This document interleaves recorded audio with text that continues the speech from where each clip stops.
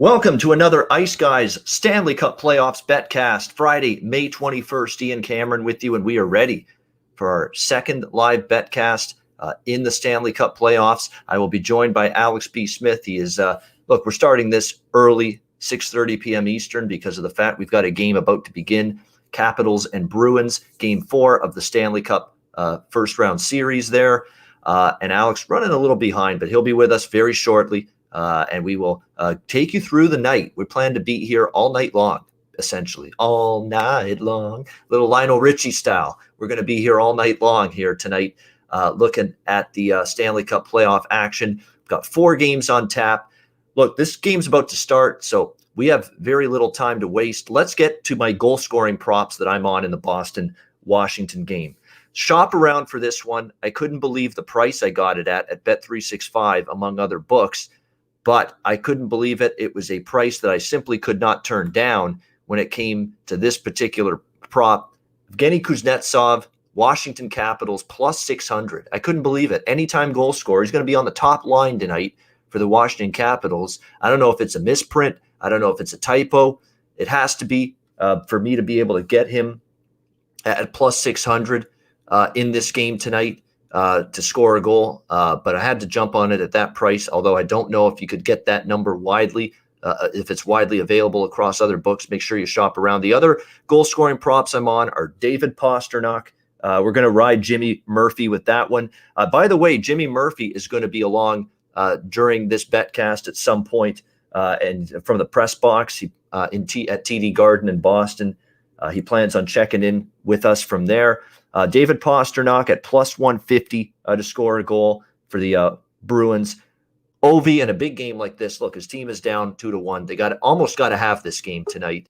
You would expect definitely Ovechkin to have some impact, plus 150. I'm going to stick to Anthony Mantha eventually scoring. I could get him at plus 300 to score a goal in this game. He's had chances. You can't say Anthony Mantha has had a lack of opportunities for the Capitals. So I'm also on him, as well as Oshie at plus 250 for the Capitals. So those are the main ones. Oshie, plus 250. Mantha, plus 250.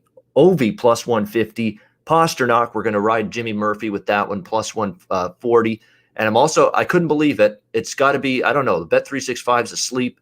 That price is totally off. Evgeny Kuznetsov, plus 600. I couldn't believe it. I could not believe that. Plus 600, Evgeny Kuznetsov, when he's going to play on the top line tonight for the Washington Capitals. Now, maybe they're going to reduce the price if it cashes. They shouldn't, because I bet it at plus 600. They should damn well honor that if it cashes at that price. So, but I had to jump all over it, obviously. Plus 600 Kuznetsov for the Capitals. Although he didn't have a very meaningful, impactful game the other night. We'll see if he can be a little bit more impactful tonight. We've got Alex B. Smith. Man, I know he said he'd be running a little bit behind. But boy, I didn't expect him only to be 5 minutes behind. Wow, good job. Yeah. Welcome in. Hey, yeah, no, it's been a crazy 3.5 hours since we last spoke, and just had to run around and do different things. And of course, it's Friday, so there's people everywhere and stuff. And I'm on one leg. I tweeted out the other day I got some issues with my foot going, so everything's a little bit slower on my end. But we got everything set up. I got my champagne chilled, and whiskey ready. Got all my live stuff ready to fire away some bets. So glad to be back here with everybody tonight, and hopefully. We got about 19, 20 people in here, so I'm sure everybody's going to start coming and streaming in as soon as this game gets going. Yeah, as soon as this game gets going, and maybe even a little later into the night, because, again, this is an earlier start. We started the Betcast earlier tonight because the first game is an early start with Bruins and Capitals here.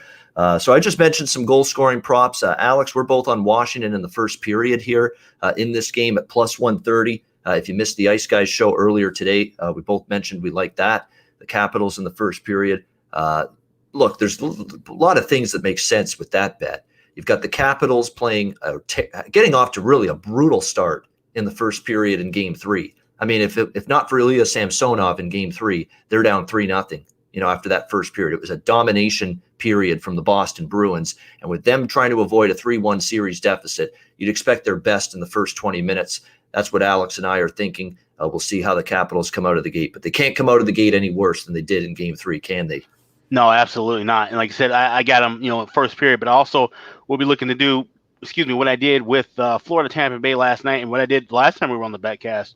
Jump into that first period over, but get a better adjusted price. also get a better feel for the game too. And you don't want to just have that blind and then see all of a sudden both teams are clamping down defensively out of nowhere. That already happened to me once in this series. So gonna, focus and try to lock in on that. And of course, like I said, try to look for if we can get a Boston price. Let's say this is 1-1 or 2-1 Washington after 20 minutes, and then Boston comes out, flaring and get a power play or something. Then we can get that live money line at a much better price than we would have had if we were betting it just a few minutes ago. Yeah, exactly. So keep an eye on that. I think also looking at maybe, exactly, as you just stated, live over. Victor Arvidsson, by the way, just ruled out for Game 3 tonight for the Nashville Predators. That game is starting in half an hour. I think he's been out of the commission anyway before getting injured because he hasn't done a whole lot in this series. But that's another story. But we're just about ready for puck drop here. Just dropped on my end, so yeah, I might be ahead of you again tonight. Yeah, you might be. I mean, it's Russian roulette with these television feeds. Again, we're totally different places, totally different countries here. And there's a time the other night. I'm hearing Melissa say I'm like 10 seconds behind you, and then there's later in the night she's basically 10 seconds ahead of me with another game. So it's like basically channel to channel, feed to feed, and literally game to game. The difference in the feed disparity from one person to the next. And I'm also watching on cable too, so that differs from people's internet streams, whether it's through NHL app or NBC Sports app or what have you. So, yeah, absolutely. Jacob Slavin also still out for Carolina. He played through pain in Game 1, did not play in Game 2, and will miss again here in Game 3. Very good save just now on a deflection by Samsonov. So tested early, much like he was in Game 2. Big hit at the blue line there. Orlov run over, and Bruins looking to set a physical tone early in the game. Too many men? Too many men, I believe, is the call. You can see the officials counting, they're making that counting motion. They're maybe about to make a too many men call. We got first period over at plus 120 right now. Did they not call it? I don't see I'm looking for the little icon, the yellow icon. 6. Oh, there were 6 for a period. Yeah, they counted it. No, they didn't count it, so no penalty. All right, so we're going to wait up on that. We're going to wait about maybe 30 seconds, and then we're going to hop in on this first period over. So everybody get ready for that. Yeah, that's right. That's a break for the Bruins there. Definitely had 6 on the ice. Not for long. Okay, they called the power play. It just took forever for it to show up. So everybody jump on that first period over as soon as you can. There you go. All right, penalty to the Boston Bruins. Too many men on the ice. Not even a minute into the game, and Washington on the power play with a brilliant opportunity here to try to strike quickly. Good save, Rask. Right off the point shot that I think hit something on the way through, and it's cleared by the Bruins. I'll tell you what, the Capitals have been a little bit guilty of stagnation on their power play in terms of player and puck movement. It's not been as good as we would have thought for all the skill and ability when you can put Oshie, Backstrom, Kuznetsov, Ovechkin, Mantha, guys like that on the power play. And really since Game 1, their power play has done not much. Yeah, that's true. And that's the thing with these two teams. You would expect the kind of offensive talent that they have that there would be, more conversions on the power play. Maybe that happens now as we get deeper into the series. Yeah, absolutely. And on a night like this, it's a swing game in the series. Game 4, when it's a 2-1 series, that's always that swing game. You're either 2-2 or 3-1 after it. These are the moments that make or break your chances in the series, is your ability to find a way on the power play. Capitals got a good shot there. It looks like Oshie had a decent opportunity in tight, but stopped by Rask, and the Bruins will get a clear out of this. About 45 seconds left in the power play for the Caps. Yeah, there you go. The Bruins penalty kill throughout the regular season, very good, obviously. That's part of it's not all Washington, what they're not doing on the power play. It's the Bruins do have a good kill and a PK unit that's, for years, Boston. Back when Claude Julien was coaching this team and they won the Cup, they had one of the better penalty killing teams in the NHL. So not at all a surprise to see that. And it looks like they're on the verge of thwarting this first opportunity with the man advantage for the Washington Capitals. So if you just joined us now, you can get plus 150 on that first period over. So that showed you how quickly things can change with that number. Yeah, absolutely. I mean, it's at the point now with totals, even with sides, even on occasion, you could just, not panic and just wait it out and get a better price 5 minutes, not even 5 minutes into the game. We're talking not even 3 minutes into the first period. No. And look at the improvement you can get in terms of first period price. We went from minus $1.05 to plus 150. Yep. So there you go. It's that was a good save with the mask there by Rask on that power play. The shot from the point. Yep. It definitely took a deflection and it went right up into his mask area. You can probably be feeling that a little bit. No question. So, yeah, welcome in everybody in the chat. We see you there, Brian Watson, Chip. You like Connor McDavid. Is it really over 4 shots on goal for Connor McDavid tonight? In that, usually I thought he'd be 3.5. I didn't know he'd be 4. Books are expecting him to bounce back like everybody else, pretty much. Yeah, pretty much. See, I got 3.5 minus 125 at some. That's better. 4, I can't bet a 4. I can't bet an overshots prop 4. That's just a bit too high for my liking. But he should be active. It should be a high volume scoring chance and shot activity night for Connor McDavid. Damn well better be after the performance he had in Game 1. Would you bet 4 if it was if it turned to plus money, or like if you laid 125 at 3.5? So would you be okay with a 4 plus 105? Yeah, that's not bad. You got to weigh the equivalent because basically minus 125, 3.5, 4 plus 105, very close. Yeah, very close. I just like the idea of having 4 as a win because sure. A lot of times I've seen Matthews in particular for the Leafs. He lands on 4 shots on goal, exactly 4 shots on goal in a lot of games. So it's just one of those situations where it's that mindset of I don't bet to win, or I don't bet to push, I should say. I bet to win. Right, of course. And that's why I always prefer the 3.5. But you're right. The difference is negligible in terms of value between the 3.5 minus 125 and 4 at plus 105. If you like that Connor shots prop. You're muted, Alex. As long as you're not laying a price with 4, then that would somewhat make it, worthy of giving a look, Yeah, absolutely. I think you froze there just for a sec. But that's all right. We got you back. So still scoreless here. 4 minutes into the game. Again, Washington having that first power play, unable to capitalize, and now Boston with their first foray close to the net of Samsonov, but he's able to seal the deal. Washington trying to kickstart the rush. Hagelin is speedy. I mean, I'll say that about Hagelin. He's not giving you a whole lot offensively in terms of production, but man, he can absolutely skate and fly, and he showed it there on that shift. While we continue to watch this Washington-Boston game, we'll keep an eye on it. 3-2, the shots in favor of the Capitals. No score, 4.5 minutes in. We'll move forward to Nashville, Carolina, just because that game's going to be starting, in about 20 minutes from now.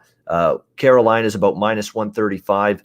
Road favorites, 5.5 the total. I've got a small over bet, a little bit bigger bet on Carolina money line in that game. It's just very simple. I know Nashville probably early in the game, like a lot of these teams that are down 0-2, they're going to throw the best they can at the opponent, but I don't think they're as good as Carolina, and not by a long shot. And what is disheartening, what I think is bothersome for me with Nashville, is they played a really good game. They had all those opportunities with the power play, and they couldn't capitalize on anything. You better believe Carolina is going to be staying out of the box or doing everything in their power to get better discipline in their game. No stick fouls, no scrums or roughing penalties after the whistle. They got into trouble with that a little bit in Game 2 as well. I mean, that was their opportunity, Nashville. They had a boatload of power play chances. They couldn't capitalize on any of them. And you got to think Carolina, from a discipline standpoint, is going to be better and sharper. It wasn't the Hurricanes' best game by far. And yet what ends up happening, Alex? They still end up shutting out Nashville. So it doesn't look good, and it doesn't bode well for the Predators going into this game. I just think they're superior, and there might be a push early in the game from Nashville, but definitely would be still like this Carolina side. And if you don't like the price right now, Alex suggested it earlier today on the show. Wait till the early part of the game, first period, when you get that Nashville surge potentially. Maybe it's tied for a lot longer than we anticipate, or dare I say it, Nashville gets the first goal, and then you can get a much better in-game price with Carolina at that time. Yeah, absolutely. Now, we're not seeing that happen right now at the moment with Bruins Caps. I'm still seeing minus 170 for money line, plus 140 for the Capitals on the money line. So, it's going to take a minute. Like I said, it's going to take we need a Nashville power play opportunity to get that price knocked down to at least $1.15 or, somewhere in that pick 'em range. Absolutely. I think that would be a good target point. No question about that. I'm seeing our friend Clint McLean, Diehard MMA Podcast, in the chat. We're going to have to throw you the link. I mean, if you're around, Clint, we'd love to have you on at the show later on at some point. He's one of our special guests. Anybody that was a special guest on the show has obviously watched the show and is loyal to it and has watched it so often, you're obviously invited to join us on the stream. Again, we'll be throwing out the links to that momentarily, and we'll get that rolling within the next few minutes as well. So, and like I say, there's still spots available, for tonight's Betcast. So let me know. Send a DM if you want me to send you the StreamYard link for tonight's Betcast, and we will make sure that we get you on the stream tonight. Looks like we have a penalty tripping call coming up here, against the Bruins. That helps us out in both ways potentially, because we got Washington, and also we're now with the first period over. Yeah, no problem, Clint. No worries. If you can't join us tonight, no problem. We're going to do a bunch more of these. We're going to be doing one a week. Next week, Alex, we might just do one, because it's going to be the tail end of the first round. Yeah, next week, and the schedule is going to be, there's not going to be as many games per night as we wind down the tail end of the first round series. So we'll probably end up with just one Betcast next week, and then we'll try to ramp it up again. Prime example, what I was talking about with the price change for that Carolina game. Right now, Boston minus $1.50 or $1.55 live, just because Washington being on the power play. So that's the kind of angle we're looking for with that Carolina game coming up. Yeah, and that's another thing. If you think you've got a good team with a team with a good penalty kill, and you think that you're not bothered by the opponent getting a power play and a chance to score, that's when you bet Boston. Like at a time like now, when they're go on the penalty kill, and you're going to get a better price in game. It's all about price point, and don't wait till the power play's over. You'll get a better price on Boston, and you see that all books. When a team goes on the power play, they shade the number to the team that's getting the man advantage,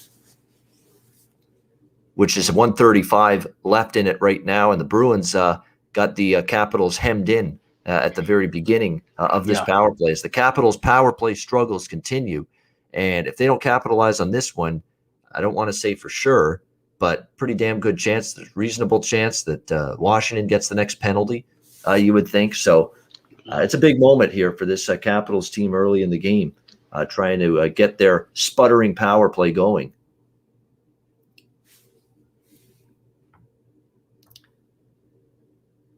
See, now even the full game total is down to 4.5 here in this game. 4.5 minus a 150, but definitely good stuff in terms of value.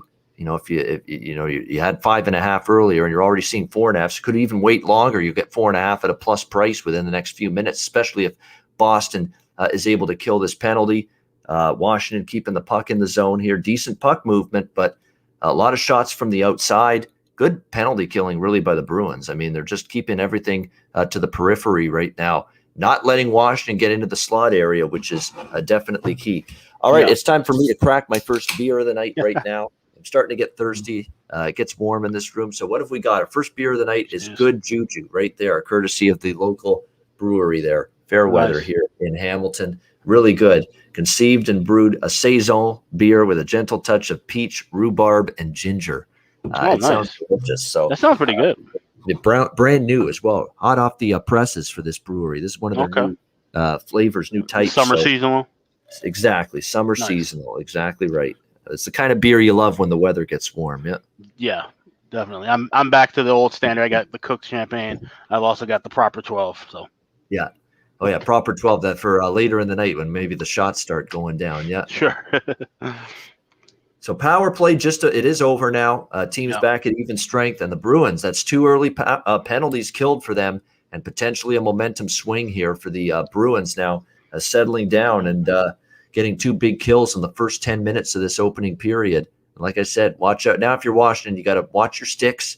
Make sure you're keeping everything at bay. The refs might be searching for something. Oh, that shot just missed by the Bruins. Good opportunity there, but it goes out of play as the shot was taken by Charlie McAvoy coming in off the blue line. TV timeout. I'm going to be right back. All right, good stuff. TV timeout. Good time to refill and do things like that. Again, we're on Washington first period. Again, plus 130, which means, if this game's tied after the first, we get a push. So we'll live with that, but we don't bet to push. We bet to win. So we're hoping for a better number so far. or better results than that with Washington here in the first period. Yeah, it was a stupid shot by Ovi. I mean, you know what bothers me? Here's a pet peeve, and you guys might feel the same way about this because I sure do.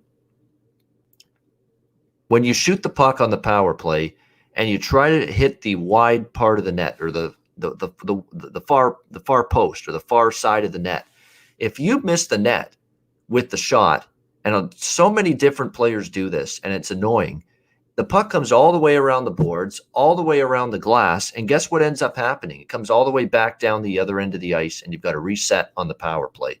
It's very, very frustrating and aggravating to see that happen. And a lot of players, are unfortunately are in that same boat where they get involved or they shoot the puck and it misses the net completely on that far side, comes all the way back around, and now you got to start from scratch and move the puck all the way back down the ice on the power play. It just kills like 20, 30 seconds. It's an automatic, immediate time killer, when it comes to the power play when that happens. So it's always frustrating to see that, no question. Let's get you an updated first period over here in terms of the first period total here.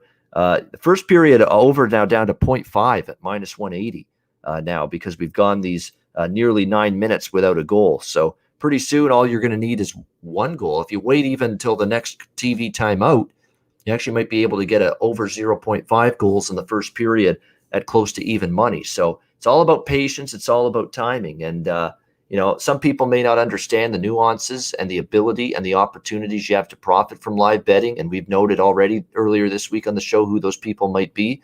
But nevertheless, there are opportunities. You end up waiting for the best price. Like I said, you're going to be able to get over 0.5 in the first period. Pretty soon at even money if you get another 2-3 minutes of scoreless hockey. Yeah, absolutely. And that's the crazy thing about it. Sometimes, you can wait that long, but it's going to be a lot slower to get to, a price point that's, maybe in most people's comfortable range. I see in the chat, yes, I like the overs 1.5 still if you can get it at plus 200. I still think there's plenty of time for both teams to get, going and start scoring. But like I said, things starting off a bit slow, a bit of a feeling out process. And I guess, like I said, these two teams, they're so familiar with each other. And that's the difference in this postseason. This isn't just, they're familiar with each other because it's been, game 4 now in the series. Keep in mind, these teams have only been facing each other all year long. So, we may not have that same kind of defensive breakdown from fatigue because these teams are kind of, used to each other with their eyes closed almost. So that's something to kind of keep in mind with these series as they go stretch out past the 4th games and beyond. Yeah, tendencies a lot more. I mean, you're right. This is not just 4 games of playoff hockey now. This is 10 regular season games prior to that. This is over a dozen games now head-to-head for all of these teams facing each other this season. So you talk about familiarity and knowing, where people like to stand at the face-off dot. Everybody knows, obviously, for the Bruins, everybody knows where Ovechkin likes to stand when shooting the puck. He's not fooling anybody there. It's just a question of can he still get the shot on net and beat the goalie? That's what it comes down to. And can you block him out well enough if you're the Bruins? But Bruins now putting on a little bit of a surge, kind of thought they would. Little bit of positive momentum from 2 consecutive penalty kills, but a good save through traffic by Samsonov and no rebound with traffic right in front. So that's imperative for Samsonov on that save. Samsonov's been great. Are you impressed with him? I mean, this guy hadn't played for weeks. He's been battling COVID, and all of a sudden he comes in there the other night and is just standing on his head and is miraculous in that opening period. This guy's he's a good goalie. We were shaky about him, obviously not having the depth of playoff experience, but he's definitely a guy that Washington can rely on. I don't expect them to have the issues. Obviously, like I said, injuries or what have you. You go back and forth, but this isn't like a Braden Holtby situation where he's going to just lay a couple eggs and you got to take him out and you got to put him back in again. I think Samsonov could be the real deal. Yeah, I mean, he's definitely given you glimpses. He's definitely given everybody glimpses of what he could do. Like, he's had some really good games, but it's stringing together a long, drawn out, consistent level of high performance. That's been something that's been kind of lacking here for, I'll throw this up at the camera. I'm getting people jealous here. There you go. Support your craft breweries locally. Don't buy this pony piss beer store bullshit. Buy the good stuff. This is the good stuff right here. your local brewery, and something like, I hope most of you have craft breweries nearby where you live. I think it's such an It's explosion huge. in this industry that I'm sure you can't be living in many places in North America these days without a craft brewery that's pretty close to where you live. And I'm fortunate to have a couple of them. And, it's just the beer, the texture's better. Taste is usually better. It's just unique flavors. It's not that same old, dull, boring, lager beer, which I had been drinking pretty much in my younger days. And now the craft brewery wave has basically annihilated that habit for me, buying nothing but these domestic and, those run-of-the-mill big brand lager beers. I avoid them for the most part now. I'll have the Labatt Blue every now and then and a Canadian every now and then, but big save Samsonov there and a rebound put wide by Richie. Good chances for Boston. But definitely craft beer is the beer for me these days. Yeah, and and there's so many different kinds of different beers amongst. Like I said, there's a brewery everywhere around me here in Minnesota. It's a big deal, but you have to kind of try things out and pick and choose what works for you. For me, a lot of the craft beers are a bit heavier, so you kind of fill me up a little bit more. Where having a light domestic beer here like a Bud Light or something, it kind of just paces you, especially if you're drinking for the long haul for the the full evening. So there's definitely a fitting and a taste for everybody. But like you said, there's so many craft breweries and there's some great flavors, and like you said, the seasonals as well. So you can pair them. People are pairing beer with food just like they do with wine. Like it's quite interesting how things have blown up in that realm. Yeah, exactly. There's mixing. You're right. There's mixing wine elements with beer elements in some of the craft beers too. You're absolutely right. And liquor as well, because you have beer that's aged in bourbon barrels or oak barrels that had some kind of bourbon or a rye or even a rum. So yeah, they've really kind of intersected and created some unique flavors. Yeah, and there you go. You got ginger in this one, of course, as well. So there you go. Perfect example of that. And I mean, it's exploding industry, business, whatever you want to call it. And look, it's being well received because it's beer unlike what hasn't been available for the consumer for a very long time. It's just something different, something cool. Yeah, absolutely. All right, I'm just looking here to see what time we're. I've lost track of time here. Oh yeah, 7:02. Okay, because I know we're closing in on the beginning of Carolina Nashville. Right. So let's throw out some goal scorer props there in that game for you. I don't have many in this game because it's one of those games where it's just I could sense it being Nashville really trying to trap, and really keep this tight to the vest. The one that I do like though, and I'm going to stick to it because he's getting his chances. I would look potentially at Vincent Trocheck. I've got two Canes tonight. Vincent Trocheck plus 240, and I'm going to go down the board with Warren Foegele again for the Hurricanes at plus 450. This guy is a depth forward, but he keeps getting chances and opportunities pretty much every game for this Hurricanes team. I think he could possibly hit the board tonight, and I think it's worth a shot. So I wouldn't even argue Martin Necas here for the Carolina. Marty Necas, I should say, is how you say it. Marty Necas here for the Carolina Hurricanes, plus 350. He had 4 shots the other night, so he's a good player. He keeps getting better. I think he's had his best season so far this year, this kid. So Marty Necas, or Necas, I should say, plus 325. Something to look at there. So those are the 3 I would target. Trocheck, plus 240. Foegele, plus 450. That's your bargain right there. And as well as Marty Necas, plus 325 for Carolina. Martin Necas. They call him Marty, though. It's a Marty party. Hopefully it's a Marty party tonight. There we go. For Carolina. Yeah, and of course, if they win tonight, they're absolutely done, Nashville. If it gets to 3-0 tonight, no question about that. And which is good. Carolina. Alex is sitting on under 5.5 games in that series with Carolina Nashville, and I'm sitting on a variation of that bet. I'm on a different form of it, which is Carolina minus 1.5 games, and I'd bet it early, Alex. I bet it Sunday night or before the series started. It was minus 120. It closed at minus 180. So that price got hammered up on Carolina minus 1.5 games. So we're both cheering for a short series there. Yeah, definitely. So no score here still between Washington and Boston. 8 minutes to go, opening period. Wow, Rask just didn't see that shot that just came his way, but it missed the net. And that's unfortunate because he had no clue where the puck was as it was screaming toward the net. And now we've got offside here at the blue line for the Washington Capitals. So we've got our goal scorer props locked in. We're on Carolina full game money line. Small, I made sure I pointed this out. Small pregame on Carolina money line. I'm looking for maybe something better in terms of a price in game. If it stays 0-0 for a while, if by chance Nashville scores first, that's a good strategy. And we know Carolina is capable of erasing a deficit. They've proven it already against Nashville in game 1. So definitely looking for a better price on Carolina. I'll have more of a Carolina bet in game at a better price than I do pregame on them. Yeah, that's the best way to go about it. Like I said, and like I said, they haven't, even though they're dominating the series, they haven't been the enormous favorites that we're seeing from, of the other series like Colorado. So we're getting lucky. Like I said, just to get 135 or 140 is actually pretty fortunate, which means we should be able to get that, cheaper price earlier in this game. Yeah, no question. Washington now. Still, again, no score here. Having trouble really gaining any sort of traction and getting their rushes up the ice going the last few minutes. We're seeing more of that here. They're being really forced to play a dump and chase game. And if you know the Washington Capitals well, and we sure do, that's not necessarily their game. So I think they're being frustrated a little bit by this right now. Boston just basically keeping everything in front of them right now, not getting a sustained offensive forecheck, not really getting those smooth transition passes up the ice. It's a problem for the Capitals. They thrive on that style.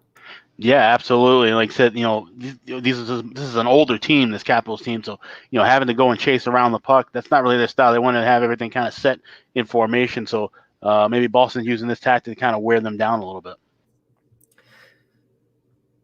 Yeah, I was waiting to see did they announce something on Nazem Kadri? Like either I'm asleep or I haven't heard anything yet. Yeah, I'm shocked they haven't made an announcement yet. Big save right there on Samsonov on I believe it was Bergeron that had that chance for the Bruins. But yeah, I haven't heard a suspension announcement yet because he's going to get something. Today, Friday afternoon was his hearing. So today was the Zoom hearing for Nazem Kadri. They'll announce that probably tomorrow. Yeah, probably. Which means, is he eligible to play tonight? That's the question. You would think so. Usually you can't, obviously, if they haven't ruled a suspension, yes or no, he's got to be eligible to play tonight. Yeah. And holy shit, if he's eligible to, because I thought for sure they'd have a decision and he'd be suspended prior to tonight. If they have the hearing today and they haven't made a decision yet, there's a chance he's in the lineup tonight. And if he's in the lineup tonight, you talk about public enemy number one for the St. Louis Blues in that game, but they can't lose their shit. They can't lose their cool. They've got to remember they've got a fucking game to win. You can't go down 3-0 in this series. So that adds a completely different and, to be honest, a spicy element, if you ask me, to that game tonight, if Kadri is indeed eligible to be in the lineup. Absolutely. Yeah, it sure does. Be careful. Oh, look at that deflection by the Bruins. Just missed the far post here. Yeah, and it's not a good feeling right now, but I the way Washington's been just stuck in mud the last few minutes, like I'm just hanging on here to just hopefully get a push with the first period at this point. Right, like, really. Yeah. For Washington, and I think all four came on those early 2 power plays they had. Not much since with under 6 minutes to go in this first period, but not exactly the jump and the coming after the Bruins in waves approach that I kind of expected here from Washington at the start of this game. But other than the 2 power plays, it's been hard to get anything going here. See, even they're passing across and getting into the zone. It's been difficult. See, Ovechkin gets a shot blocked. It's tough right now. Tough to get the passes to connect. Tough to get shots through. Now they're getting physical. Yep. Very good. Who else but Tom Wilson right in the middle of it? Yeah, and that's what you want to see from Wilson, as long as, again, play whistle to whistle. Don't get nuts. Yeah, maybe try to draw, penalty, draw the Bruins into taking that extra shot after the whistle. That's his game plan. Yeah. All right, we got a TV timeout here with 5 minutes to go in the first period right now. Carolina and Nashville, that game just moments away from starting. Actually, they're just about to drop the puck right now, it looks like, in Music City, and a nice lively crowd, it looks and sounds like there as well. again, the same capacity that they had in Carolina, 12,000 people. So really good, solid crowd there in Music City tonight for that game between the Hurricanes and the Predators. Again, Arvidsson out and Slavin out for their respective teams. Arvidsson's the new addition, though. He played the last game, and he didn't play. Arvidsson played the other game. He's out tonight, though, for the Nashville Predators. Earl Sports Bets. We liked having you on the other night, Nicholas Earl. He was with us on Tuesday night. He's on Washington, Carolina in regulation. Yeah, I mean, I'm always reluctant with the regulation bets because we've seen so many tight competitive games, but you're definitely getting a better price with that. Edmonton in regulation, Colorado in regulation, and liking Carolina, and he's got the -1.5 games as well on the Carolina Hurricanes. So, I mean, Washington, you're right. They've just not seemed to get going. Their power play has been a problem since game one. A power play unit that's usually been strong, and it just hasn't been that way for the Capitals really since that opening game. You can look all the way back. Game 2, it struggled. Game 3, it struggled. They've had 2 early opportunities tonight, and once again, not only not scoring, it's not just about not capitalizing, Alex. Power plays, you got to keep the momentum. Even if you don't score, how do you do that? You get chances. You have a flurry at the net, and they didn't have that in those first 2 power plays. Yeah, and like you said, the passing hasn't been clean and crisp, and that's always kind of been a calling card for Washington. Even when they try to be more defensive-minded, they're always passing the puck well and possessing the puck. So for that to be a breakdown, that's something to worry about. Even if they find a way to get some wins and get out of this series, that's just could be a long-term issue for them. Even in the next season, like I said, these guys getting older, that might be a sign of things to come. Just a way different feel with them moving the puck as opposed to previous seasons. Yep, and we got 4.5 minutes to go first period, or 5 minutes still to go. It looks like here we're just under 5 now. We'll wait and see. By the way, there's a lot of ruckus going on today in the Toronto media world. The Toronto Sun is one of those newspapers that really gets their kicks off, shock value, get controversy sells, let's ruffle some feathers. Let's get people, angst and get people talking.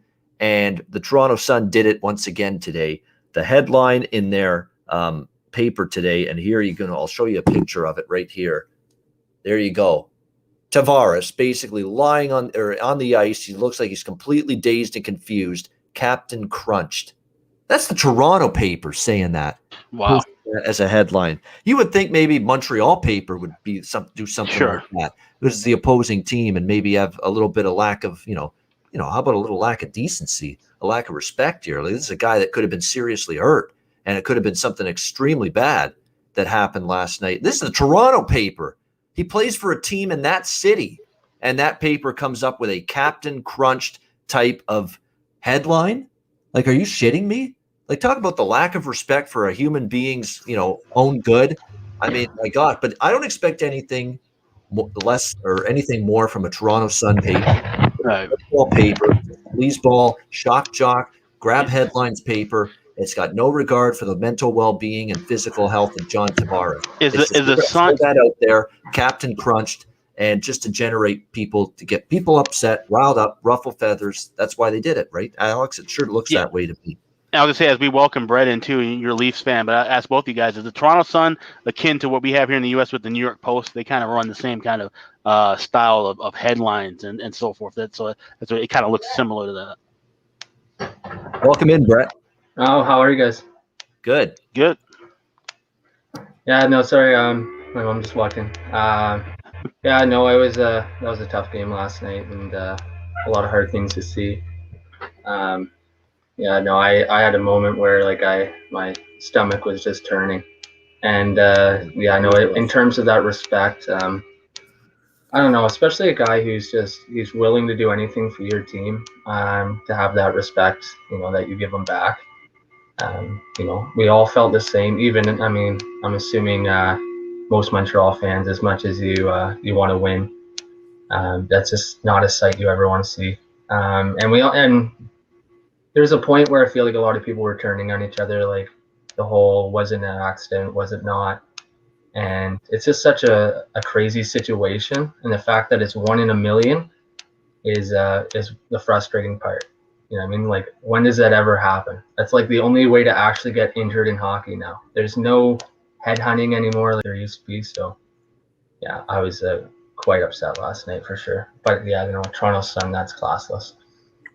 Yeah, the Toronto Sun. To answer your question, I'm 100% right. The commonalities and the similarities between the New York Post and the Toronto Sun are clear as day. I mean, it's like they ruffle feathers, they try to get controversy sells, that kind of thing. They don't have that same.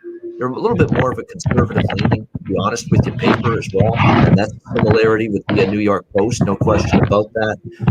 But yeah, definitely, when I look at it, it's just that's the kind of headline I would expect from the weak rival or the weak opponent in a game like that.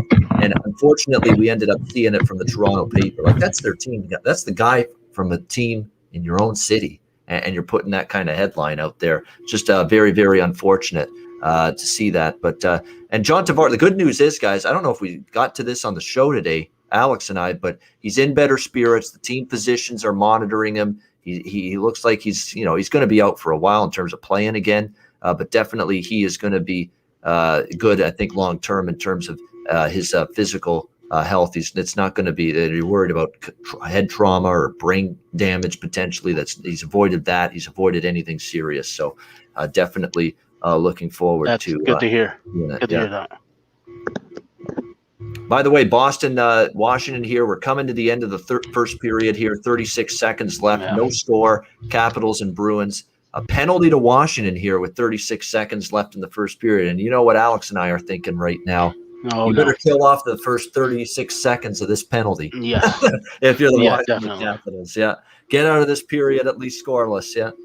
Yeah, as much as I'm not a big Brad Marchand fan. That guy is, when it comes to playoffs, he goes to a whole new level. He's so dangerous on the power play. He's so sneaky. He always seems to get to that spot. I mean, he's got a good shot, but that overtime goal, he hovers, and then he just gets to that spot. They have such a good connection between that one line, and he seems to always be found. But that's what makes Boston such a consistent team for so many years. The guy that I'm worried about, Brett, on that line right now is Pasternak, and it's the guy Jimmy basically said, hey, he's got to come to play tonight. He's actually had a pretty quiet series by his standard. The pasta buffet might be closed right now a little bit because we're not seeing Brad Marchand really David Pasternak get a whole lot done here. All right, Washington's got the puck. They're going to skate it down, kill some time, 20 seconds, clear it behind the net. All right, that's good. That's what we want to see. Get through this period. There we go. Yep. So did you put live bets on Washington this one? Yeah, I had the first period over, so we lost that with the 1.5. So now we're just trying to salvage the push here with the Washington money line. Which it looks like we're going to do by the skin of our teeth, as the Bruins just basically hit the post on the with about 5 seconds left in the period. But I think we're going to end up escaping with a push here with the Washington first period. Yeah, right off the post, had Samsonov beaten. A great shot there, but just could not beat. We have a Nashville goal, Ryan Ellis. Oh, wow. All right, Ryan Ellis has gotten the Reds on board. I realized he picked off that game for just a second. And Carolina was buzzing early in that game. It was to the point where actually the money lines were locked for about a good 3 minutes, and then all of a sudden they opened back up with Carolina favorite minus 155. So now we should be able to jump in and get a good adjusted price. Probably got to wait about maybe 10 seconds after the puck drops to get that. You already seen the change right now. 1-0 Nashville, and we've got Carolina plus 120 now. Okay. Money line for the full game. Total now up to 6.5. Shaded to the under minus 140. I see plus 120 as well, so I'm jumping in on that. Yeah, I'll be honest. You guys are going for Carolina to win? Yes. Yeah. Carolina. Honestly, if there's any game Carolina's losing, I think it's this one. It could be. Yeah. I don't see Nashville going past 6, but I see first 2 games definitely, obviously Carolina, but I think 3rd and 5th is potential for Nashville. Yeah, tonight's got to be their night. I agree with in that circumstance from a situational standpoint. this has to be the night for Nashville to win a game if they're going to even, stay alive in this series. Yeah. But I worry even tonight, Brett, that 60 minutes of hockey goes by and this team gets worn out by Carolina. And what bothered me the other night is that we have a Carolina team that gave Nashville how many power play chances in game two? Tons of them. And they just couldn't capitalize on any of them. So it looks like, by the way, Terry Edelman checking in is going to join us in just a second. So all right, nice. We'll get him involved, and we'll send him the link in just a second as well. What have you seen from this series, Brett? How much have you watched of it, Carolina-Nashville? To me, it looks like Carolina the other night didn't play their best and still won, gave Nashville a ton of power plays, and Nashville couldn't do anything on them. Nedeljkovic was good. It's been tough sledding for this Predators team. They've been chasing the puck a lot as well. Well, I just find that they're a tough matchup because both teams prioritize defense first. And because Carolina has that edge offensively, I don't think that it's a good matchup for Nashville. Nashville, prizes themselves on being able to shut teams down. So I see them being better against a team like Washington because, Washington's a heavy offensive force. And they're you can shut them down, but you have to make them frustrated. You know what I mean? Like you say, you shut down an offensive team, you make them grip their sticks tighter. And it's similar to that, Columbus series with Toronto last year. A very defensive team, but now we have two defensive teams that are kind of, at a standstill. So as much as Carolina might not, look like they're playing that well, they're both very offensive-minded teams, and then Carolina has that edge. So they're very defensive teams, but Carolina has that edge offensively. So that's why I think it's a tough matchup for Nashville, to be honest. Yeah, I agree with you there. That's exactly the way it is. I think they're defensive-minded teams first and foremost, but there's no doubt that Carolina's got just more.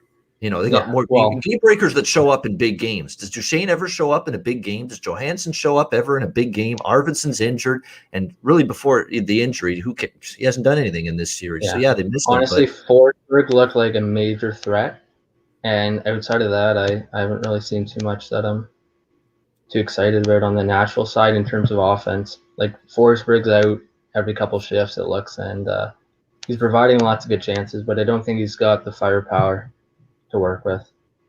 Yeah, I mean, Forsberg's the one guy I'd take, and he's had some injuries this year. He hasn't even been at full health. That goal definitely went to Nashville's legs. They're swarming Carolina pretty well right now with the 1-0 lead. Again, bolstered by the crowd. The fact they got that first goal very quickly is a big benefit to Nashville because, if they get the chances, it stays 0-0.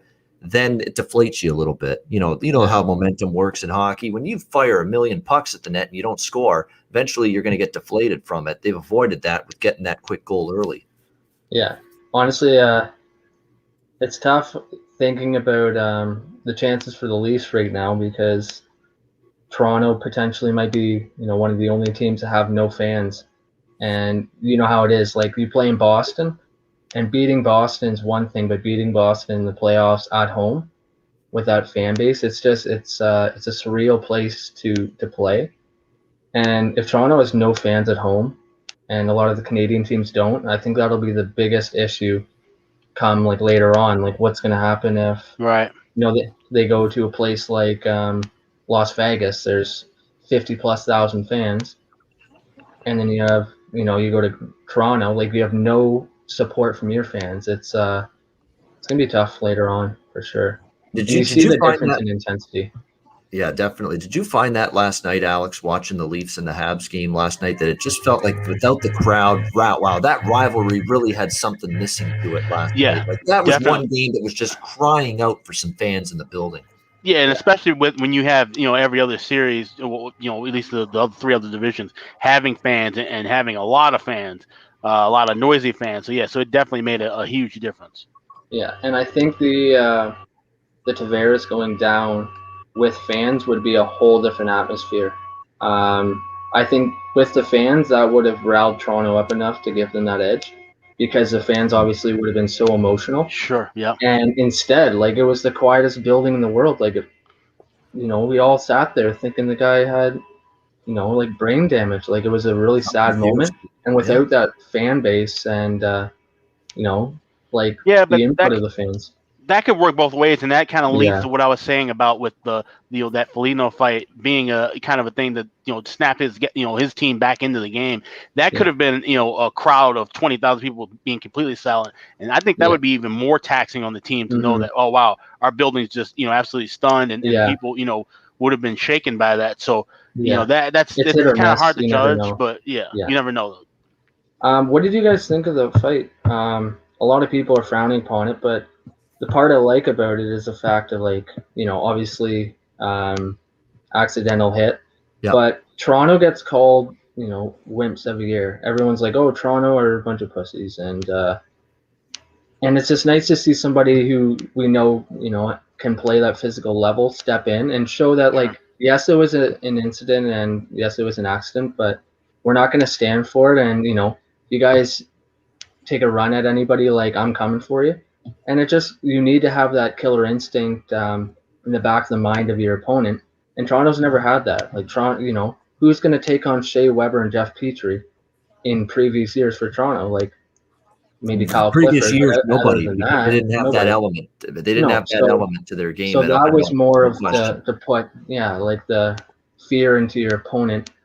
And as much as people would go, well, it was an accident. Well, but you got to be more careful on the ice. Like, I know everything happens fast, but you got to be accountable for your action, whether it's an accident or not. So, absolutely. I thought it was justified for the fact of, like, it was the captain. Like, if that's a fourth liner for the Leafs laying on the ice in that same situation, does Foligno want to fight Perry? Like, that's a legit question. If it's a fourth line guy for the Leafs, does he still want to fight Perry and and do something about that incident? That's the question. But because it's the captain, it's our captain, we got to do something, right? Terry. What worries me.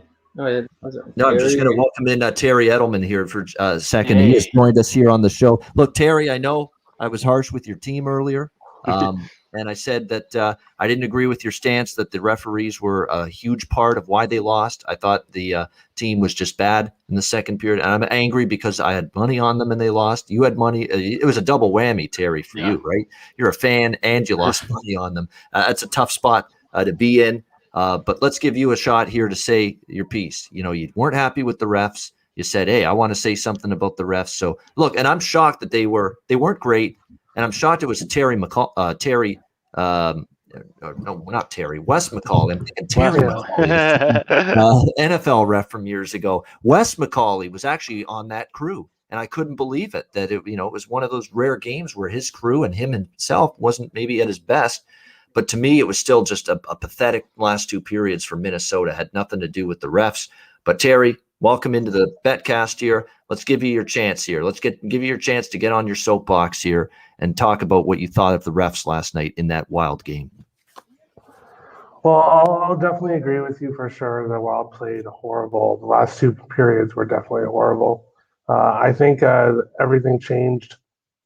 Fiala was being held on the third goal, and I think it was pretty obvious that he was being held, and that because he was being held, he was offside, and the goal was taken away. I think that play might have been also with Johansson getting injured as well. It didn't help having to change the lines. But I think that play really changed the tone of the game. And in the second, the Wild fell apart.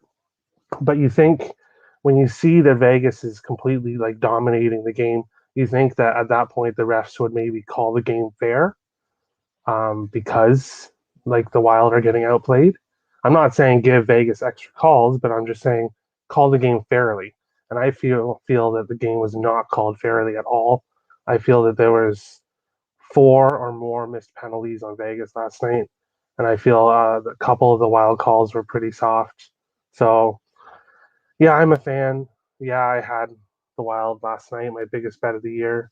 But I feel like the refs had an impact on that game, and they need to do their job. Like, the refs have so many ref games, like every year. Like, there's constantly bad. Like, the refs are messing up, and they have one job, and I just want them to do it. That's all. Yeah, and by the way, I've just got to throw this in there because Sportsnet in Canada is picking up the NBC Sports Network broadcast of the Bruins and the Capitals tonight with Eddie Olczyk and Kenny Albert. And, of course, they got the intermission show on now. Leaf fans are changing the channel at this moment because they just saw Mike Babcock on their televisions right now. So Leaf fans changing the channel right now, wanting no part of that. Little good old Mike Babcock on their television set right now, doing the old analyst role. He's actually not bad as an analyst, but he's got that same like coach demeanor. It's like, well, we get the change. You got to get those guys on the bench there. And look, I'm not kidding anybody here. He's got that. I'm not kidding anybody here. Doesn't really open his mouth. Just kind of talks like this. And sick and tired of players not listening. Absolutely ridiculous. All I tell them to do is jump and chase all the time. All you got to do is jump and chase, and but they don't want to do that. So yeah, never it's a good Babcock impression. It is. That's well pretty done. good. Well done. Yeah, they heard too much of it now over the last couple of years. Now, yeah. Yeah. So he's on the panel tonight on NBC. But I'm staying in pat right now, guys, in terms of live bets. We're waiting for a better price with. I'm just going to wait because I don't see the momentum turning yet to Carolina. Right. Nashville's still coming after them pretty good. We'll wait. Nedeljkovic is a good enough goalie where look, Carolina or Nashville could outshoot them 12-2 in this period, and it stays 1-0. He's that good of a goalie. And if that's the case, you could see we put all those pucks on net. We're only up 1-0, maybe after the first period. And maybe that's what I'm targeting, guys. A first intermission Carolina bet, hoping this, if they can stay 1-0, perfect. We can push this money line up to plus 200 maybe by then or close to it. And then that's when I'll maybe step in with Carolina because I think they've certainly got the team to come back from a bad start. I think I'm still standing with the Predators. With the Preds. Yeah. Right. Only I just Predators. It's just one of those things. I think obviously down 2 games, you have a little bit less pressure. You know you're being outmatched, but they're going to be just defensively sound. I think for the rest of this game. But I also like that their defense shoot the puck all the time. They're not afraid to shoot.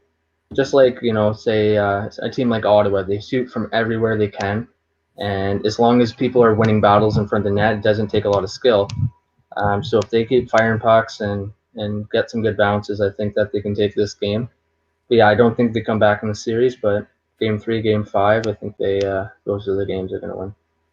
And by the way, I'm right now targeting a 3.5 over bet in the Boston-Washington game. Over 3.5 live in game. It's minus 145 right now. I don't want it yet at that price. Let's wait for the second period to begin.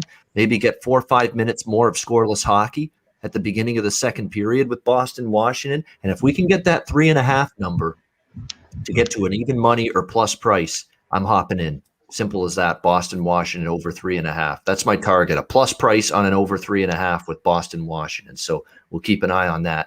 I'm just going to wait. Hopefully we get a scoreless 5 minutes at least in the beginning of the second period. What do you guys think is going to happen with Edmonton? You think we're going to have a big bounce? They better come up strong in the first period. That much I know because that's the target for me. I'm on Edmonton minus a half goal, plus 155 in the first period. It's just simple. Have the lead after the first period and we cash. And for McDavid and Draisaitl, I don't feel Terry, Alex, Brett that I was hard on McDavid. No. I know he's your golf buddy. Not at all. Hey, he's got to be called out every now and then for his hockey. No, and 100%. But you have to look at it's not something that we didn't anticipate. Winnipeg, as a team as a whole, is quite good. Like they have 3 amazing lines offensively. They have solid defense. They have one of the best goalies in the world. So, whether they choose to come to the level that they're going to come to, it's not a surprise to me that they won because they have the ability to shut down the key players in Edmonton. And they have the consistency in lines to match up with anyone in Edmonton. So as long as Hellebuyck's on his game, as much as McDavid is, the best player in the world, he also gets quite frustrated. You can see the intensity that he brings. And if you're able to shut him down, he will take penalties. He will get frustrated. Right? No, he plays with so much intensity that you let him ride a high and he's gonna score. He's gonna rip you apart. But if you can get him on his get him a little angry, a little feistier, and get him off that skill focus, that's when I find that he can be human, basically. So He definitely was the other night, because you don't usually see pointless and 2 shots on goal for Connor McDavid after a game, and that's exactly the stat line for him in Game 1 against the Jets. So, yeah, Terry, to answer your question, I think they get it off to a strong start, but can they sustain it for 60 minutes? We'll have to wait and see. I don't even know if they can get off to a strong start, Terry, but my point is I'm trying to find some way to back Edmonton, because I can't believe for a second, Terry, that they're not a lot better tonight, Connor McDavid and Leon Draisaitl, than in Game 1. Like, they were a combined, pointless and -4, I think. -4 between them. Yes, 100%, Brett. Thanks. I was trying to think of the plus-minus number. Yeah, they were -4 between them. That has to be improved tonight. You would think early in the game they're strong, they come after it, and I'd rather have Edmonton in my pocket at +160 or +155, laying a half goal in the first period, than I would a regulation bet or a -170 on the money line. I want no part of that, or a puck line for that matter. I want no part of that with Edmonton. But the value bet for me with them is the first period puck line, so that's why I'm on it. Yeah, that makes sense. You think they'll come out strong? They should, right? I hope. I think so, and I hope so. I would think so. Yeah. Yeah. I think for all Canadian teams right now, you watch it and it doesn't seem like playoffs. It is a little upsetting. And I know some teams will benefit with it more than others, and especially the teams that run off intensity definitely will. So I think for now it should be better than worse for the Leafs, because usually the Leafs play worse under that pressure. Yes. But it's all dependent. They have to step up their game. I think Montreal played their best game, and I'm not upset with how the Leafs played defensively and how Jack Campbell played. I take that as a huge positive that Jack Campbell came out and did everything that he. Oh yeah, it's got nothing to do with Campbell that they lost last night. A lot of it. Yeah. I'm really rooting for Rasmus Sandin, but without John Tavares, right after that goal when Josh Anderson scored, honestly, I believe the reason why that goes in is because you have John Tavares, who's one of the best, in between offensive and defensive players. He covers up that center of the ice so well, and by him not being there, that channel's wide open. Yes. And Josh Anderson walked right through it, and it was on while William Nylander's on. So that would have been John Tavares in there. And like I said, Josh Anderson is one of the only players on offensively that I fear from Montreal. And he's such an opportunist. Yeah, that's what I've been saying all year. Him and Toffoli carried this team offensively up front, Montreal. Yeah. Carried them. What bugs me about playing against Montreal is that Toronto can get 10 shots on net, completely dominate, and Montreal is just so opportunistic. So you go, Toronto gets 10 shots, Montreal gets a bounce out of the zone, and they score when they get their chances. Like Toronto will get so many opportunities and not score. And it's pretty demoralizing when you've been dominating a game for an entire period, and then somebody comes and gets a nice bounce and puts a puck in that. So I think Toronto just has to not have any of those mental lapses, and they'll be fine. But yeah, Montreal just somehow scores when they need to score, and they might not have those great chances, but when they do, they're quite consistent with it. Yeah, and now, there's going to be a lot of pressure on the Leafs. So what a save there by Samsonov, moving post to post across the blue paint. A very good stop by him just now at the end of that Bruins power play, and it's still scoreless. Again, keep an eye on the numbers, keep an eye on the prices. I've got my live betting screens open right now. We're down to -125, Alex, with that over 3.5. I'm waiting till we get a plus price on a over 3.5 with Washington, Boston. We might get there soon. Oh, unfortunately, I'm watching Carolina Nashville. It's on USA here in USA, and the score bug has now blown up to the point where I can only see that it's Carolina 0, Nashville 1. I can't see the time at all. Well, that's great. Yeah, and this happened in the middle of another game on USA, one of the games that was on last night as well. So I don't know what's going on with that. They got to get that fixed. Yeah, if this is the bug that Turner and TNT is going to use next year or something similar to it, they better go back to the drawing board and think of something fucking else to do with that. It's terrible. Yeah. It's a brutal Alex, game. I'm curious. Who is your team? Like, who are you rooting for in the playoffs? Canes have scored. It's just Yeah. Kane scored, make it 1-1. I picked Boston in the bracket challenge, but it's just kind of I'm just going from whoever I have money on. Pretty much, Okay, so. but you're a Chicago fan, right? Yeah, normally I'm a Hawks fan, and that's my one team. So Yeah. Alex, are you okay to take over the reins in about 5 minutes or so? Yes, I got I can do that. delivery coming. I've eaten toast all day at 11 a.m. So I'm starving. I'm going to drop out for 15 minutes, eat. Okay. I'll eat fast because I'm starving, so it won't take me long. Right. And then I'll be right back after that. Okay. All right, yeah. So I'll be dropping out in about 5 minutes or so, but I'll be back right as soon as I can. Good stuff. And it is 1-1, yes. 1-1. Aho with the goal. What do you order? Some za? I just got Radius. It is a establishment in Hamilton here. Really good food there. I've never been there, but I've heard of it. Yeah, it's good. It's good. I was going to get it from Odds because we're doing the Betcast. Odds is another bar I've been to in Hamilton, downtown. Very small little hole-in-the-wall place, but nice and quaint. The Arkells, the lead singer of that group, big band in Canada out of Hamilton. He's the owner of that bar. It's a nice little place. It's not a place you'd go to get a lot of games because they only have a couple televisions. But if it's like one of those nights where it's one big sporting event, great place to go there for sure and watch a game and have some good bar food. Good spot. Nice.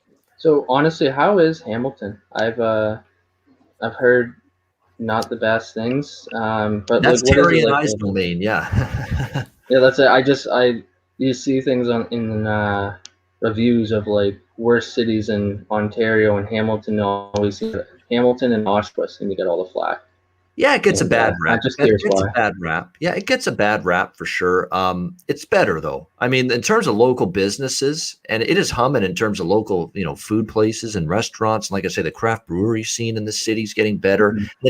People thought of it as a pretty shitty city at one time because it was dumpy downtown, dilapidated buildings, terrible looking, downtown core. But they've really done. It was such an industrialized. Yeah, an city, industrialized city. Yeah, there's Dofasco and Stelco ruled the city, and it was known for its steel and its manufacturing and all of that.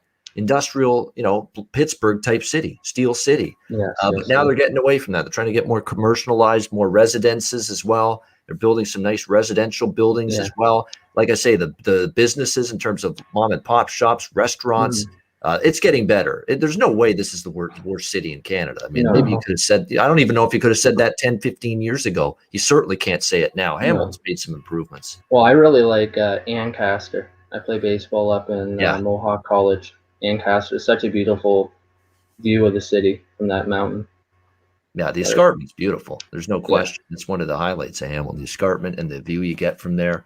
It's actually in the bridge. I'd never driven in from the what's the massive bridge called on the south or on the north end?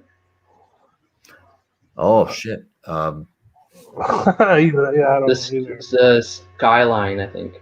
Yeah, something like that. Yeah. Oh, it's. Yeah, no, I drove on. I thought bridge it was cool. is what I'm thinking, but I don't think you're. I think you're thinking of something else. I think right. it's coming in a highway, stretch of highway there. Yeah, shit, I'm blanking. And what's the difference? What's the distance between Hamilton and Toronto?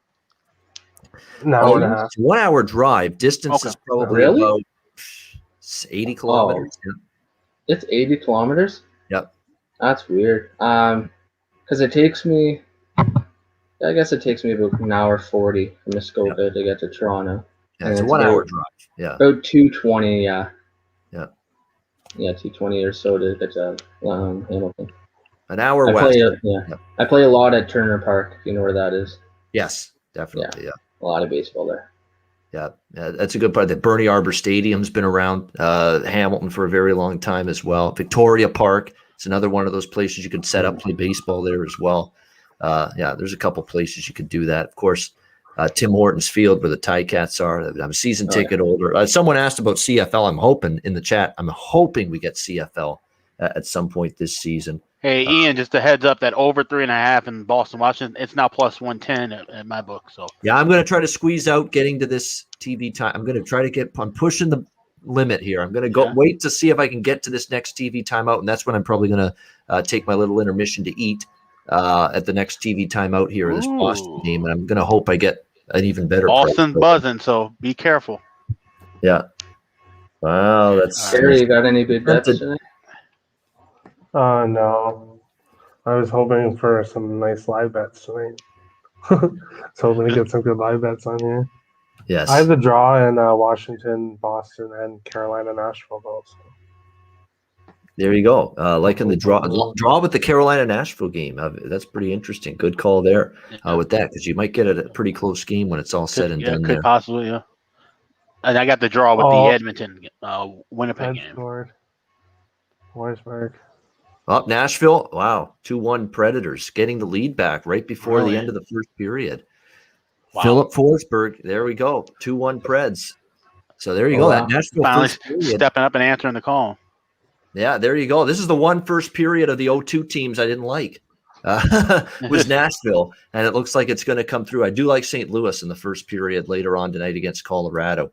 So we're going to hope that trend. Look, 2 0-2 teams in Game 3. What have we seen so far? First period cashing with both of them. Florida last night and Nashville right now. It looks like they're going to cash a first period bet as well. Desperation, right? 0-2 team, sense of urgency. Yeah. Well, see, I find just from even history, usually when a team's down 0-2 and they're predicted to lose, that's the time they're going to win. Because you typically have your first two where it's like those are your standard. Oh well, we're going to win. But when a team's down and you know that the team who's 2-0 is obviously that much more confident, and they're going to make that push. But yeah, there's just that a little bit less pressure in that third game. I find the fourth, when you have that desperation, it can be often hard to come back. But definitely that Game 3, I always go with at least having the thought of going the underdog for that game. Yeah, definitely. And Samsonov's shaken up after that last save he made. He's trying to skate it off. So keep an eye on this emerging situation here. He's trying to just, collect his bearings here, shake off the cobwebs by skating away from the crease area and just try to get back. By the way, the shots are 15-4 for the Boston Bruins in that game. The Capitals nearly halfway through the hockey game have a grand total of 4 shots on goal. So I'm a little bit skeptical of taking this, but I'm going to stick to my guns and still take it. I have just locked in plus 140 over 3.5 with Washington and Boston. Why did Samsonov not play the first game? COVID list. He got cleared. He got cleared like maybe 2 hours before, but he hadn't played in so long that they went on and went with Vanacek, and then of course he got hurt. Then it's Anderson. I think Anderson's the backup still. Anderson did quite well. Honestly, that's where it just kills or it's really important to have those goalies with such experience. You know what I mean? That's right.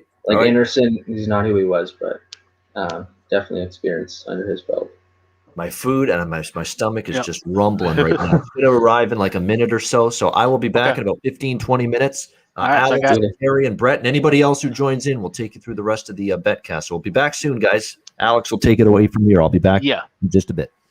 Right, so if anybody wants to join at this point, then they have to hit the I don't know, because I was gonna say hit Ian's DMs, but hit the DM for either the Ice Guys or my personal DM on Twitter at AXSmithSports, and then I can patch people in from there. So,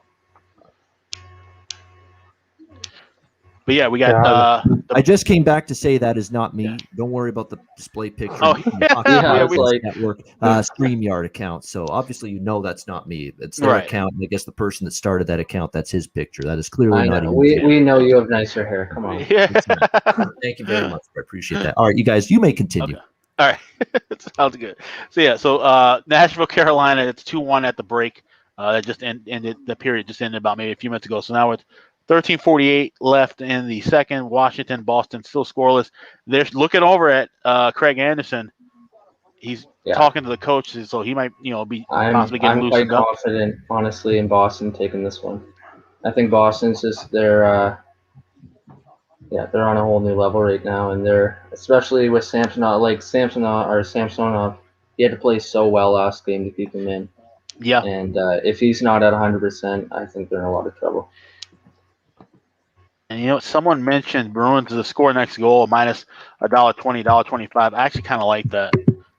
So I might actually lock that in now. Bruins next goal in regulation, which would be the first goal, you get that at minus $1.20. I'm gonna play that. And I'm playing these. These are small units, by the way. These are quarter units, half unit plays for me. So, but I just locked that in just now at minus $1.20. $1.25 is still fine too if that's what you're getting. Michael just commented Samsonov is skating off the ice. Yeah. Commercial, so. And then, he came back, and so that's why they were looking at Anderson. Anderson was down, talking to one of the coaches on the bench, so they showed that. So we'll see what exactly takes place. Boston's in the Caps offensive zone right now. It seems that it's interesting because I haven't mentioned this yet on the show or anything, but you think about right now, if this was a regular season, we'd be going toward the conference final.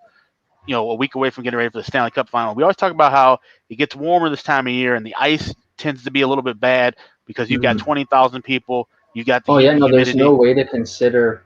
It's a trial and error type thing this time of year. Yeah, exactly. Especially right now, like in Canada, it's like 31 degrees right now. Yeah, it's about to be 90 here in Minnesota tomorrow. So tomorrow night's game, against the Wild, game 4. Well, we got an injury. There's a scrum in front of the Caps net, and we've got. It looks like Miller, I think. Yeah, Miller down on one knee. He's got a trainer looking at him, referee next to him as well. He's been playing well too. Yeah, he has. Honestly, I guess there's a lot more hype. I often base my my thoughts off of fantasy, and after watching Boston, Charlie Coyle has really impressed me. I know everyone talks about how good he is, but he's always kind of like a free agent, like solid player, but never outstanding. Right. So that's what's interesting with fantasy. Sometimes you downplay how good players are. Like you don't see them in. Because his game's not always translated into the stat sheet. What he does. He's a visual player in the sense of that. Yeah. What he does, you get to see it. Yeah. He creates steps up in the playoffs though. Big time creates opportunities. Like he's not fast, but he's shifty. Like that one play where he swerved around, out muscled, then he swerved in. You know what I mean? Like those little plays are those they create opportunities, especially in the playoffs. True. Where you can out muscle, and that's why like I say, Josh Anderson dangerous because his focus is being able to crash into the net. When you crash into the net, anything can happen. So Terry, what's up? Major penalty. Oh, it's okay. Yeah, but seeing the refs were skating to the bench. I don't have the sound on. Oh yeah, they just said major penalty. I didn't hear what they said for. But Orlov's in the box. I think they're reviewing it to see. Okay. If it's 5 minutes or not. Well, if that's a major penalty, that'll be 5 in a game misconduct, and that's great for us to grab the Bruins to score next goal because that $1.20 is gonna be long gone now. It's gonna probably be $1.50, $1.60, but if it's with a 5-minute major.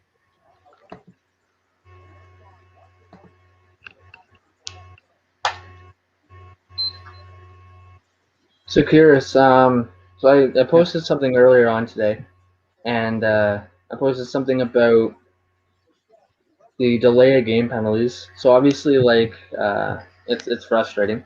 So Toronto had the 3 delay of game penalties last night, and I just think of playoffs like watching the last Boston game. Hathaway and Marchand really got into it. They turtled each other like clear as day penalties in any season game. Right. So obviously it's just frustrating that it happened to the Leafs, and maybe I'm wrong, but I just think that in playoffs it should be more focused on intentionally shooting over. Like it's pretty obvious when you're trying to shoot it over or it's a clear shot. But when like Mitch Marner's where he swung at the puck and it went over, and even the one where Hall, I guess it was just stupid of him to do to try to knock it down and it goes over. Just in playoffs, like penalties, you often see 1 to 2 penalties in a game in playoffs, and you get 3 penalties from the puck going over the glass. Like I get it that it's a standard rule and it's for everybody, but it's just crazy to think that somebody can get absolutely obliterated with no penalty, but then you whack at a puck and it goes over. And my buddy commented on it. He's like, oh, just another crying Leaf fan or something, but it's like it's true, and it doesn't matter whose team it is. Like it's just, I I don't know. I think it's just a little too easy, especially the circumstances of what happened. Yeah, and I think most people have talked about it for a while. They feel that. Washington got a 4-minute penalty, and Boston got a 2-minute. Okay, all right. So no major penalties, but so that still will be. You said Washington with 4 minutes. Yeah, Washington got a 4-minute, and Boston got a 2. Okay, so all right, so a 2-minute power play for Boston. But yeah, Brett, to what you were saying, I think that most people would agree that those delay game calls for shooting the puck over should be something that could be reviewed. Honestly, like you said, because it's definitely a thin line. Very rarely do you see guys trying to intentionally flip the puck over anymore because of that. It's usually something where it tips off of someone or what have you. They could take a few seconds to review that and eliminate some of those. Well, like William Nylander's was stupid. That was a clear shot. Like that's a penalty 100%. But the other two being back, like they were swatted over, and there wasn't really any danger to the play that was happening. You know what I mean? If it was like a penalty kill already, or like they were on a 2-minute shift and they're absolutely exhausted and they intentionally do it, like that's one thing. But I didn't see much danger in the plays, so that's why I think it should be a little more situational. But then it should be, yeah, I agree. Yeah, just 3 in a game. Like imagine Toronto gets those 3 power plays, they catch fire. Toronto's destroying Montreal in that game. It's just too much to leverage to give to a different team too easily when penalties are often so hard to come by. Okay, wait. Now they're going back to. There's 2 Capital players. Okay, now they got to adjust. There's 2 Capital players in the box. 1 Bruins player. So I'm guessing it's 2 separate 2-minute penalties for Washington. But either way, it's a Boston power play. 12:20 left. 12:27 left in the second period. Still scoreless. Yeah. Yeah, no. Read the comments. Yeah, no, I'm definitely moving the puck well now. Yeah, am I ahead of you, Brett? Yeah, I think so. Okay. Oh, no worries. Oh, and Boston scores. Postman, I put it on net, and that's Marchand, I think, got the tap in the redirect. So that's 1-0. Yeah. Boston, we got that. We just cashed. That's the first winner tonight. We got the Bruins to score. Did he end up doing that? Yeah, Bruins to score. I laid -120. I think somebody else laid -125. Yeah, I was definitely banking on Bruins getting that goal. What did Ovechkin say? Who was Ovechkin talking to on that overtime goal? I still don't really know exactly. Everyone assumes that it was something he said to Samsonov, but I don't know what it seemed like he was speaking Russian, so I'm not sure what exactly it's translated out to. But I don't know whose fault that is, to be honest. Like it's the same as Jack Campbell's against Ottawa a while back. Right. And as a goalie, it's just such a quick-paced game, obviously, in playoffs, and he didn't have any urgency to get back in his net, but like he's expecting his defense to beat the guy there, and his defense laid off. So it's a communication error, and it's one of those things that's not on anybody. It's just the game's so fast at that point. Right. You got caught out of position. That happens. That was at the 100-minute marker. You know what I mean? Like 100 minutes as a goalie of pure focus. Yeah, it's gonna happen. And keep in mind too, like I said, I mentioned it on the show. You have overtime after overtime after overtime. Those minutes start adding up quickly. Yeah. And who scored that goal? Miller? That was Marchand. Marchand, and I think Pasta got the assist on it. Oh, really? Yeah. Oh, Boston scored? Yep. Like literally a second after you got up, that's when Boston got the goal there. No, but that goal in overtime, their last game. Oh, in overtime. That was Craig Smith. It's Craig Smith, yeah. Craig Smith. So that's what I mean. So Craig Smith is what, a fourth liner? I bet you what happened there was the fourth line is often the most dangerous in that second, first and second overtime. Sure. And I think that's what happened with the defenseman. I don't even know. It might have been Orlov, but it was probably a defenseman who was just gassed. And then you have Craig Smith who coming in hot with lots of energy, and then throws Samsonov off, and that's what happens. And those are usually the goals that are going in those second overtime. Washington now moving the puck the other way. Got 10:30 left in the second. For those of you just joining us, you're probably wondering where the hell is Ian. Ian's had to take a break to eat some food, so I'm running the ship right now. We got about 35 people watching. Thank you guys for tuning in. Once Ian gets back, he'll be able to patch some more people in. My link apparently can't do that, so we're just kind of keeping it at a 4-box for the moment. What do you guys think? Oh, I was just saying, what are you guys thinking about the free agent and the coaches this year? Where do you think Tortorella is going to end up? I don't know. Nowhere. I don't know. I could see him. I could see him being not getting picked up. I don't think. I mean, Seattle's not going to risk starting their franchise with him. Obviously. No. I heard Rangers are looking at him or Babcock. Yeah, I don't know. Rangers are too off, or they're just too offensive minded. Like they're a very skilled team. I don't think they need to bring in this tough guy to. Like they already have enough drama in their organization. Definitely. The last thing they need is somebody like they need somebody like a Sheldon Keefe, like who's a neutral guy to come in and just not super hard but hard enough. Because with everything that's gone on this year in New York, I don't think they need anybody to be super hard. Yeah. No, I think agree they with needed that. someone experienced though. Mm-hmm. Yeah, no, definitely. Yeah. Yeah, I know. Yeah, most teams are trying to go younger with their coaches, but yeah, I agree with you. If a team, a Rick Tocchet would probably be a sturdy fit. And of course, Gallant, his name gets thrown around everywhere. I could see Patrick Gallant going. Yeah, Waugh. I mean, he's a bit rough around the edges. Right? Yeah, I think Waugh's too. He has to go to Montreal. Yeah. If Montreal is gonna. Yeah, Montreal's gonna hire somebody else. Waugh's just I think a bit too much of a hothead. Yeah, exactly.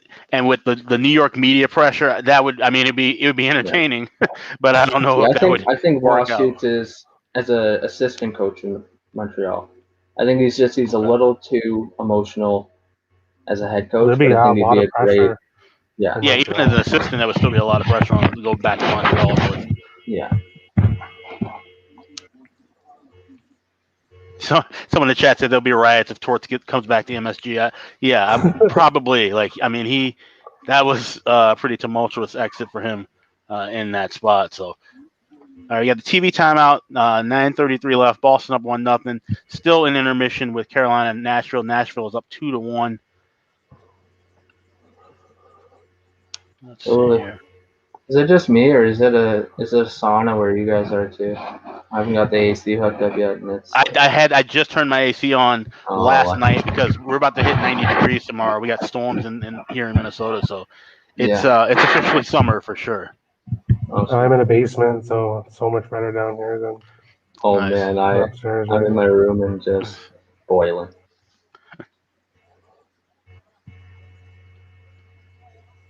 So are you from St. Paul, Minnesota? No, I live in St. Well, I'm originally from Chicago, but I've been living here in St. Paul for about 12 years now. So I live downtown. I'm like maybe a 10-minute walk from Excel Center.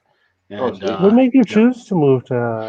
I went to music school here. I went to McNally Smith Music College, which is based downtown. Yeah. What do you do for music? I was a bass player, and I did production, and I did some management stuff as well. And then transitioned out of that by like 2012, 2013, and went into full-time sports handicapping and started writing, and the rest is history. So so I'm a movie score symphony writer. So my dream is to be like the next. Well, I'm not gonna ever be Hans Zimmer, but basically I've composed over 300 symphonies, movie score symphonies. That's amazing. I have like a mad addiction. Like I play hours of piano a day. So that's like my non-sporty dream. And nice. So if you have any advice there. What other instruments do you play besides piano? Do you play violin and stuff? Yeah, I play 15 instruments. And I prioritize with it's kind of like piano and then branch out. So like a bit of guitar, a bit of violin, saxophone, clarinet, a bit of trombone. Yeah. But I don't know enough bass instruments. I was getting more into tuba and double bass a bit. But I play bass. I can play a little bit upright, but I'm mostly electric or acoustic. So yeah. All right, we're back. Boston's on a power play. I'm not sure. Oh, it's still the residual power play. Okay, so we got a minute, and I guess that's a minute and 30 something. I can't tell because of this fucking score bug. But Boston is on the power play. 8:59 left in the second for me, and Boston's about to start a power play. Oh, okay.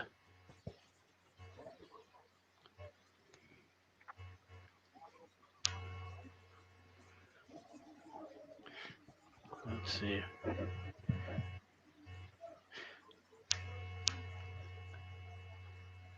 I do want to make a quick mention while we have time. The Ice Guys store, which is at shop.spreadshirt.com. I'll put the link in the chat box, but it's 20% off of everything in the store starting now and for the next 3 days. So if you haven't gotten a shirt or a cap or any kind of merch, now would be a good time to do it. Take advantage of that 20% coupon.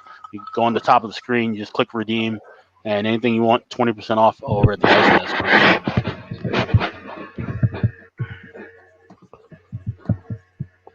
So Terry, what's your profession? Right now, nothing. Yeah.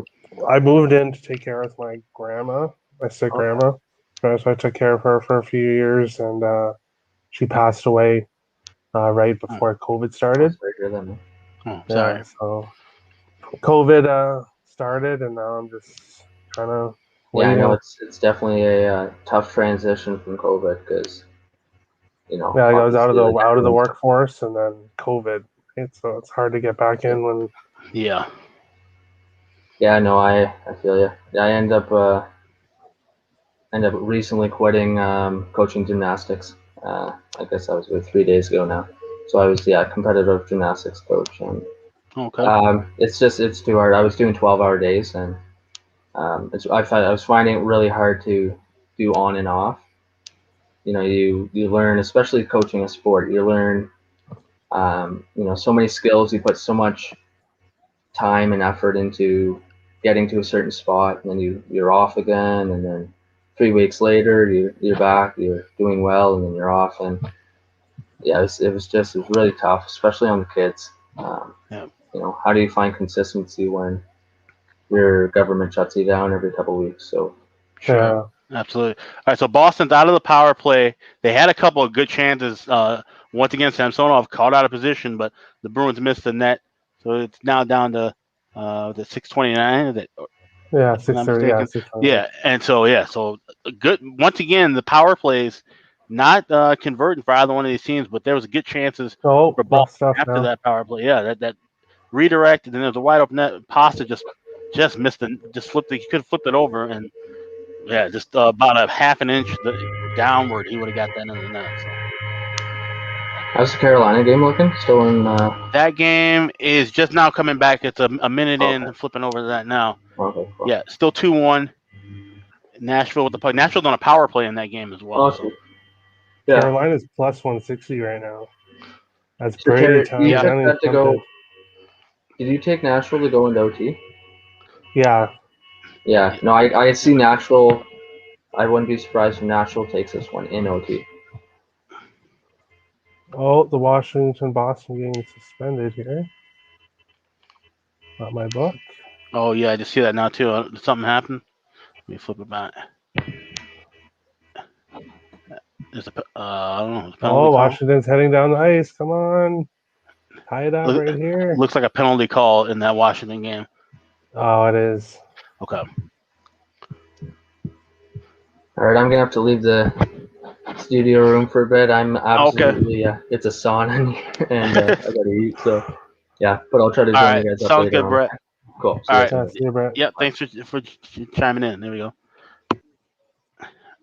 All right, so Ian should be back in momentarily. For those of you just joining in, he went and took a food break. He's been pretty much working all day, so he needed to get some eating in before we start really drinking, of course. So that's always a pro tip. Always make sure to eat before you drink heavy.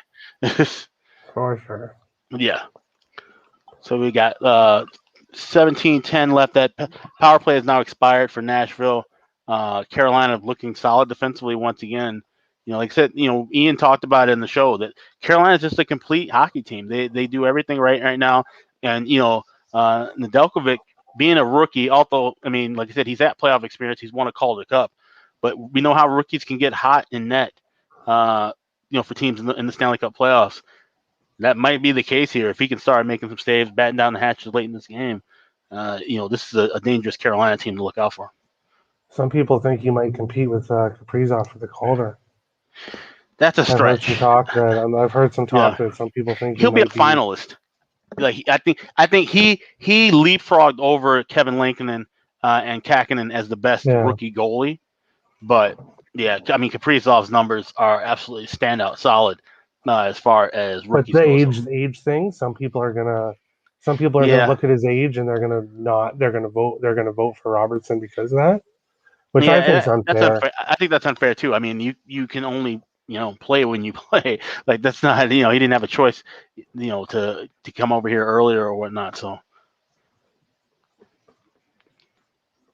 Well, this Carolina game suspended. Yeah, I just saw that too, and I'm not sure why. Carolina tied it. Carolina just scored. Yeah. Yeah. Oh, I was thinking about jumping at Carolina. The live numbers, I'm just realizing now, the live numbers are a few seconds ahead of me on cable. So they're probably ahead of like everybody on the stream. So if you're with Bet Online, keep that in mind. They're jumping ahead of even the stream that's on cable or going on the internet. So 2-2 now with Carolina, which is great for me. I got them money line plus 120 right now. Is a great breakaway goal. I was thinking about jumping on Carolina plus 160. I didn't do it, but yeah, that's probably gone now. I'm guessing that's going to go right back. It will be probably $1.10 at this point. So I mean, it's still not bad considering what the game opened at. You still have lots of time though. Nashville could easily jump if Nashville takes another lead, then I'll probably take it. Okay. I do think, like Brett was saying, I think Brett's right. If Nashville's going to win a game, it's probably going to be this one or Game 4. Sure. But I can see more game. I can honestly see more Game 4 where it's really going to be just like, Well, the Wild are going to have to win Game 4 too. Like when you're on home ice and you're down. But if they're down 3-0, do you think they really give that effort in Game 4?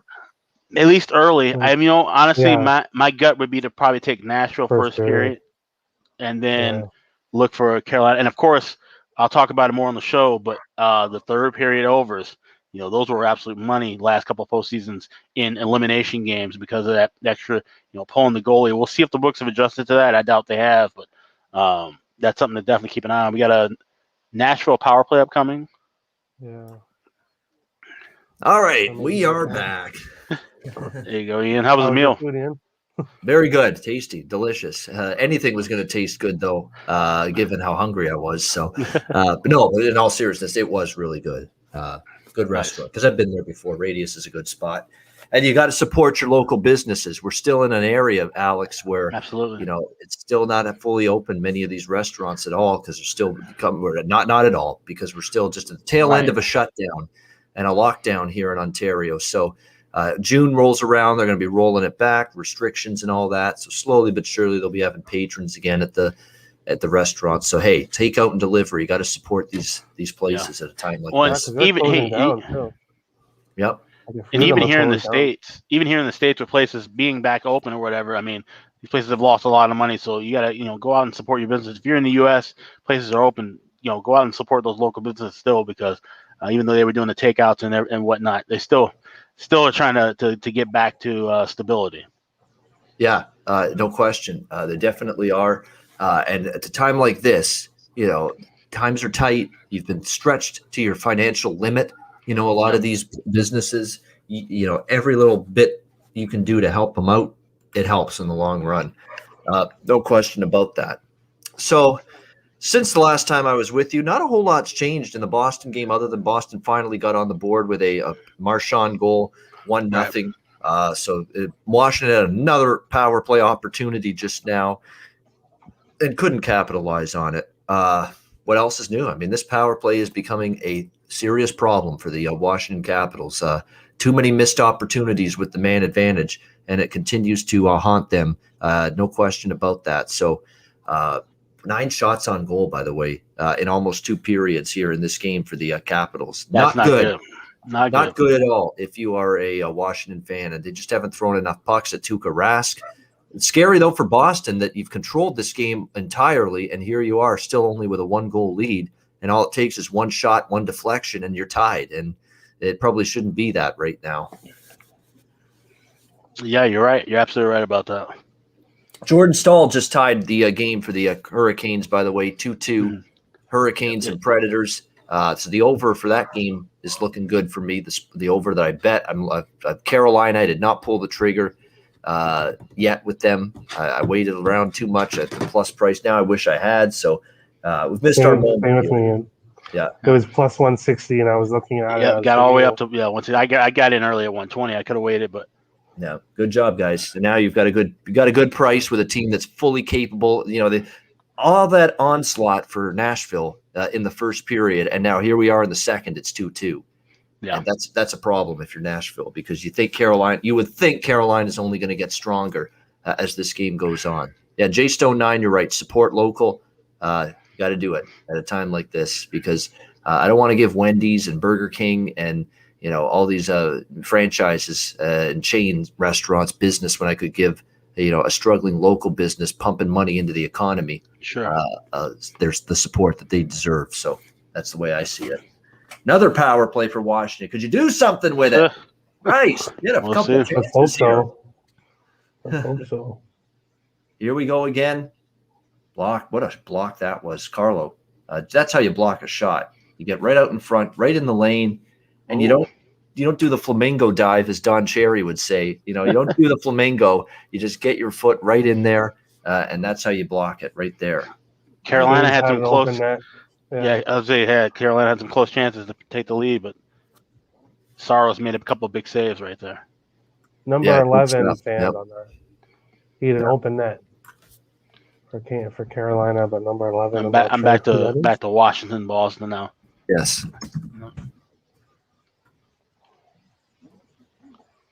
Yeah, I grab another drink. I'll be right back.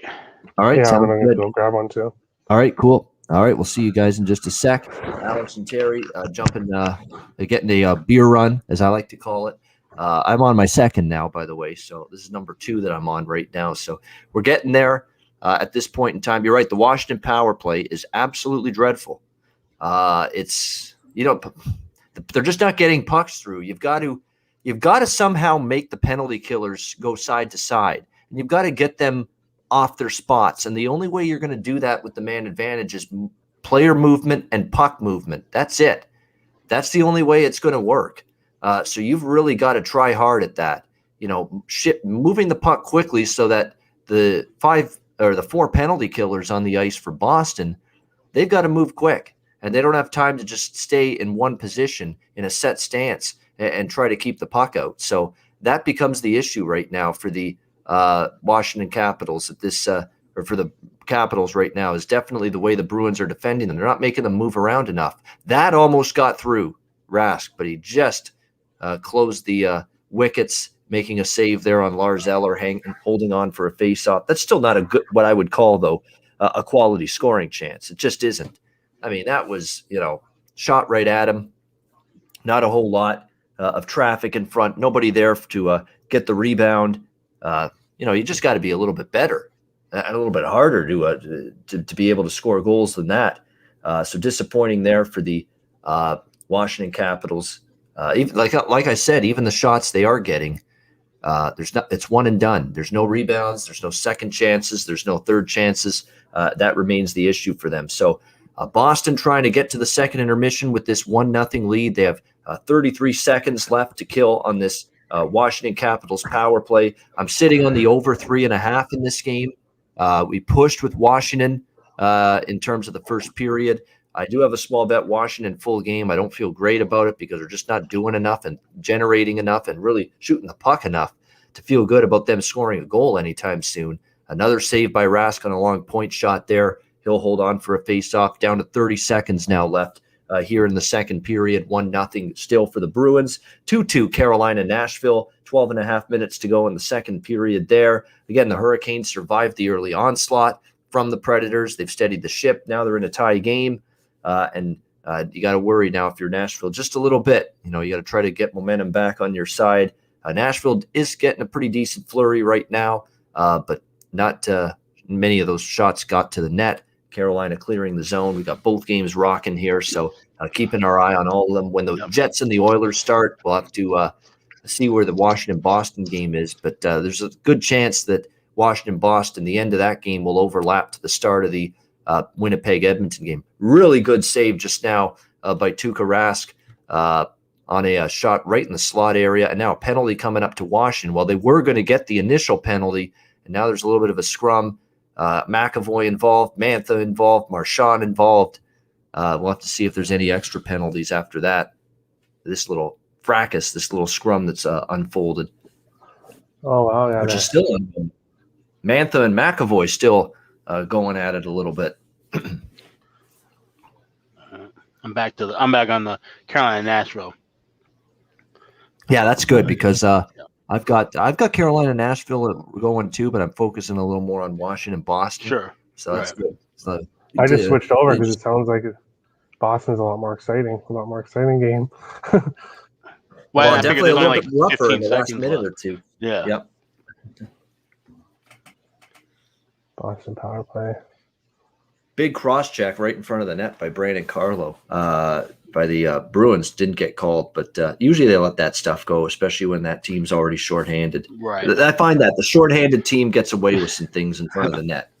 They really don't call. Like if you cross-check someone in the back when you're already shorthanded and on the penalty kill, rarely are they going to give a team a 5-on-3 just for that.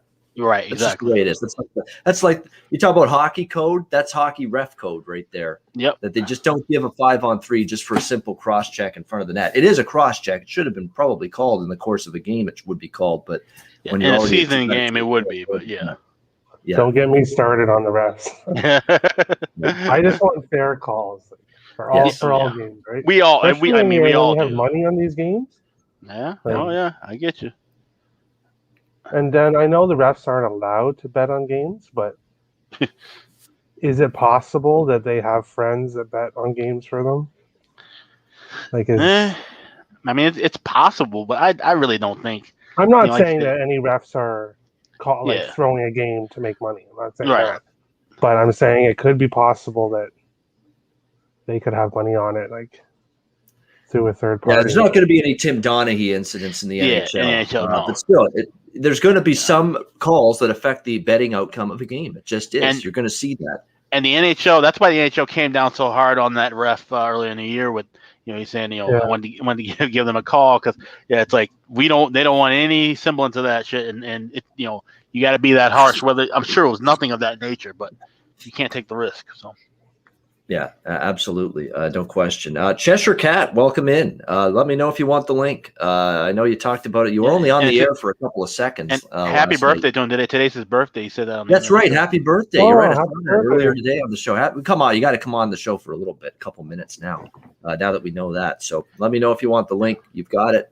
Dylan Turner said he might be interested in joining us later on, but he said it would be later if he comes on. So keep an eye on that. Turnsy. That's what we like to call him. So he might be on. Looks like we had him on as a special guest previously on the show. Adam Larson from Vegas. He might be joining us later as well. Nice. So that's good. So we've got a couple more. Melissa might be joining us late tonight. She said that after she's having a night out with her husband, which is good. You got to have a little couples time. I wouldn't know anything about that recently, but it's nice to see other people have that. Yeah. Yeah, it's hard for me to do that. Well, I mean, I'm single at the moment, but even during the playoff time, if I weren't, I'm like, playoffs Friday night, kind of, you gotta wait for those in between nights where it's, between series and whatnot to plan those things. Well, yeah, it is your job, right? Yeah, exactly. Like this is your job, so.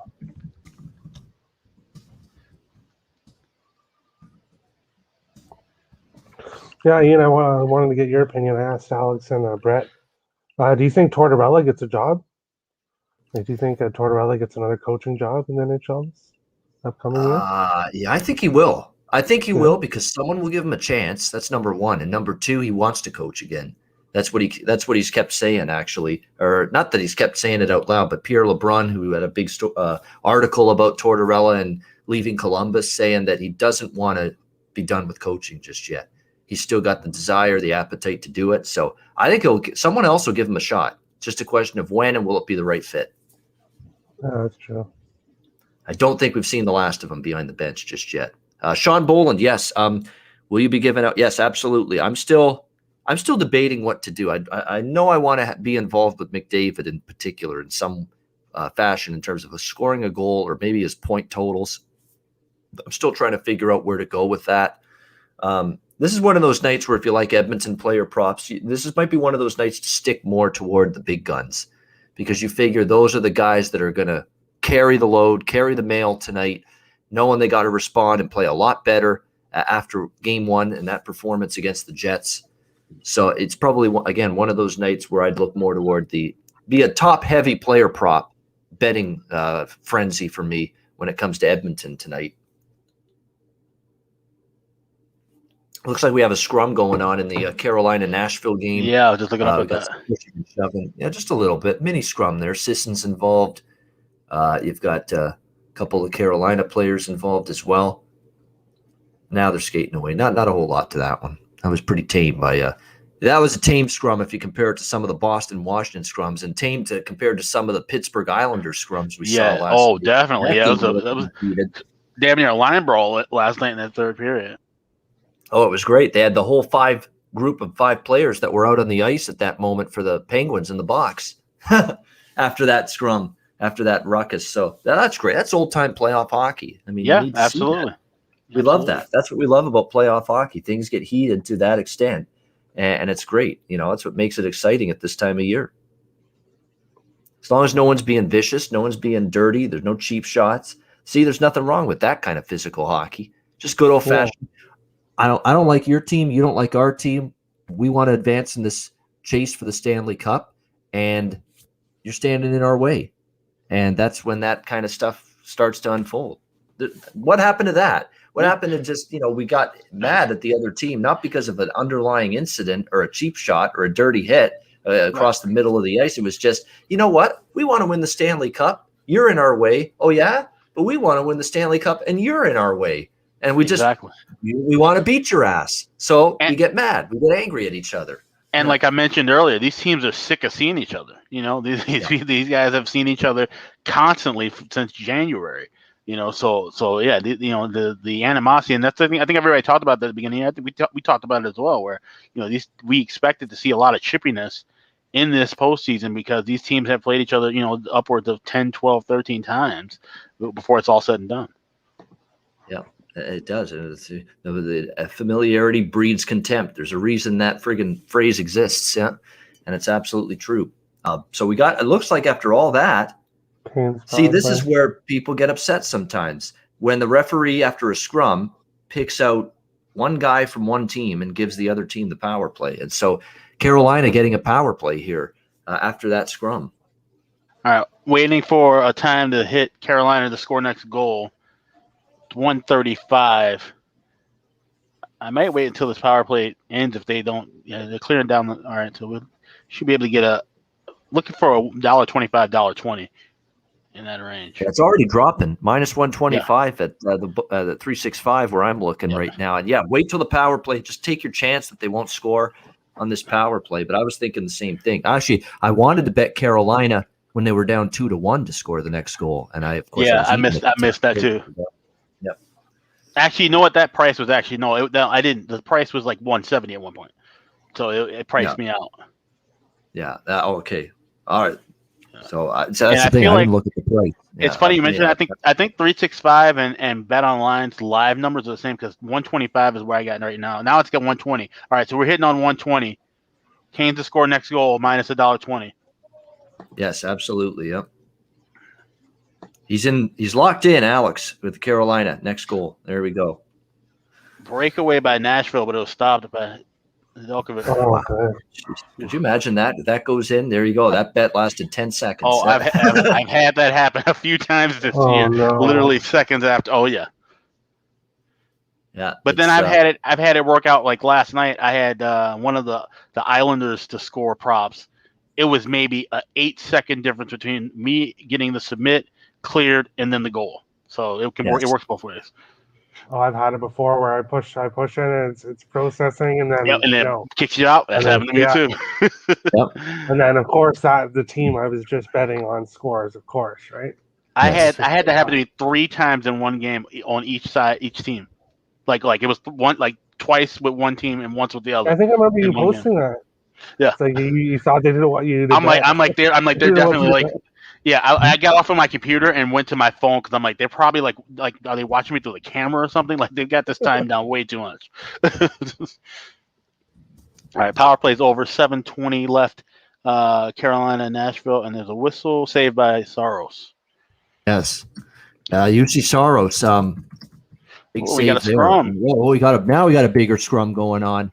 Someone's got Marty Natchez by the head. Yeah. Grabbed him a headlock there. Pesci's involved. No relation to Joe. That joke's not funny anymore. Yeah. I know some of my jokes are like, was this guy sick in the head saying some of this shit? Yeah. Solid dad jokes. It's all good. Yeah, that's right. Yeah. Tells you how old I'm getting. Yeah, exactly. All right, good stuff. There we go. Good scrum there. That's better than the last and one. they did call. I was gonna say if no penalties called, would that be fair? But Oh, somebody's no, got to they're go. Yeah, that's Ekholm, and he's not happy about it. Yes. 2 minutes for cross checking. Wow, another power play coming up here for That the could be Kakalaki rough. Hurricanes. Yeah. Yeah. Yes. Well, now we got the Carolina to score next, and we got it at a great price. That 120 is not gonna be. It's 125 right now. If you hurry up and grab it, because when it starts up again, it's gonna be back up to 138, 145, something in that range. So you got about 20 absolutely. seconds. Yep. Now's the time to get involved with it for sure. No doubt. gonna jump on it, you know. All right, Terry's getting into the mix There here. you That's it. You know, we got bullets in the holster. Don't save them for another day. Use them. Exactly. Yeah. Right. All right.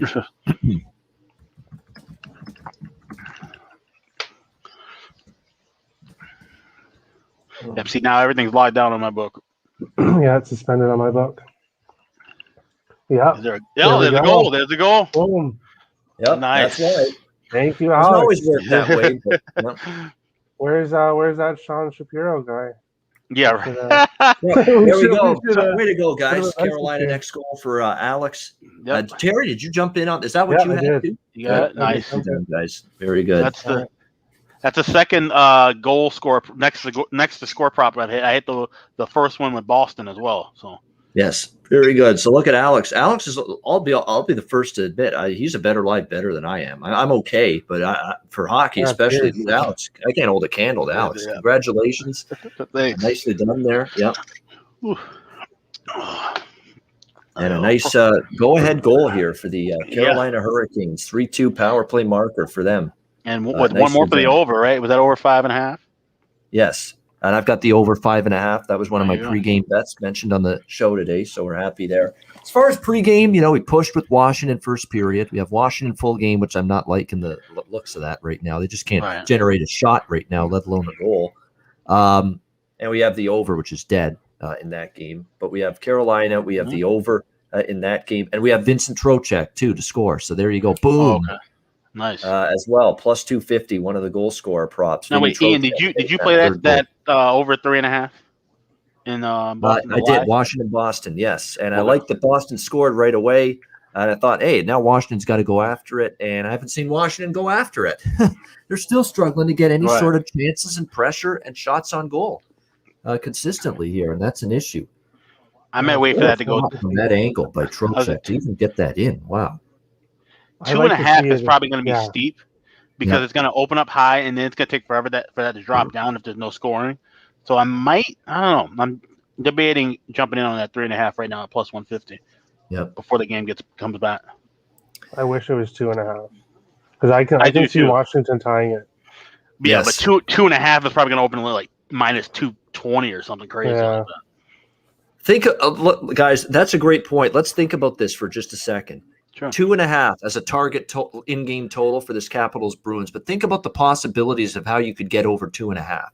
It can be 1-1 and you'll cash right away because the game's got to end 2-1 for somebody. Right, sure. It could get to 2-0 Boston and you could still get your over 2.5 because they're going to pull the goalie down 2 goals. Every team's going to pull their goalie down 2 goals. So 2.5 is a big-time target where we wait it out. I'm going to add some 2.5, even though I've already got 3.5. I'm adding 2.5 if I see it. And if I see it at a really good price. And with that being said, then you can kind of get a little more flexible with your price. I would probably go up to maybe even minus $1.50, $1.60 with that 2.5, because like you said, that's a standout spot where, especially if you get the 1-1, you're in. So Well, the Zebras are together discussing something in the Carolina game. Yeah, there's going to be a power play coming up here for Nashville, it looks like. Yep. So you knew that was coming because Carolina's had the last couple of power plays. Yeah. Leaving Steven action. Yep. We're waiting for the third period. I'm targeting over 2.5 in this game. I'm not adding on with Washington. Usually at this time of game, I'd be tempted to take a shot on the dog. I've already got enough on the dog. I had a first period. I had a full game already. Would you take a shot with next goal regulation, Caps plus 150? Let me just see. Yeah, you're right. That's tempting. That's tempting. I want to see you know what I want to do first? I want to see how they come out in the third period. Yeah. They get some offensive chances and the forecheck going. Because I haven't seen any tonight. I haven't seen a forecheck all night long. Where is the shift tonight in the game where the Capitals have had sustained pressure for a minute and a half, 2 minutes straight on this Boston defense? I haven't seen it. I think it's going to take a power play. Ovechkin on the power play. Score? I think it's going to take a power play. Well, maybe at the end of the game when they pull the goalie, but right. I think a power play would really help the Caps in the third. Yep. See, I thought Pasternak scored that Boston goal. I reacted that way, but then I saw Marchand got the tip. So. I thought he scored it too, and then I saw the redirect. So we still need Pasternak goal scorer in that game. Kuznetsov, I don't even know if he's playing. Does anybody know if Kuznetsov's playing tonight? I mean, you can't tell based on the game that's unfolding right now. Right, yeah. He's done a thing. Oh, it Holy is. It shit. is a penalty. Warren Fogle to delay a game. So it's 2 minutes for Nashville. So maybe Nashville to score next. Let's see what that's looking like. Nashville, I don't need Warren Fogle to be taking penalties. I need Warren Fogle to be scoring. Score, I bet that right. Score plus 100. Yeah. Plus 100. Plus 100. Yeah, I got that too. Nah, I'm plus 110 for the Canes. Yeah. Oh, it's suspended. I think we're going to have. Was that a Nashville goal then? My guess. It's another penalty for Carolina. It's going to be 5-on-3. All right, 5-on-3. All right. Yep. Got to react quickly. Predators' next goal to score. That's going to be somewhere like minus 130, but it's worth it. Yep. Yeah. There we go. We've got what the hell happened? There was one channel. I had I've got two TVs. One had Carolina and Nashville. Oh, they know what they're doing. They're shifting now. They were only showing that game until the Jets. They're doing the pregame for the Jets and Oilers now. So there you go. So I got Boston, Washington, and Jets Oilers pregame now on the other television. So I got to find if I can get Carolina, Washington on one of these other IPTV channels that I've got here. Still suspended. Just got to change it. Yep.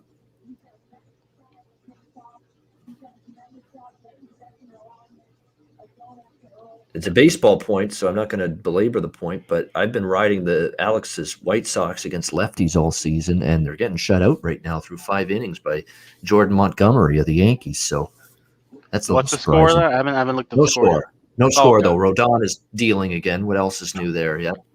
The Twins are up 10-0. I saw that. Yeah, I saw someone post that. Yeah. But no, Carlos Rodon has just continues to be. What a hell of a turnaround. He's got to win comeback player of the year. Yeah. Okay, here we go.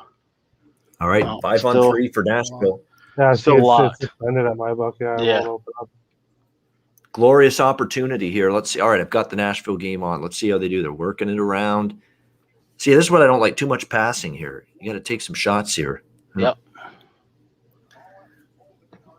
It's a glorious opportunity for them here. Yep.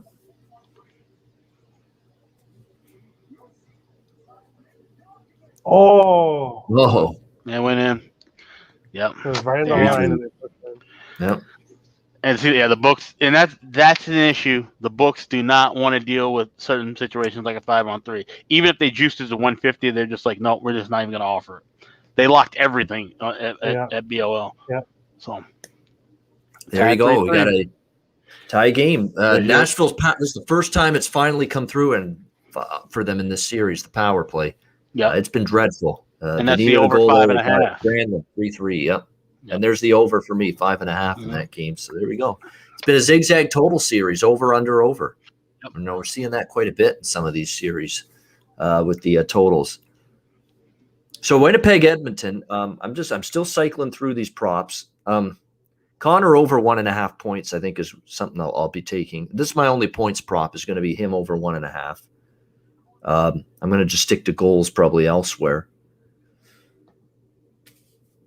He'll score 1, I think. I mean, you're not getting value. It's always around like minus 105 plus 100. Ian, people in the chat are saying that Pastrnak did cash certain books as the goal scorer. Is that the case? Let me just take a look here.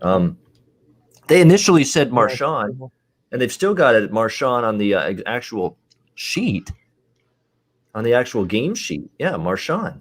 So everyone, check your respective books. Some may have paid it out, some may not. That's right. Absolutely. Check over that, because I think some books might have assumed because that shot was taken by Pastrnak that it was him that scored when it really was deflected. They showed the replay a bunch, and yeah, he definitely scored there, or the goal it looked like Marchand on the deflection. So that is strange. There's no question. You know what? If you like Edmonton to win the series, Felix, this might be a good time to bet them right now, because if they win the game, I think they will. You're obviously not going to get even money on Edmonton to win the series. So you're right. This is the spot. Yeah, if you like Edmonton. I'm not making that bet, but if you like it, you should take it now. Yeah, it's plus 105 for Oilers to win the series right now. Bet 365. It's hovering in that even money to pick 'em range. Colorado's minus 3,500. Yeah, it was minus 4,200 at one book earlier today. Yeah. Wow.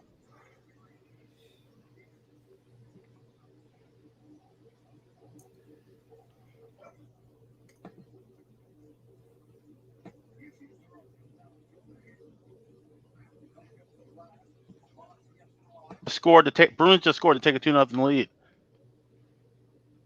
Oh, wow. Yeah, because I've got it on here. Yeah, you're definitely a few minutes ahead of me. And that one, yeah, there you go. 2-0. And that is Pastrnak. Well, now it will definitely have cashed. There you go. There you go. David Pastrnak.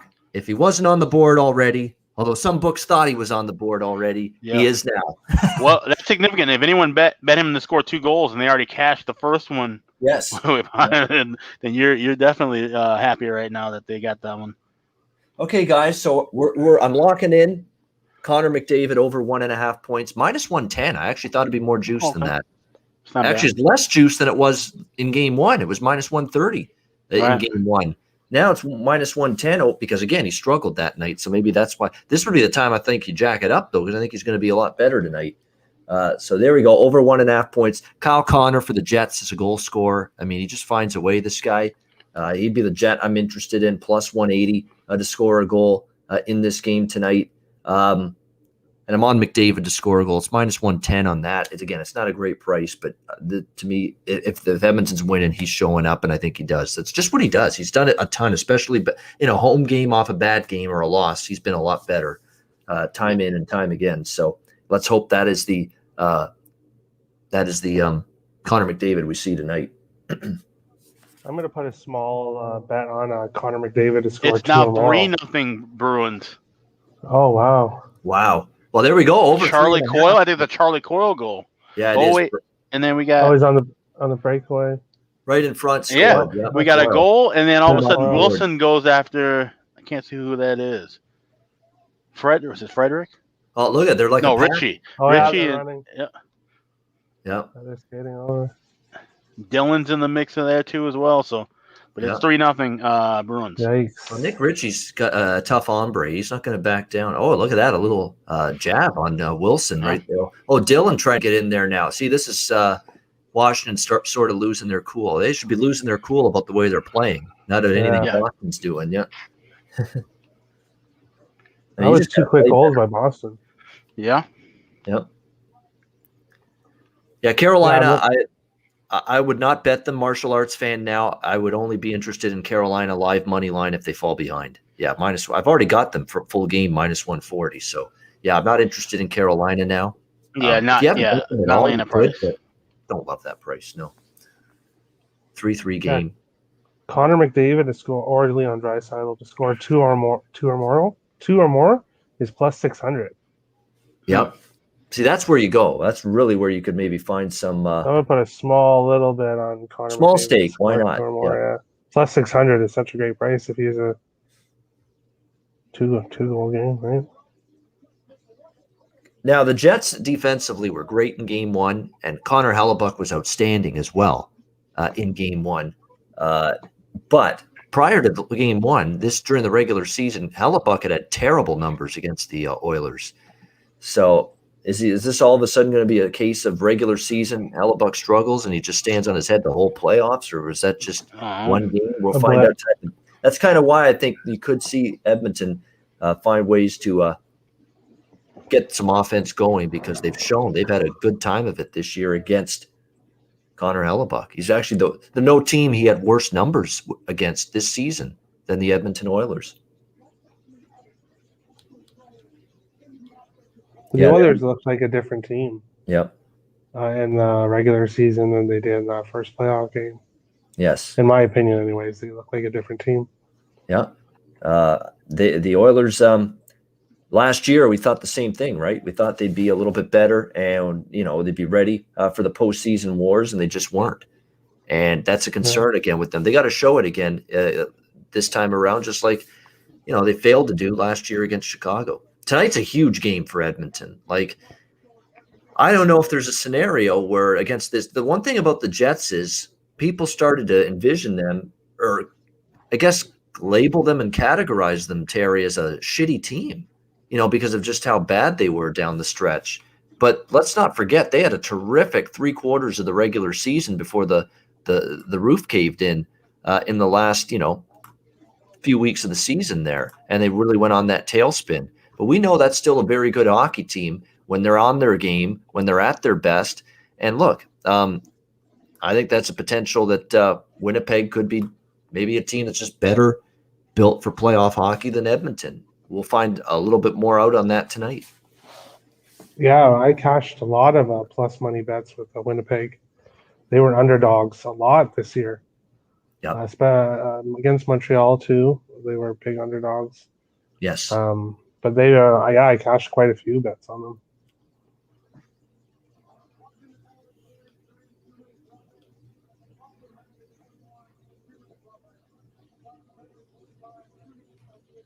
Oh, Boston gets 2 minutes. Yes, it looks like there's an extra penalty here to the Bruins after all of that. No question. Yep. So we could be seeing a little power play here. Yep. Could be seeing a power play here for the Capitals. Yes, indeed. Well, obviously it goes without saying, now that it's 3-0, that's an absolute must. They find the back of the net here. It's a must.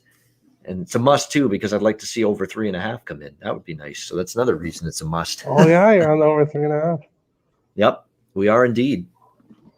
Yeah, Winker got the home run, Cheshire Cat. I know I don't want to go crazy with baseball talk. It ain't a baseball show, but thank you for mentioning that. I appreciate that. That was my home run of the day call in the baseball board today, was Jesse Winker of the Reds, and he got the home run against Milwaukee. Love it. Way to go. Yeah, I didn't do any baseball today, but baseball has been heating up for me. It was a rough start to the season. I had a rough start. I took a break, and but since I started back, I've been doing really good in baseball. Nice. Well, baseball is one of those sports where it's so long and there's so many games every day that you're going to have eventual bad skids. You're just going to have them, and you just ride them out. You don't panic. You don't go nuts and increase your betting amounts when you're struggling. Keep everything status quo and keep doing the work you do. Yep. What do you think of the Blue Jays? Blue Jays are good. Blue Jays are good. They've gotten better pitching than I thought, which has been kind of surprising here. The way they've been able to get better starting pitching and a really good bullpen as well. Man, what a hit there. They're hitting a hurt now in this Capitals-Bruins game. A little extra venom on those hits, too, for Washington. Like, this power play is just, they can't get anything connected right now. Just struggling mightily here. Hopefully Kuznetsov gets a goal for you. Yep. You'd be pretty happy with that. Yes. Bruins playing good hockey, though, no question. Look at, they're rolling up the ice again. Short-handed.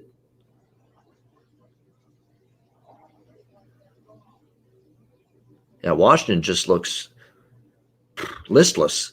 And this power play has actually been the worst of the bunch.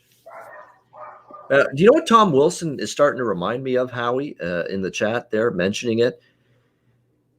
When he's got the physical advantage over the other player, size advantage, or the other player just isn't that, that tough-minded, tough-nosed, guy that mixes it up a lot, Tom Wilson takes liberties on guys like that.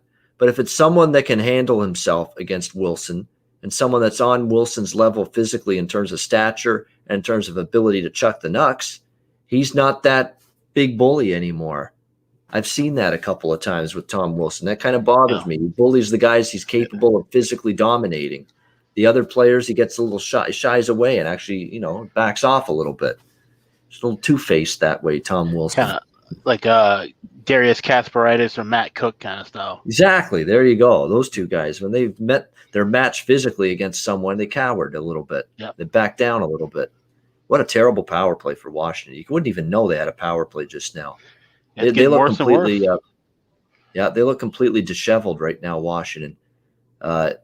Things just totally out of sorts for them. They have 13 shots on goal in a playoff game, and we've played over 40 minutes now. Like, really, just not at all very good from this Washington team, just in terms of generating offense. Power play's been out of sync, no passes clicking, individual play. That's another thing, too. Individual play all over the ice. They're trying to make a pass, nobody's there. Everybody's trying to do their own thing, and there's no sense of playing as a unit offensively in the ozone. No cohesiveness. Yeah. Yep. Absolutely killing them right now. Kadarius Kasparaitis is going back in time for sure. That's going back in the day when we had him going in the 90s. And yeah, that guy had a take no prisoners type of attitude, no question. And definitely, a situation where it's just he got under everybody's skin, Darius Kasparaitis back then. I remember he was one of Don Cherry always never said, "There's that Kasparaitis again." Yep. He'd always say, dirty scoundrel that he was. Yeah, definitely. He got definitely under their skin. And I don't recall him ever really having a lot of fights. It was just all cheap shots. Yeah, exactly. Cheap shots, sticks in the groin or sticks in the back after the whistle. A lot of kneeing. Yeah, he had a ton of kneeing called like late in he blew his own knee out hitting somebody else. Oh, you're trying to knee everybody on the ice, for several years in your career. Eventually, you're going to feel the effects of it. Yeah, that's probably what happened. Yeah, those were the days. I mean, Kasparaitis and he had some really, really chippy, nasty, physical hockey back then. It was take no prisoners. Like, if you think it's physical, the game today, you've got to go watch some tape for the 80s, and 90s, yep. 70s, 80s, 90s. Those 3 decades were just unbelievable. It was take no prisoners hockey on the ice. Even the early 2000s had some just kind of grit and dirtiness to it for a minute. Yeah, right before the lockout. Yeah, Marchand going in the box. So another Washington. Now here's the thing that Boston's going to have to address once again. You're giving all these penalties up now. Obviously, Capitals can't convert. You win this series. You can't afford to do that against the Pittsburgh and Islanders. Anybody else you're going to face. They got to clean this up. Yeah, too much. It's like Carolina the other night. They were lucky they got away with it against Nashville because Nashville's got a terrible power play. But Boston, Washington's supposed to have a good power play. Washington's supposed to be a team capable of making Boston pay for all these penalties. Exactly. And they're just completely out of sorts here with their man advantage. See, they're losing puck battles too. I don't think Oshie's 100%. I mean, he looks like he's kind of struggling out there a little bit. I think there's some guys banged up too on this Washington. We know Kuznetsov's been out for a while, so you got to wonder. I'm interested to hear. Ovechkin from his office, he now gets on the board. It's 3-1. Oh. There we go. 3-1, yep. Yeah, and that's got to be a weight off of his shoulder for 5 sure. 5 seconds after you did, yeah. Okay. What a lucky goal that was, because his stick broke as he let the shot go, and it completely changed directions on Rask. Off the skate, off of the skate. Speeder. Yeah, that's why he got that. Okay. Off speeder because of the broken wow. Stick. Yep. Over 3.5. Is he over 3.5? Yep. Yes, there you go. Wonderful call. And there it is off the skate. Brandon Carlo in front. And I was just looking at Caps to score plus 110. I was like, probably not. And there it goes. 15 minutes exactly left in the third. Look out. The over that I bet pregame at 5.5 is now live again. Great shape. Yep. And the over 3.5, cha-ching. So there we go. We took it at plus 140. Remember, just before I left for my dinner break. Yep. You plus grabbed it. Yeah. Yep. Such a great call. Yeah. Hey, Awesome. Caps get another goal, they're right back. Back in absolutely. Yeah. Good. Maybe All that right. goal gives them a little mojo. Yep. Things are turning a bit here. We've got Pasternak goal scorer prop cashed, Ovi goal scorer prop as well. I had that before the game. That cashed over 3.5 cashed. So we're starting to get places now with some of these bets. Good stuff. Good save, Samsonov there. Trying to keep now. Does Washington get a push from this? That's the question. Yeah, that's what you wonder. And sure enough, right after the 3-1 goal, it's mostly Boston taking the play to Washington here. So good response by the Bruins. Not so much for the Capitals. Bad giveaway by Orlov there. You could get either Caps plus 150 or Bruins minus 110 for a next goal. Yep. It's a tough call. They were getting to that part of the game where the next goal is huge, because if it's Boston, it's definitely over. If it's Washington, we've got ourselves a hockey game again. Big time. If you do like Washington, you could split whatever designation you got between that and the money line plus 1,500. Yeah, I'm looking at that. I see that right now, 1,500. Yeah, you could do that. That's definitely true. Good strategy, because there's just so many different ways of being able to live bet in game and profit from it, right, Sean? That guy's going to be stuck in my mind now every time we talk about live betting and actually having success with it. It's funny. I chatted with him on Twitter yesterday because I kind of tagged him and called him out. Everybody called him out, and he's a pretty nice guy and stuff. And he was just saying he's like kind of don't shoot the messenger kind of thing. He's like, this is what the league was talking about. It wasn't so much him.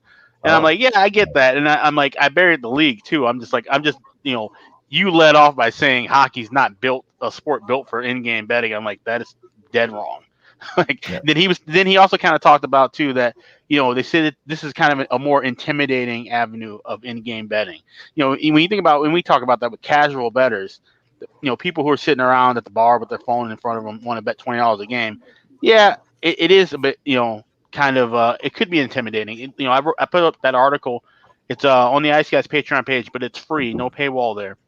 And I mentioned about how you have to really be focused and paying attention. We're supporting each other right now, talking and with the chat room helping us out. But if you're sitting by yourself, you can't have the pet come up and you got to feed the pet. You got to your girlfriend's bugging you. The kids are bugging you. You got to really be focused and paying attention and watching the numbers in the game at the same time. So I get to see where the casual bettor would be a little bit scared of betting hockey in the game, but If I see Washington make a push, Sean Boland in the chat, saying Washington plus 2.5 minus 125, I might agree with that. But I want to see them get a spark and get some sustained zone time after getting a big goal like that. Yet to see it, so I'm lukewarm on that with the 3-1. We know there's probably a good chance at a fifth goal in this game. I got my eye on an over 4.5 if we get a price good enough at some point. Although it's probably going to be juiced, because I think the books, we do know, but not that the books know, it's all computerized and, based on numbers and math and all that automatically. But, if you're probably not going to get 4.5 at any sort of good price. I mean, you could even wait till we get right down to 4 or 5 minutes when they cut it off, and you'll probably still have to lay, on 4.5 about minus 130 or 40 or something. So that's the issue. You're going to have to wait it out to really, if you're going to get anything decent value-wise on an over 4.5 here in this third period.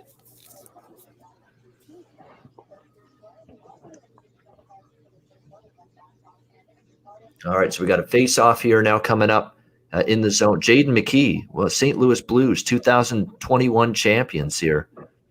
All right, we'll see about that. You got to come back and win 4 straight, or you got to come back from a 2-0 deficit against Colorado. Or maybe you mean 21-22 season, perhaps. Yes, yeah, that's the thing here. All right, you made your point. I think we looks like he's a true fan there. Yeah. There we go. Settle down, Jaden. There we go. Boston No had a good chance, and now it's going back the other way. Yeah.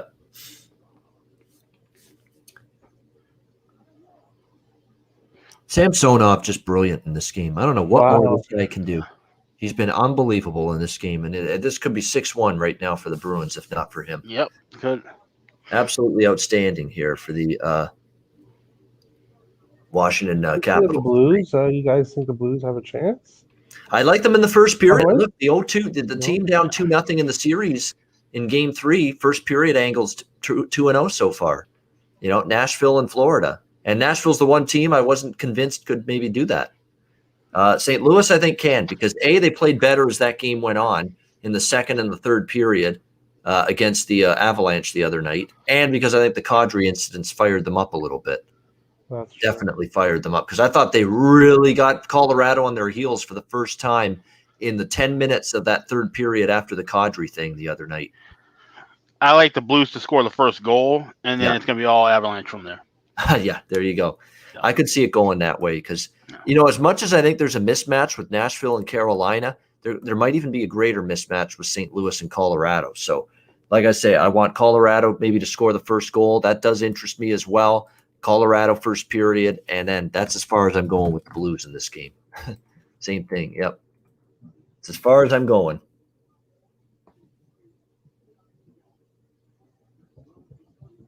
I don't know what to think of that game. That whole series, I haven't had any thoughts really.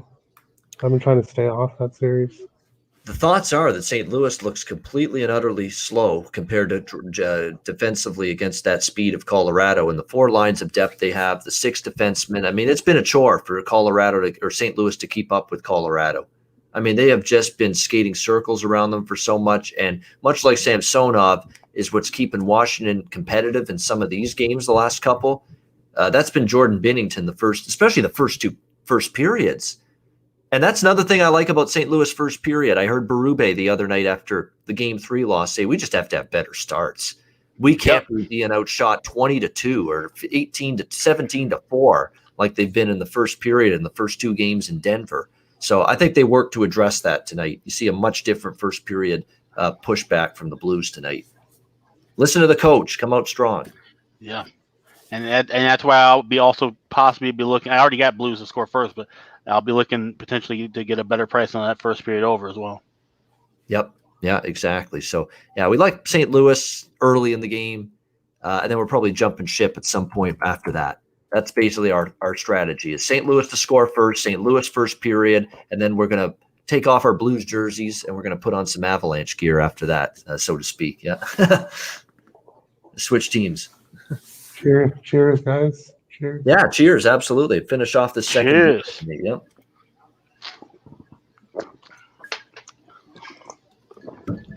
There we go. 3-1. Boston. Good chance by Washington right there. Yeah, Washington finally is starting to, come back, get some better. Got some life. You can get plus 162. I'm going to jump in plus 175 for next goal.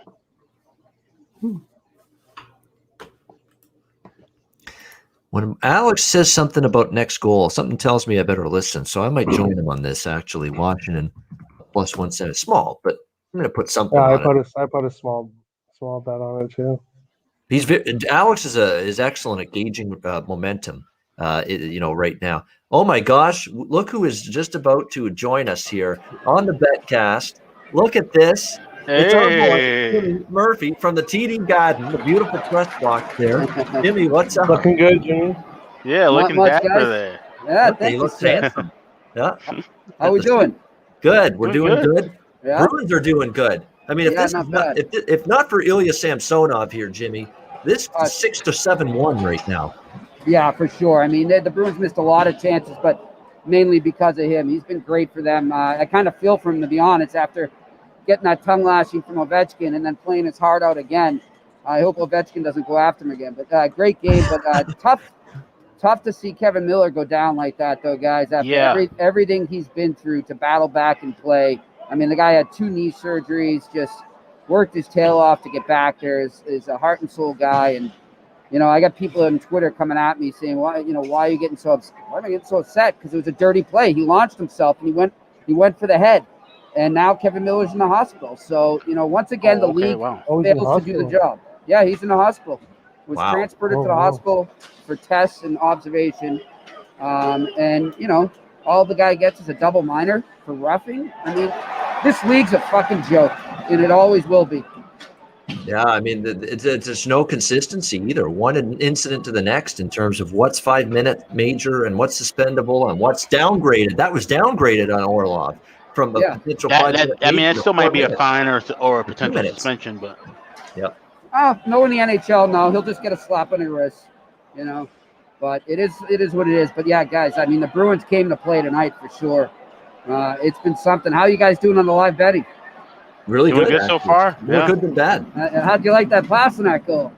Yeah, I love that. That's why we bet it. Jimmy liked it. Jimmy's good with the Bruin goal scorer props. Now wait, Jimmy, did he get credit for the first and second goals? Because some people got paid out for that. Yeah, they changed it to Marchand. So what happens then? Do they get their?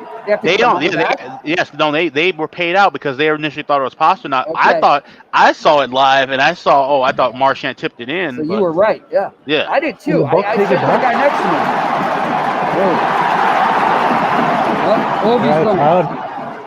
I love that. I love the background. Awesome. The crowd. That's awesome with Jimmy on the stream. Yeah. I'll give you guys a little view, eh? Okay. There we go. Oh, wonderful. Wow. Wonderful. There we go. Now that's cool. One of the best seats in the house, eh? Yeah. That's awesome. Yeah, good stuff. Good stuff, guys. Well, listen, I got to get back to work here. I just want to drop in and say hi. Hi to everybody watching. Have fun. Thanks, cheers. Jimmy. Thanks for joining in. Cheers. Enjoy the rest of the game. See ya. Have a good one. There you go. How cool is that? That's super cool. The roar of the crowd there in the background. Yeah. Oh, yeah. Cool effect, yeah. And that's what they had 50% capacity, 60%. So, man, sounded louder than 50% full, didn't it? Yeah, it did. It did. Wow, what a save there by Samsonov again. Wow. He has been brilliant, magnificent tonight. Samsonov, 33 shots now for the Bruins. It's just, I don't know, Washington is just totally discombobulated. Defensively, their power play is absolutely god-awful. Of course, Ovechkin finally scored, but other than that, the power play's been terrible tonight for this Washington team. And now, but yet, one more goal, and they put pressure on Boston if they could get it and get this thing to 3-2, which is, that's why this is hard to, that's hockey for you. This is not a 3-1 game with the way the flow of the game has been.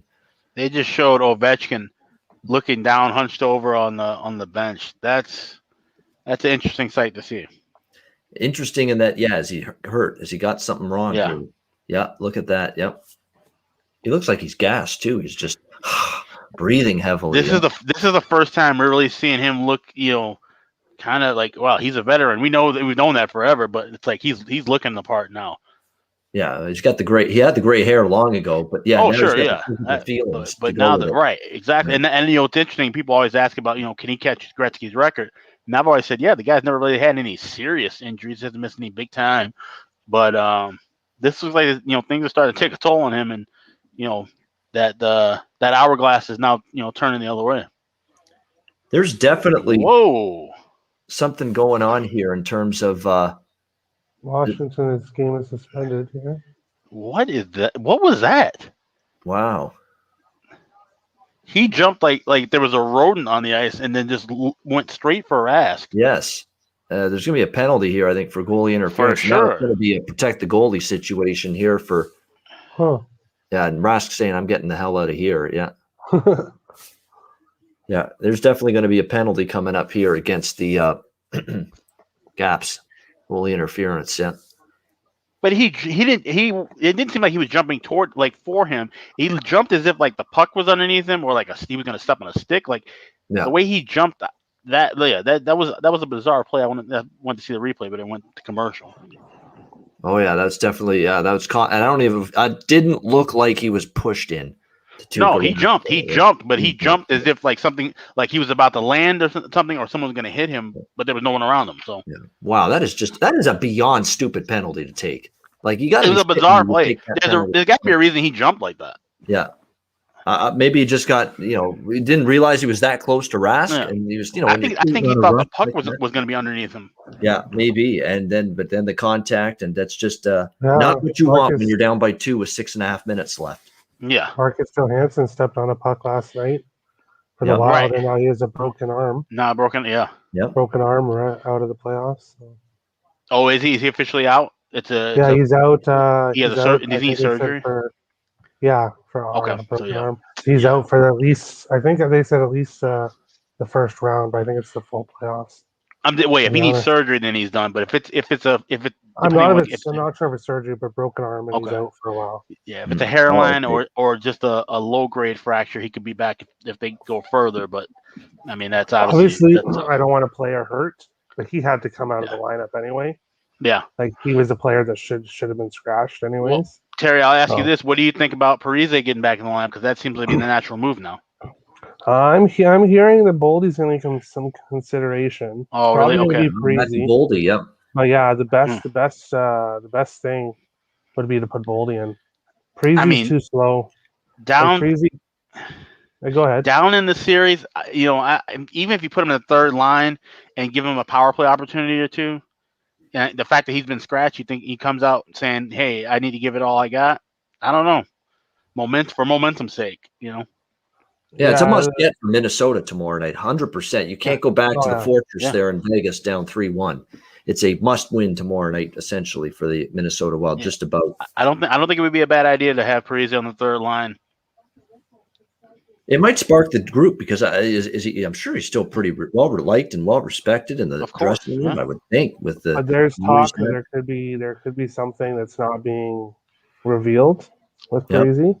There could be some kind of injury there. I was going to say another injury. Yeah. Yeah, there's talk that there's something or some political stuff going on. And I don't know. I don't know if Parise gets in, but I would like to see Matt Boldy in just because of his speed.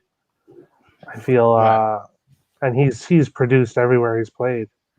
Like he went in the World Juniors, and then in Boston College, and then right to the AHL, and he produced right away.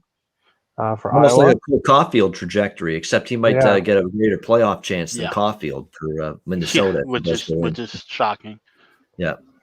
Hey, he looks like a genius last night because they won the game, Ducharme. But still, I would have found a way to get him in there some way. Another big stop by Samsonov, point blank, doing everything in his might to give Washington a shot here. Someone did something to Bergeron. Bergeron doesn't usually go after someone like that, but something happened there. Someone must have hit him after the fact. Yeah, because Bergeron doesn't usually do that kind of thing. Carolina penalties. The Nationals on the power play. I have that game on now. I was just about to get back to that. Yep, we've got Carolina, a shorthanded Nashville power play. So, again, that Nashville power play, other than that 5-on-3 they had tonight, this power play has been dreadful this entire series for Nashville, other than, like I said, the 5-on-3 they had tonight where they tied it 3-3. Nashville to score next is plus 137. Carolina's plus 150. I'd be tempted to bet Carolina to score next if they kill this penalty off. Yeah. Very much so,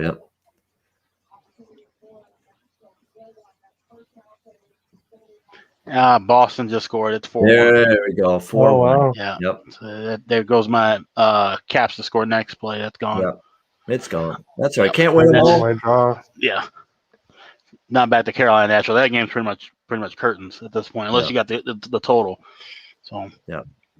There you go. That's the deserving winner. The deserving team has won this game. Simple as that. If not for Samsonov, this is an absolute romp for the Boston Bruins.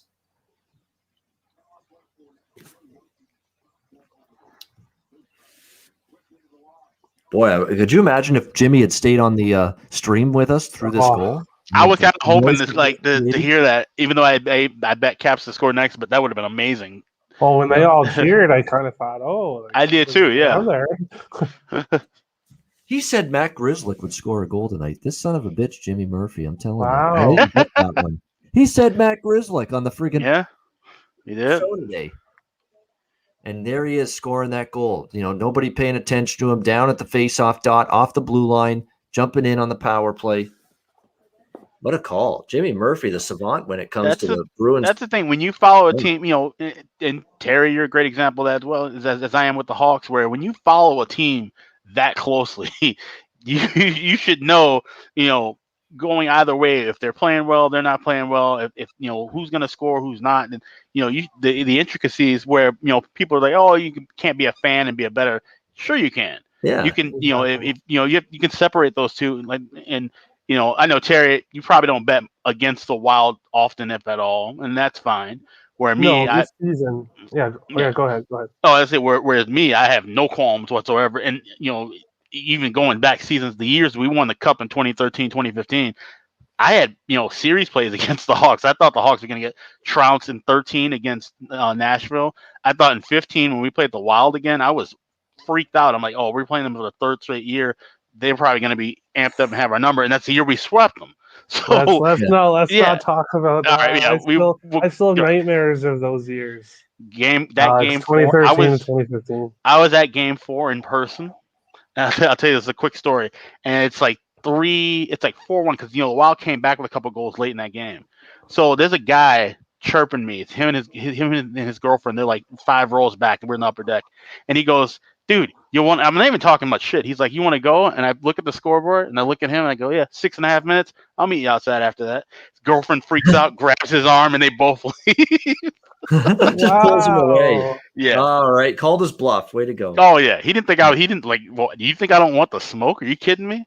But anyway, and most of the Wild fans are usually super chill. Like, it's a lot of fun going to a Wild game. Even if you're an opposing fan, it's a great atmosphere. But that was just a funny moment. But people were, obviously, dejected about it. But case in point is that, Terry, you having a good insight with following that team every day. You have a better insight than other people who are just like, oh, I don't get to watch that conference or that division. And that can really help you. I think more in hockey than anything else. I think it's more than football or basketball, where if you have that insight day to day, it can be beneficial. Yeah, this year I haven't bet against Minnesota at all, but I have stayed off them a few games. But right. This team just looks different to me. Oh yeah. So this team is going to be like a bet on team for the next few years, in my opinion.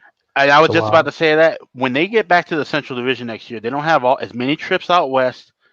More diversified schedule, playing the weaker Eastern Conference teams. This is a Wild team definitely going to look out for. They're going to be dangerous for at least the next 2 to 3 years. Yep. I mean, sure. That's the thing. No matter how this season ends for Terry's team, they've got some good moments ahead of them here. Future is bright indeed. And then here's the thing. I mean, Terry, did you think they were even going to be a playoff team this year? Or if they would be a playoff team, it would be probably, fringe, they make it, and it wouldn't be much in the first round. Yeah. My preseason predictions, obviously. Oh, Nashville scored. Nashville up 4-3. Yep. Just happened. Yep.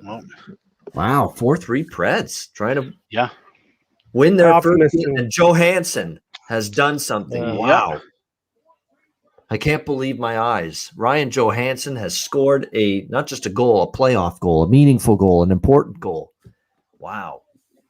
First time in however long that is for him. Yeah, there it is, 4-3 Predators. Now might be time to look at Carolina. Yes, definitely. I'm a little more interested now that you're going to get. Now the price is going to be. It's a third period deficit. Yeah, it's going to be a nice price. Plus 270, plus 280. I'm seeing. Yeah, in various spots. I'm going to put a little bit on that. Yeah, I'm waiting. I'm going to wait it out. I'm going to see if I can squeeze out a north of plus 300 on this, and then we'll jump in. Hopefully, it can stay 4-3 for just a couple minutes here. Yeah. Yeah. Back to your question, Alex. I think I had the Wild second in my preseason prediction. But I was being optimistic for them. Okay. But the centers, I thought the centers, if we were gonna miss the playoffs, it was gonna be because of the centers. Right. Yeah. Being so weak down the middle. The Wild are so weak down the middle. Yep. And that can be a problem. I mean, look at the Hawks. That was the Hawks' issue for most of the year. Have you heard anything on Taves or anything? No? Nothing. Not a thing. That saying that he's doing better. He could be back next year, but it's still nothing concrete at all. Yikes. Yeah. And that's tough too, because like nobody like for you, like you're like a Hawks fan, right? Like Yeah. you guys must be wondering, like, Yeah, of course. is this Yeah, like wondering, career ending? Like, is he okay? Like, Yep. right? And he's played long enough. He's accomplished so much. I wouldn't be shocked if it is something where he's hangs it up. But obviously, I'm sure he doesn't want to end his career this way. If he can play another season, he'd like to do that. So. Well, they're reviewing to see if this is a penalty on Boston here for delay a game. Yeah, I think they're calling delay a game here on the Bruins on that last clearing attempt. Yeah, they're going to say that went over the glass, no deflection. And now it's a power play for Washington, and they're pulling the goalie. Wow. So a 6-on-4. Oh. So someone, Michael Robertson, you're asking I don't know if they would have pulled their goalie Washington down 3 without this penalty being called. But now they will. Yep, now they will. Power play and net empty. So a 6-on-4 here for Washington. And all of a sudden, 5.5 could still get there. And now Jets Oilers are underway as well. Yeah, Jets Oilers started. Yeah, we already told you what we're on there. Connor to score. Connor over 1.5 points. And Kyle Connor to score. So I got Connor, and Kyle Connor pretty much in that game. And I'm on Edmonton first period, which was my show best bet, -0.5, plus 155, and the over 5.5 full game on that Jets Oilers game as well. So that's where we stand with that. That one just underway, though, first 4 minutes. So here we go, 6-on-4. Oh, nice save for Smith. Oh, penalty. Yeah, I think Terry's keeping an eye on the Edmonton game. I've still got the focus being the early games. I've got Washington on one screen, Carolina on the other. I just switched over because commercial to Washington, Boston. Yep. Edmonton penalty for Sasha. Okay. Up Jets power play early in the game. And boy, if they score that first goal early, game pressure on just missed the empty net, the Bruins. Of course, no icing because they're shorthanded. Here we go. Yeah, I mean, 5.5 can still get there for me. That's about the only thing that's left to decide here in this game for me is that total for the full game. Stick betrayed him. Oh, good save there by Raskin. Tight. He's got it. Now it gets away down the ice wide. So again, no icing because it's a penalty kill.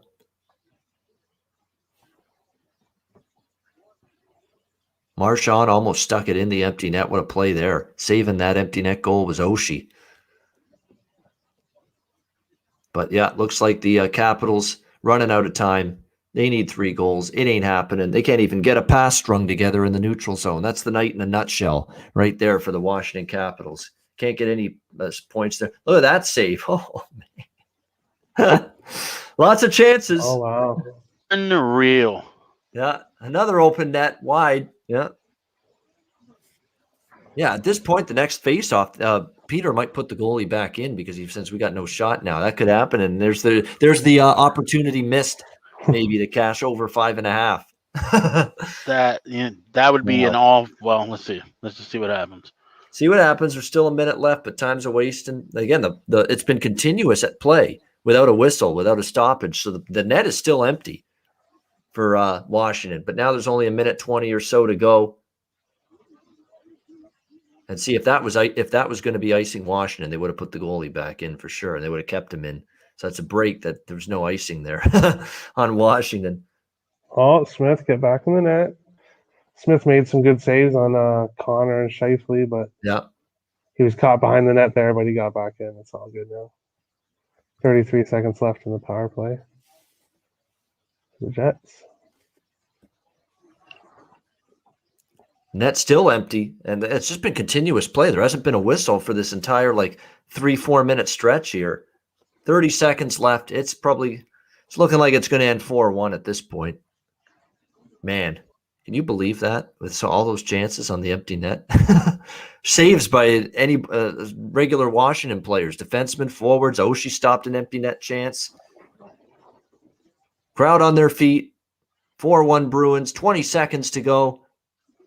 Time's running out for the Capitals. Shot wide of the net. 10 seconds. That's absolutely brutal. And it's going to end 4-1. That's brutal. Wow, that's tough. I don't know if that over deserved to get there anyway, but still, when you get that close, no, yeah, two misses on an empty net. That's brutal. Oh well, what can you do? I think it would have been worse if I had felt that I was going to cash the over the whole game and it ended like that. Like it was just, 1-0 for the longest time that I felt, oh, maybe get away with one, get lucky here and get that over when we really shouldn't have gone over. But it doesn't. Lots of chances at the empty net, but the game stays under 5.5. And Boston with a 4-1 win over the Washington Capitals to take a 3-1 series lead. Yep. To be honest with you, 4-1 is a flattering score to the Washington Capitals in this game. That was about as listless a collective team performance as it gets outside of you-know-who, Ilya Samsonov. Yeah, definitely. Oh, McDavid had a shot. Ooh. Nashville on the power play and they're buzzing. Yeah, Nashville's still up 4-3 on Carolina. That's the game I'm keeping a watch on right now. Same here. With 11 minutes to go in the third period. Of course, I always defer to the games that are closer to the end when there's multiple games going at once. So, again, if you're just joining us, Boston's beaten Washington 4-1. They're up now 3-1 in that series. We've got Nashville up on Carolina 4-3 in the third period, looking to win their first game of that series. Still scoreless, waiting for the first goal. Winnipeg and Edmonton about 6 minutes into the game there. All right, guys, I'm going to take a quick break. I'm going to let my headset charge for a bit, grab another drink, use the bathroom, and then I'll be back on until about 5 or 7 minutes. All right, sounds good. All right, Alex, taking a pit stop. Got to do it every now and then on a long betcast like this. Colorado St. Louis, I should say, is just about to start, so we're going to get going and discuss that. I'm on St. Louis in the first period. We've talked about the first goal. St. Louis to score the first goal in the game, which is plus 125. I think that's definitely a solid way to go here tonight in this one. I've been betting Colorado team total over 3.5 in every game in this series, and I still like it tonight, but I think that the start could be not dominated, but I think controlled by St. Louis. Like, I think this is that for that first period, I could see them not giving Colorado a ton of scoring chances and shots. Now, they haven't kept Colorado from getting scoring chances and shots so far, but they've talked about it. They're a desperate team. They're at home. They've talked about a better start, taking the play to Colorado early in the game instead of vice versa. So for that reason, I'm probably going to do an in-game team total on Colorado. That's my plan, an in-game team total instead of the 3.5 over before the game starts, because I think that first period, St. Louis, I think will dictate the play. If their actions speak louder than words, Terry, they will dictate the play because they've all said it collectively. The players and the head coach, Craig Berube, we just cannot get outshot 17-4 or thereabouts for the third straight game in the first period. They can't let that happen. Yeah. But they're playing the Stanley Cup favorites, right? So they're playing a damn good team that's a lot faster and quicker than them. That's the problem. And deeper than them. 100%. And the average age of this St. Louis Blues team is over 30, so it's even a little bit more of a difficult ask for them trying to contain this Colorado team, which, again, from a forward standpoint, can come at you in waves. What unbelievable saves just now by Mike Smith. He robbed Kyle Potter twice with the right pad. Unbelievable goaltending right there. That is what you need in a game like this. A big early save, and boy, did Mike Smith just give it to this Oilers team. Huge stops on Connor, not once but twice. Wow. I'm telling you what, this has not been the best start by any stretch of the imagination for Edmonton. They're very fortunate Mike Smith did that just now. Unbelievable stuff right here. 1-2. Wow. With the right pad stretched out. I mean, man, this is not like they were getting outshot 11-5 now. Edmonton in the first 7 minutes or so of this game. So this has not been that, you throw everything with the kitchen sink at the Jets kind of start that the Oilers need. Yeah, you think they'd come out stronger than this, Yeah, I mean, definitely with the 1-0 series deficit, not feeling that they generated enough the other night. I thought they played good defensively, Edmonton, believe it or not. They didn't give up a ton. They're giving up a ton so far here tonight. Their defensive game was not bad the other night. They just didn't generate much, if anything. Their defensive game was still pretty solid. It was not solid on that breakdown, letting Kyle Connor, arguably the best forward, most dangerous on this Jets team, 2 close-in chances, point blank, one-on-one with the goaltender. That's not good defense right there. Yeah. All right, Edmonton has got a little bit of a rush going. Nope, broken up in front, so save there for Hellebuck. Carolina, 10 minutes to go, third period of that game, still trailing Nashville by a score of 4-3. Goal scoring props. I don't think I've talked about those yet for the final game tonight, the matchup between the Blues and the Avalanche. So we'll get into those now quickly before the puck drop here. I'm sticking with Ryan O'Reilly. He hasn't scored yet in this series, but back home, this is a spot for him for sure. I think to find the back of the net. So you can get in on that because I'm going to be betting that Ryan O'Reilly, O'Reilly Auto Parts for the St. Louis Blues to score a goal tonight for them. I'm on that one. There we go. Let me just see what the price is. It's probably around that same price as it's been most of the series. For the most part, he's been in that plus 290. Plus 300 range to score a goal in most games in this series. Let me get you an updated number with him. Ryan O'Reilly scoring a goal. Oh, it's down a little bit, plus 250. That's probably because they're at home. So I like Ryan O'Reilly, anytime goal scorer tonight for the Blues. I think that one makes sense. Mikko Rantanen, I think, is due to score, but he definitely didn't really light it up down the stretch. Maybe if you want to take a shot, this could be one of those nights where you see him score a goal. I like Burakovsky for Colorado to score. That's the one that I see some value with is Andre Burakovsky, anytime goal scorer for the Colorado Avalanche. That's the one I would probably feel better with is that one, Andre Burakovsky. Plus 250 on him to score a goal tonight for the Colorado Avalanche. I'm looking down the odds board here for maybe one St. Louis player that might have a little bit of, I was on Kyrou already. Hoffman scored the other night. I don't know if I want to go back to him, and he's streaky. Tarasenko really hasn't gotten it going yet. Let me see the game report of the last game. You can actually see expected goal charts, Terry, at a couple sites, player expected goal charts for the previous game. I want to see what it was for St. Louis here because, again, this is a night where I feel they could score a few goals. I mean, because, again, this is like the Nashville game with Carolina. Their best chance to win a game, it's going to be tonight. They're going to be trying to press from the very beginning. Yeah, Mike Smith just continues to make really, really great saves for the Oilers, who are, kind of lackadaisical here early in turning the puck over. Like, their defensive game has been pretty shoddy in the first few minutes of this game. So that's a problem. Yeah, you look at last game, Jaden Schwartz had a bunch of chances. O'Reilly had a bunch of chances, and Schenn. So I might go with Schwartz and Schenn as well for the Blues. Schwartz is plus 350. Schenn is plus 225. But I think those are good prices there with those two guys. Schenn and Schwartz, goal scorer prop there on them as well. So I'm going to end up going with a few here. O'Reilly plus 210 for the Blues to score a goal. I'm going to go McKinnon plus 135. How could you not, the way he's going? Going to go with Burakovsky, Colorado, plus 250. Braden Schenn, St. Louis, plus 225. Jaden Schwartz, St. Louis, plus 350. So there we go. Those are the goal scoring props for me. Because you look at it. What player was it that said, can't remember. There was a player that said something in the Blues before the series started, something about winning or they were going to beat the Avs or something. Do you remember? Did you hear about that?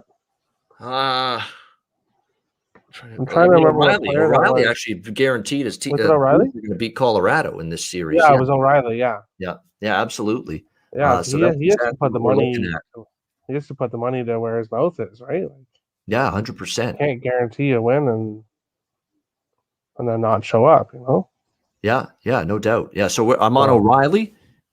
Yeah, I'm on O'Reilly to score here in this game, plus 210. Schenn plus 225 for the Blues, Schwartz for the Blues, plus 350. And then we've got McKinnon plus 135, Burakovsky plus 250. So that's what we're on for goal scorer props with Colorado and St. Louis, game 3. That game is going to start in just a few minutes from now. And we're also on the Blues in the first period, plus 160. I'm also on over 5.5 as well with the Blues and the Avalanche. I'm on Edmonton first period puck line here, and I'm not liking the chances of that right now. They have they've had that game, the play dictated to them so far early on by the Winnipeg Jets, which is more than kind of. It is disappointing considering this is the team that's down 1-0 in the series on home ice. Expected a little more coming out of the gate than this from the Edmonton Oilers. Oh, Carolina game is suspended.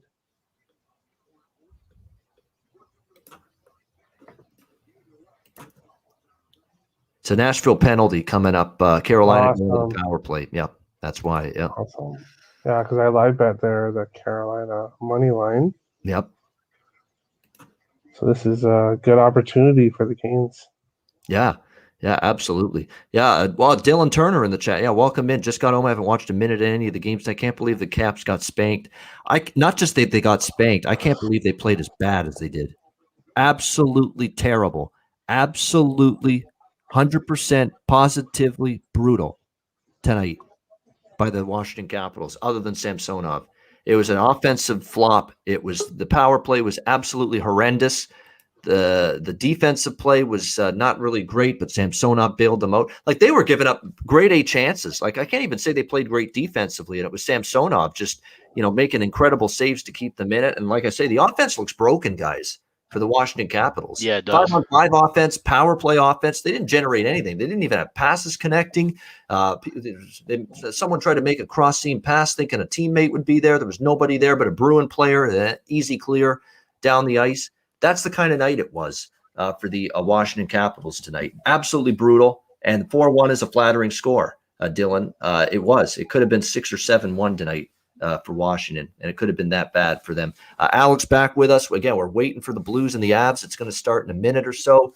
We've got Carolina, Nashville coming down the home stretch. Big power play chance here for the Carolina Hurricanes in this game.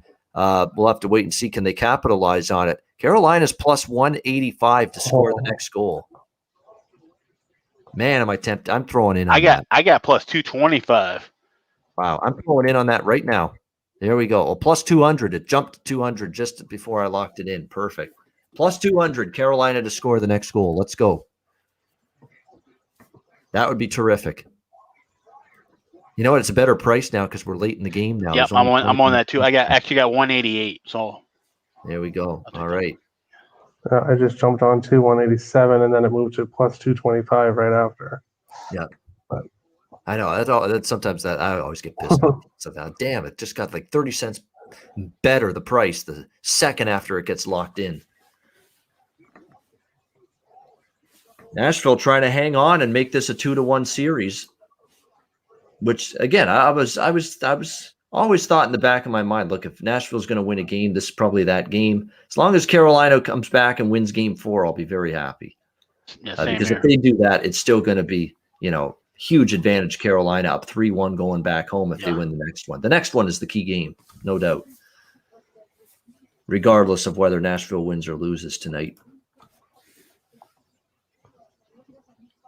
All right, 8:40 to go, first period. Winnipeg, Edmonton still scoreless. And to be honest with you, the Jets look like the better team right now. They do, flat out, than this Edmonton team. 14-6 the shots. Edmonton hasn't generated a whole lot. Mike Smith's had to be stupendous early on here in this game for the Oilers.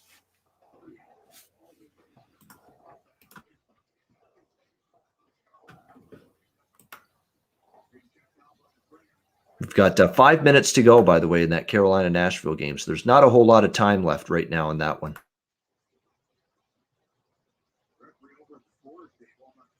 I think they're looking at the time, or?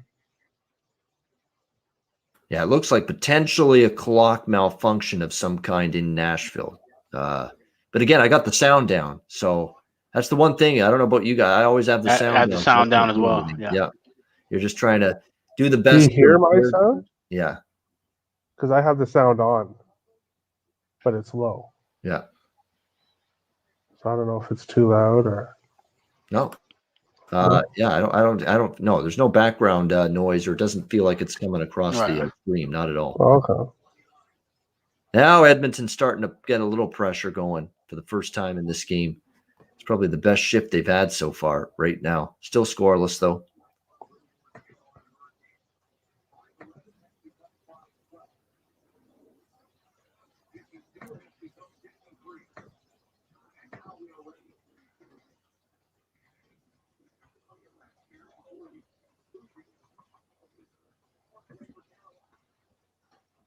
Yeah, you can tell the difference from the games like the Oiler Jet games and the Leafs Habs games. You can tell the difference from those games compared to the games that are taking place south of the border right now in terms of the crowd versus no crowd.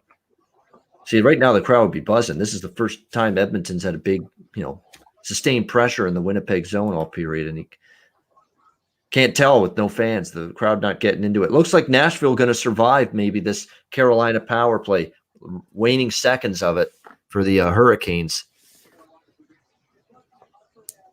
as the Preds try to hang on here with a 4-3 lead. 4 minutes to go in that one. Jets survive a Edmonton foray in the offensive zone. There's McDavid back on the ice for the Oilers. Conspicuously absent in game 1. Big save by Saros. In game 2. Saros, yes, very good save there. Wow, Draisaitl. Had an open net for a rebound, but I think the puck hopped over his stick.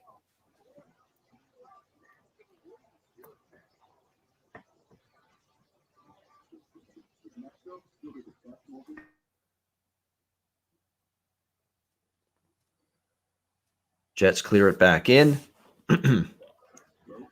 Good penalty kill by Nashville. Very good. Dug in. It's still up 4-3 on the Hurricanes now with just a little over 4 minutes to go in the third period in that game. Like I say, if Nashville wins this game, it's not too much of a big deal for me, to be honest with you. I still think they're in trouble in this series, obviously. They have played better tonight. They have a 32-30 edge in shots. It's been a pretty solid game overall for Nashville. And look, they got the early goal. That made a big difference as well. It gave them some confidence and a morale boost early in this game. And look, you got to give them credit for even facing a little adversity. They fell behind 3-2, tied it 3-3, and then took the lead early in the third. So give them credit for that. But one thing we know about Carolina is they are a very good team after a defeat. They've been that way all season. You know you're going to get an even stronger and even better Carolina Hurricanes team on Sunday when these teams meet again for Game 4.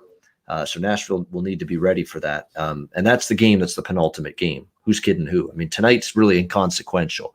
The next game is the critical game. Nashville wins that, we truly have a series again. Nashville loses that Game 4, she's all but done. Yep, I agree 100%. Yep. Looks like we got timeouts in both games, so we're waiting for both games to come back from a commercial, which means it's a good time for me to get beer number 3. I will be back in just a minute or two. All right, sounds good. Your White Sox are still tied with the Yankees 1-1. Yeah, I was looking at someone posting the score on Twitter.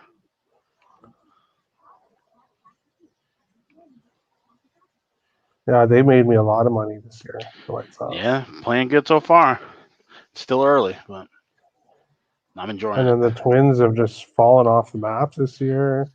I mean, I know the bullpen has had issues, but that offense too. I mean, that it's pretty much kind of live or die by the homer. But there's some games where they can string hits together. It's just I think also too is the weather. Once it starts getting warm, those bats will start to wake up. They'll play a little bit better baseball moving forward. Yeah. With baseball, I am a Blue Jays fan first. I've always been a Okay. Blue Jays fan first. But Twins are a close second. Obviously, I cheer for them, right? But they're having a rough time this year. Like I'm pretty surprised. Yeah. And Everybody thought it was gonna be. too. Yeah, everybody thought it was gonna be Sox Twins 1-2, but And the Royals coming out of nowhere. They're hanging around in third. Cleveland hanging around. They're falling off now. Kansas City. Yeah. Got 3:29 left in Carolina, Nashville. Carolina swarming still. Saros is standing tall. Oh, there it is. Carolina just scored. Yes, did they? Yes. Carolina just scored. Tied it up at 4. All three of us cashed that. Carolina Wonderful. And you got this game going to OT, don't you? You got the draw? Yep. Wonderful. Wonderful. I live bet Carolina money line too. Nice. Yeah, and I got Carolina money plus 120 money line as well. So that is a absolutely beautiful goal There we go. from the point.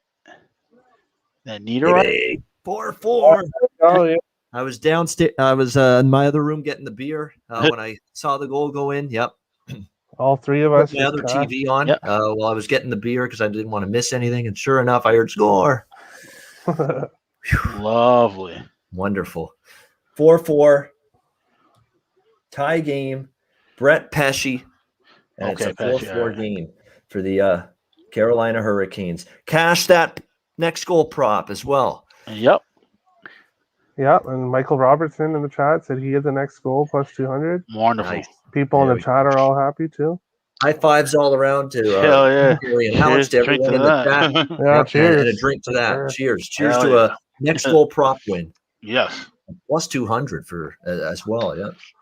I think mine got bumped up. I had 175 and it went to 195. So I'll take Well, that. this is a delicious one. Here's what we got now. Dress We've got pop. Dream, Dream pop, Pop. hippity pop, Nice. dream pop, do the dream pop, yeah. Dry hop sour, hoppy sour ale fermented with peaches and pineapple. Oh, it's refreshing. Oh, nice. That's good. Got that tropical mango Hawaiian beer flavor. That'd to probably it. be great to marinate chicken in. Yes, yeah, you're right. Yeah, exactly. That's a great thought. Include it in a chicken recipe for chicken marinade. Totally agree. That would be good. Oh, it's getting me hungry. Especially now, grilling season on the way. Mhm. Yeah, absolutely. Yeah, it's good. Oh, that's a good one. Wow. It's a new version of their Dream Pop too. So really well done. Looks like we got a Winnipeg penalty here that takes them. Wow, we had that was a nasty, nasty, vicious swing of the stick in the face of Yamamoto by Perreault for the Jets. Wow. Wow. I don't think he 1-4 for 9 fully seconds. got all of Yamamoto's face with that, but very nearly. Yikes. Wow. 2-on-1 run. What are the Oilers doing, man? Like, what the hell are they doing? They just gave up a 2-on-1 on a power play, and it needed another big save from Mike Smith. Not good. My eyes are all on this Carolina game. Come on, stay tied. Yeah, I got them Another both. minute Yeah, and a right. half. Yeah. Stay 4-4 for me. Carolina's plus 100 to win. Yep. Nashville's minus 130. I got plus I wonder why. 120. Well, I mean, it should be even money at this point, I would think, with a minute left. I would think it would be 110 each way, but I got, you got favor in the crowd at home. Yep. But I guess, but Okay, so the Blues and the Avs are just underway. First minute. I want to recap what I'm on there quickly. I'm on McKinnon, Burakovsky, O'Reilly, Shannon Schwartz for goal scorer props. We're on St. Louis first period. Plus 150. St. Louis to score first goal, which is plus 125. Yeah. Yeah, that's the price of that. I'm on that too. I'm on. Yeah, I got it plus 150, and then for St. Louis to score first. Oh. Yeah. Oh. And then I'm looking for a first period over potential in that game as well. So. And Terry's trying to hold on for his draw. That's right. He's got draw. Yeah. Nashville and Kakalaki. Yep. 30 seconds left. Hang on. Yep. Delkovich had a nice 2-on-1 save there. Yeah.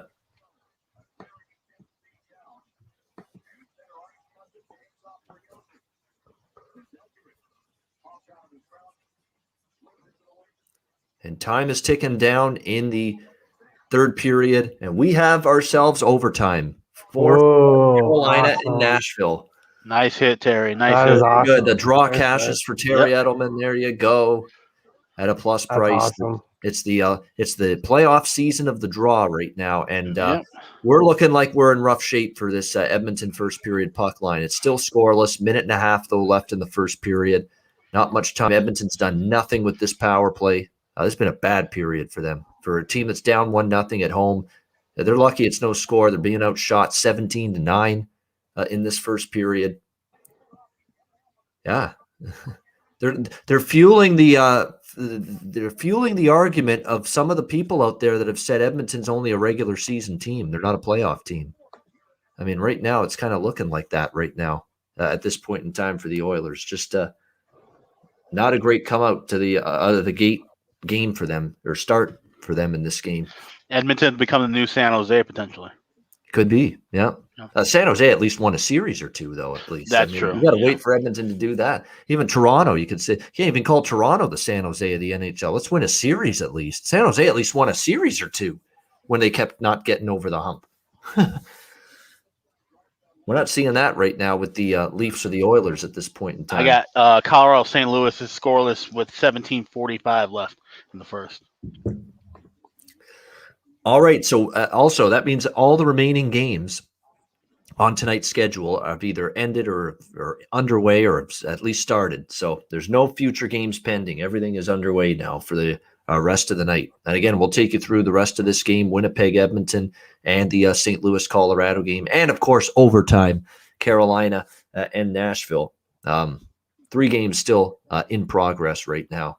But again, this Oilers starts very, very, if you're an Oilers fan, you're very upset right now and worried, to be honest with you. This is supposed to be the first period where you come out storming on home ice, down 1-0 in the series, and Winnipeg's taking it to you.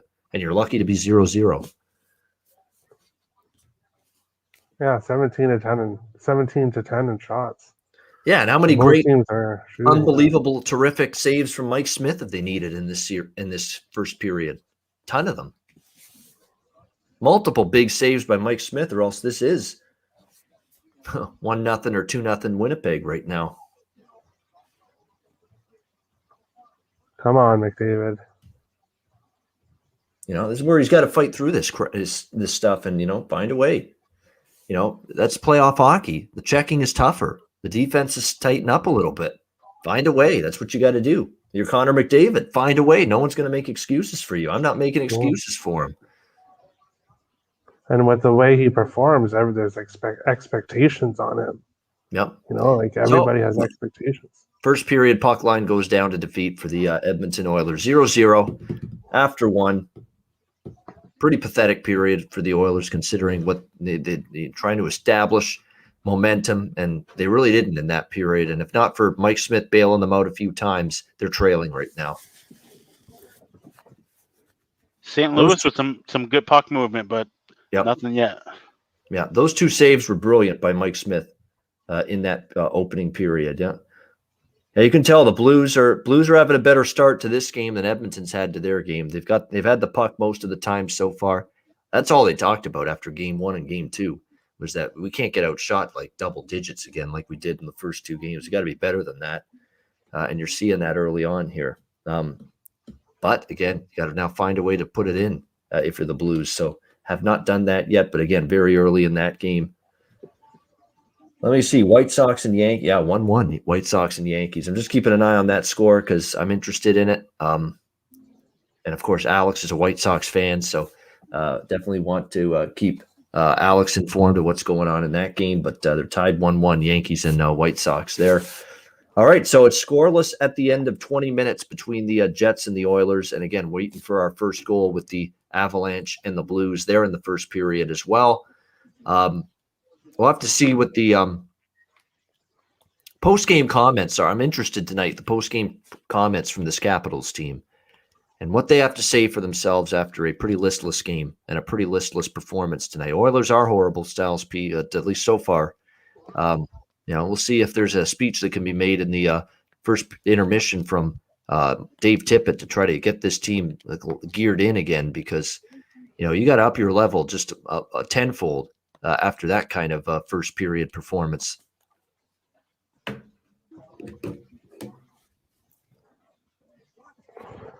Kevin St. Jean in the chat says, who do we have for overtime?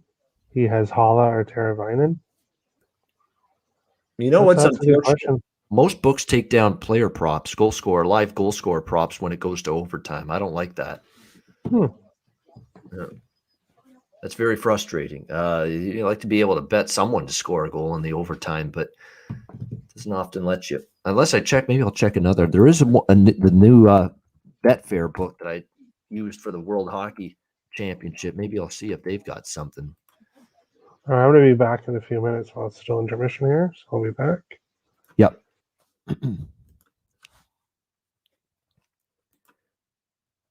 All right, so I'm going to have this is like a wild scavenger hunt right now for goal scoring props at this point in time. Yeah, triple play in the Yankees game. White Sox had 2 on base. Yeah, that's one of those games where when that starts happening, you feel they're probably going to find a way to lose the game when you squander an opportunity like that. So you worry that might come back to haunt the White Sox in that game. But again, won't talk too much about that. That is baseball. Did you just say the Yankees turned a triple play? Triple play. Alex heard it. Yeah, I had my headset so on. Ringing. Yeah. Fuck. That's not good. No, it's definitely disappointing. It's gotta be I think that's the first one turned against us in maybe about 11 years or so. We had 3 of them one season. So yeah, I mean it's rare that you see them happen. That's for sure. And you're right. The White Sox are one of those teams. I don't think we've seen that for a while from them. That's just one of those things where things just have to work out right. It's like a liner, and then 2 guys get caught off base, and there you go. Yeah. I'm gonna guess that either Abreu or Mercedes was on base. Somewhere on base. Yeah. You know the tendencies of your team, and which guys we got pretty good base runners and pretty good speed. So for that to happen like that, or a ball was hit right at somebody. Yeah. I'm looking around. Yeah, we got a penalty coming up here. Indeed. I don't know who. They just did interference with somebody. St. Louis, so it's going to be a Colorado power play. There we go. Hold your breath time for St. Louis first period backers and St. Louis to score the first goal backers. Yeah, and that's the problem. Colorado's speed, they just draw so many penalties. They're capable of it, and you just saw another example of that here. So big penalty kill early in the game for St. Louis. Again, it's a situation where you got to try to keep that momentum on your side and try to, make sure you kill this penalty. At least you're going to still be feeling relatively good about yourself at that point. You give up the goal here, and then all of a sudden it's a different story. So big early penalty kill in this game here for the St. Louis Blues. Very important. Very important if they can try to keep this scoreless right now. Yeah, I mean, it's definitely we're going to be doing these betcasts all playoffs. Once a week minimum is probably what we're going to do. Next week, we were talking off air, probably just one betcast next week because it's going to be a lighter schedule. We're going to be coming up to games 5, game 6, and game 7 of most of these series. So you're not going to have as many games throughout the course of the night. So we'll probably keep it to one betcast. It'll be through the week. We'll see what day of the week. Might be on a Wednesday or Thursday. I should point out I've got my first COVID dose coming up on Monday. So in terms of status for the show that day, we'll see. I'll try to make it, but we'll see what figure out what time and stuff and different things. So exactly. Which one it's you're getting? Monday. Moderna. Yeah. Okay. All right. Yeah, Moderna vaccine. Moderna and Pfizer have been the predominant 2 here in this country. A little AstraZeneca. Johnson & Johnson first doses are just arriving now in Canada. So, Moderna is what it's going to be for me. Okay. Yeah, I got the 2 Pfizers, so I'll be officially vaccinated in 2 days. So, Braden Shen in the box there. Yeah. For the Blues. Again, I need you scoring a goal tonight, Braden. No penalty. No penalties. Goals, not penalties. Goals. Hopefully not goals here, though, on this Colorado power play. Yeah, right. All right, so Avalanche man advantage. Here we go. We know how lethal they are. They've already scored, I think, a couple power play goals in this series. So this is always definitely hold your breath time if you're on the Blues here. For sure. Which we are for the early part of the game. But icing just now on the power play for Colorado. So that's good news. So the face-off coming back in the Avs zone early in this. Yeah, Oilers need to make some adjustments. The adjustment is forecheck better. Keep pucks alive in the offensive zone better and do a more thorough job of that, which, to be honest with you right now, they're not doing that. And not enough traffic, not enough rebounds, not enough second and third chances against Connor Hellebuck right now. I mean, I could go on and on with the improvements the Oilers need to make at this point because it's a long list. Yeah, definitely. All right, Colorado now. Here we go, setting up in the offensive zone with the man advantage. Blues trying to keep him to the outside here. A lot of life, good active sticks by St. Louis during this penalty kill so far. Yep. And that's what Berube said. We can't make it as easy for them to get shots through. We've made it too easy on them. Look at Ryan O'Reilly is outstanding at the penalty kill, and he just showed you why there. Yep. Great play to break that one up.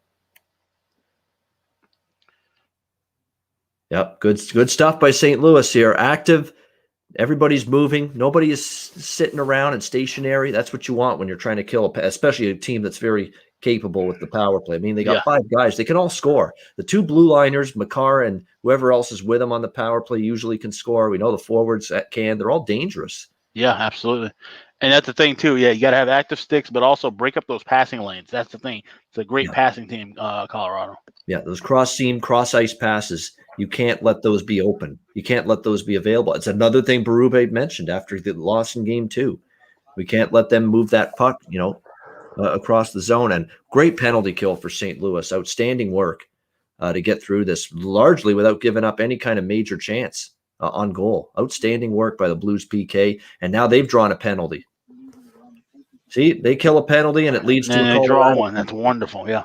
Yep. And now St. Louis, here they go. Man advantage time. Wait, well, in 8 seconds they'll have one. Yep. Yeah.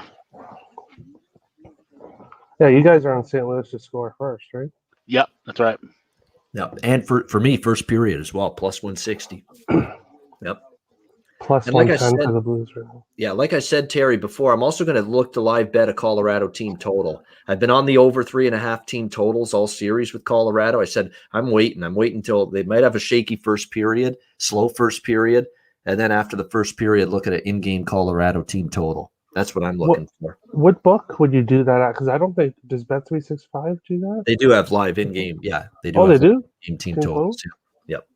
With Bet Online, I can do that too, live team total. Yes, that's definitely something I'm targeting for later in the game. Because, look, they've gotten to 4 goals every game. I figured they'd start offensively a little slow with St. Louis peppering them early. Desperation spot at home. Try to find this Blues game.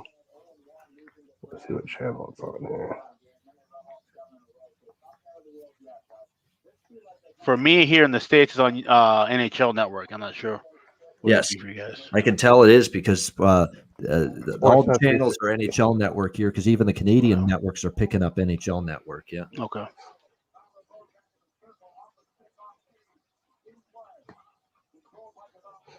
St. Louis working the puck around well, but a lot of passing so far. Oh, good save, Grubauer there.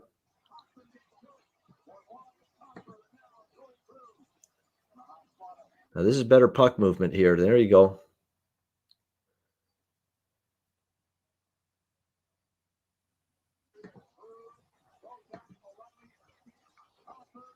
Well, that's a good job to keep that puck in the zone. Good save, Grubauer. Good save. Yeah. Off.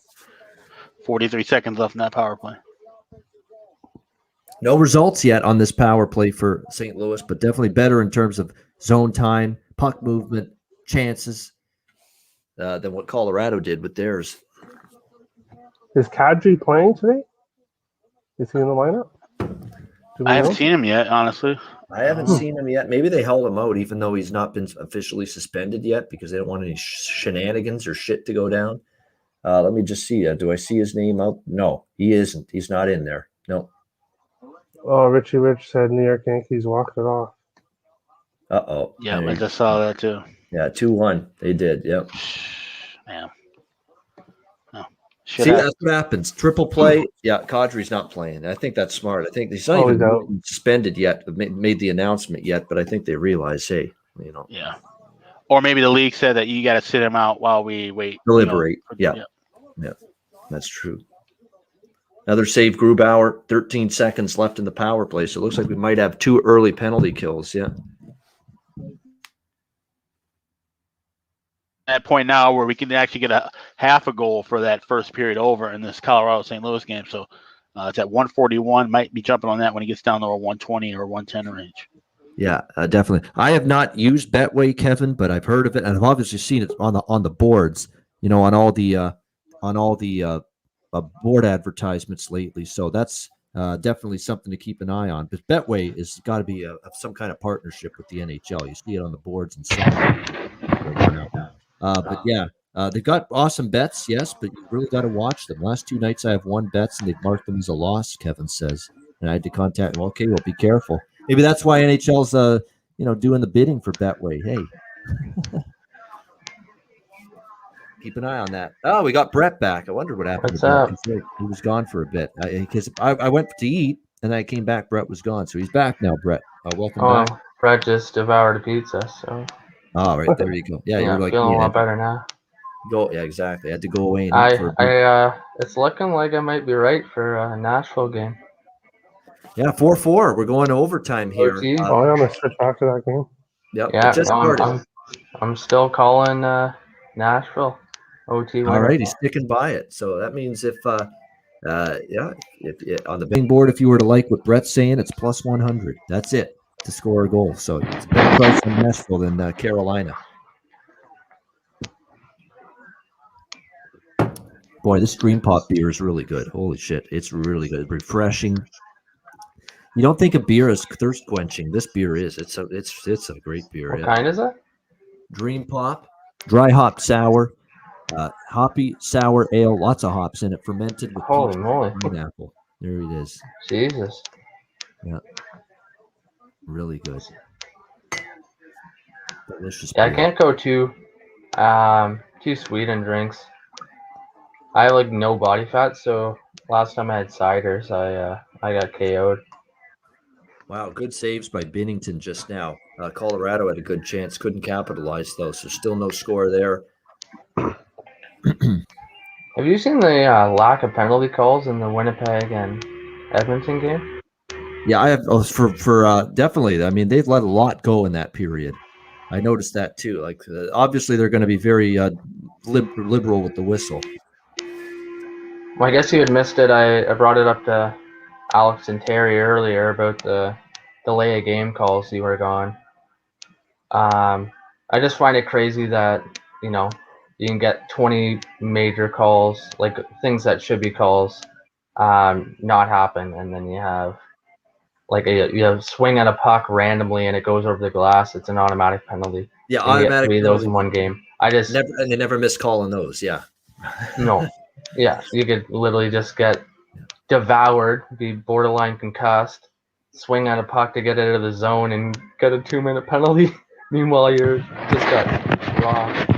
Have your shit rocked and have your head Nice save, decapitated. Nedeljkovic. Yeah, that was wow.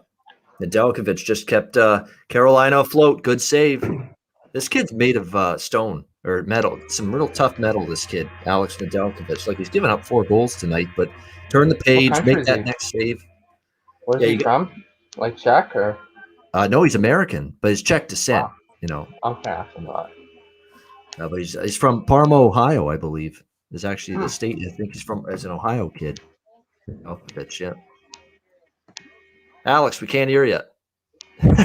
First period. I forgot I got the 2. First period over half a goal, plus 140 with Colorado St. Louis. All right, he's in. Oh, thank goodness we got to hear you that because that's a live bet. There you go. Yes. I'm going to jump in on that too. There's Half chance. goal. Alex's live bets. Just need one. And we got 5 minutes. There he goes, and you can get plus 160 now on that too. So there you go. Hop in. There we go. We're in. Carolina, Nashville still in overtime.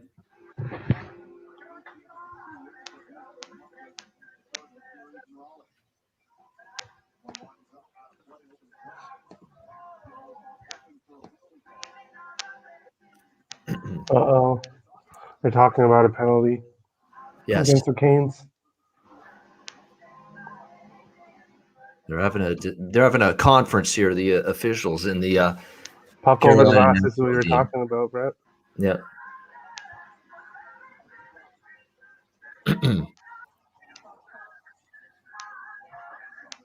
Watch them. Oh, no, it doesn't need to be a penalty because it's overtime. No over the glass.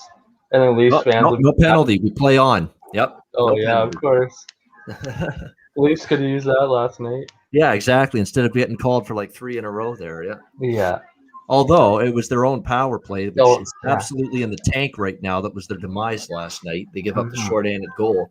They're shooting more on the power play, which I like. But yeah, they haven't hitting bodies, so that's a tough part.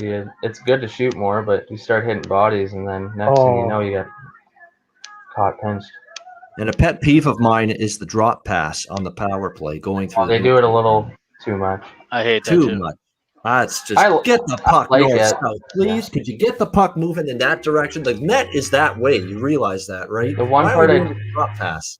see, I like the drop pass when you have a guy coming in like McKinnon or McDavid. Like when you're 'Cause he coming can in make with that people miss. much speed, Yeah. it's dangerous. But like I find they do it and they come in at like 75% speed. Right. Yeah, Like if you're right. gonna do it, come in so fast that you stop and you have complete control of the situation.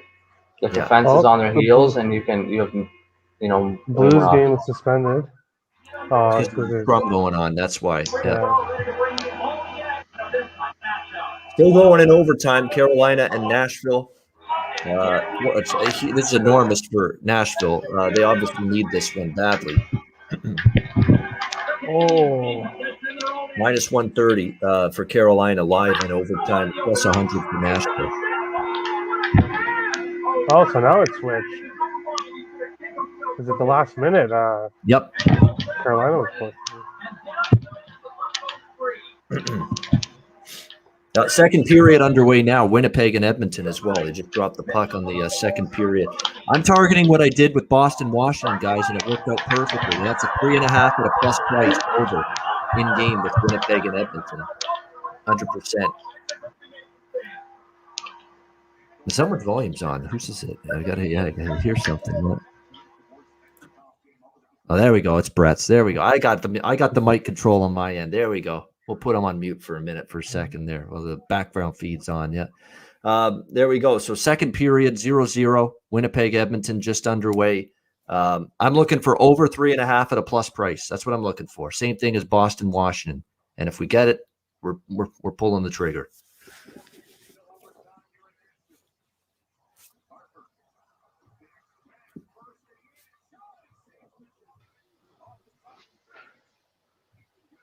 All right, overtime still with Carolina, Nashville, 4, Colorado, St. Louis coming back to break. Yeah. They're on break. They're scoreless with 3:34 to go in the first period. It's looking like one of those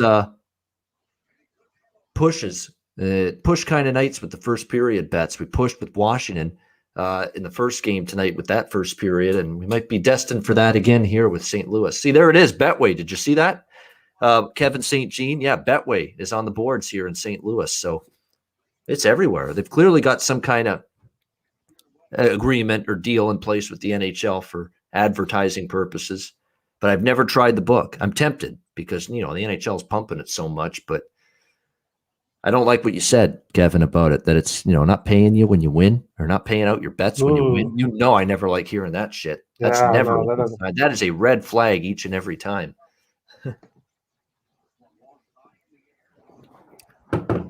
I don't know. How can they get away with that? Yep. How can they get away with not paying out? Well, they if they're an offshore, that happens often. Yeah. They all obviously that's what happens. Yeah. When you're not behind a regulated system. Yeah. You get away with a lot more shady activity. But word can get around still, and it can hurt an offshore book. I've seen many offshore books bite the dust because the public sentiment regarding that book is just so bad and so negative, a lot of them, that it keeps people away. Yeah, that's happened before, and that's when some of them go under. So, again, we're still playing. We'll keep you up to date as soon as we've got an overtime winner with Carolina, Nashville, but they're still going. Nashville's actually had the better of the play so far in the overtime, but nothing to show for it at this point. Colorado, St. Louis is back. Yep, 3 minutes to go, first period. Again, the first period prop might be we might be waiting until the second period for that first goal prop, I should say, in the St. Louis game to come to fruition, win or lose. Better start, though, for St. Louis. Just better because they're not getting definitely blitzed 15-4 in shots like they were in the first two games in Denver, which is a positive. See, FanDuel Sportsbook is on the boards in St. Louis. Like, this is unbelievable. I'm still in awe at this. Even though it's been several months now with all the sports betting advertising. It's really amazing to see it. Never did I think I would, but it's good. It's a good thing. 100%. Yeah, the industry is expanding. Yep, that's Big exactly time. what. Yep, that's what you want to see. The industry Yeah, get definitely. Oh, Maybe there'll be a TV channel dedicated just to sports betting. that would be nice. Yeah, that's the next thing. I know VEASAN is there, but VEASAN's just online medium for the most part. That's all. Yeah. I think they've got honestly, to be honest with you, and I appreciate when VEASAN's asked me to come on their shows, but a lot of their programming and content's kind of been watered down lately. I find that Yeah, a little bit. and DraftKings owns them now too. So Yeah, and that's changed the playing field a little bit for sure. Yeah. which I mean that's fine. Shout out to DraftKings, but it changed kind of the dynamic of like the they have the focus on Vegas and global stuff now with that channel. Yep. Yeah, the Ice Guys coming to a TV station near you. I hope people are looking for that, Dylan Turner. I would be all in for that. We would. We're waiting for Turner to give us the call, right? We're here. We're ready. Yep. Jimmy, Alex is ready. I'm ready. Let's go. We're ready to bring the Ice Guys to Turner Television in the United States. And we know they're interested in betting content during their NHL telecasts because we see it in the NBA with what they're doing. And they want to bring that kind of element to their NHL telecasts as well. So just a question of who do they want to bring it to them? Do they want, just a NHL player trying to show that he's a bettor and a handicapper now, like TSN does with Mike Johnson? Or do they want to bring in actual bettors and handicappers? That's the thing. Although I'll give Mike Johnson credit. I've seen his betting. He's actually done all right with his picks. A lot of games. So I'll give him credit for that. They're trying to get Gretzky, and they're like throwing like $8 million at him apparently. Yeah. Now here's the thing, though. He fits the bill of we need some big time Hall of Fame players like what NBA has with Kenny and Charles and Shaq, but Wayne doesn't have the charisma and the personality. Yeah, exactly. That's what you really need. That's what's important. Yeah. I know it would ruffle too many feathers, and he might be a bit too controversial. What a save Grubauer twice, 3 times. Unbelievable. Wow. Unbelievable stops to rob me of first period St. Louis and the over. The half goal over. And the half goal over for that matter. Yeah. Well, that game's suspended, but it says 10 seconds. Oh, because just because of the stop. And then I think there could be a penalty coming out of that. Yeah. Now, is it going to be offsetting, or is there going to be an extra penalty given to one of these two teams? We'll have to wait and see. Nice, Nedeljkovic. Yeah, over 3.5 in the Edmonton game. I'm still waiting. I'm waiting until that number gets really good before I pull the trigger on that. Haven't done it yet. What goaltending right there just now by Philip Grubauer of the Colorado Avalanche right toward the end of the first period. Sprawling out, both pads on the ice, stretched out, and just took it away from a couple of Blues there. Terrific goaltending.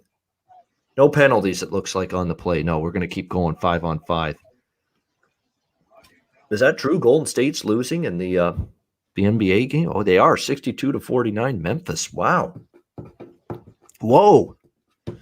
Maybe everybody chalking it or penciling in Golden State to be that 8 seed against Utah, and may not happen. That's why they play the games. Yeah, 2-minute minors actually offsetting penalties, 4-on-4 coming up in the Colorado St. Louis game. Oh, the over 3.5 is plus money now. I'm still waiting. Winnipeg, Edmonton, yeah. Yeah, I'm still waiting till that first timeout, first TV timeout before I actually. Cheers, guys! Cheers. Yeah, we're almost there, guys, with the 3.5. We're almost going to pull the trigger on it. We're not quite there yet. It actually is the first TV timeout now, but I'm looking at it plus 115. I think I want to get a little bit. Wait a bit longer. Just wait a little bit. I hope I can burn for it because I know if it gets to 1-0 here shortly, we'll have missed our chance. Oh, Pesci just missed. Carolina buzzing right at the halfway point of overtime. Yeah, they really are. They smell it now. I mean, they withstood the onslaught early in overtime. You can tell they're getting stronger now, Carolina. They are. They're getting a little bit, the tilt in the ice a little bit. Got Nashville hemmed in a little bit in their own zone. Commendable effort, though, from Nashville, because Nashville, they're fighting for their absolute lives here. Can't go down 3-0 in the series, but Carolina's starting to take the play a little bit to them. Yeah, Atlanta is burying Pittsburgh. What, in the baseball score? Yeah, pretty impressive. Yeah, Stephen Lambert. Thanks for joining us, Stephen Lambert, a new Twitter follower of mine. Nice. He's been very, very complimentary. Thank you very much for the support. I appreciate it. And he just commented 80% of the money on Golden State in that game, that's why right away it was like a red flag for me. 80% of the money, all the point spread just went crazy up from 3.5 to 5. Yeah. Like, watch Memphis probably be the side here. As soon as I see that, I always get worried. Not so much worried, in a big schedule of games, but when it's a standalone national TV game, right? Like Because TV game too, yeah. Like so. Yeah. That's the only NBA game tonight, and it's on TV. It's on the ESPN, the play-in game. All right, so I'm going to try to. I'm taking a risk here, waiting on this over 3.5, but I'm doing it. I'm just going to wait, see if I could squeeze an extra 30 cents of value. It's plus 125 in my book. Oh. Yeah, it's getting there. Plus 120. Oh man, this is where greed can get the better of you. It's all about timing. Timing is everything with live betting. I'd hit it 30 or higher. Yeah. We're just waiting for it to go up.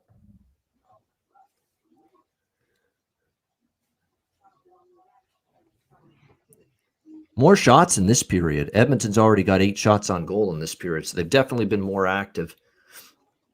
All right, it's one more face-off, and then I'll probably lock it in. I don't know. I don't know how much longer I want to wait here. It's all about timing.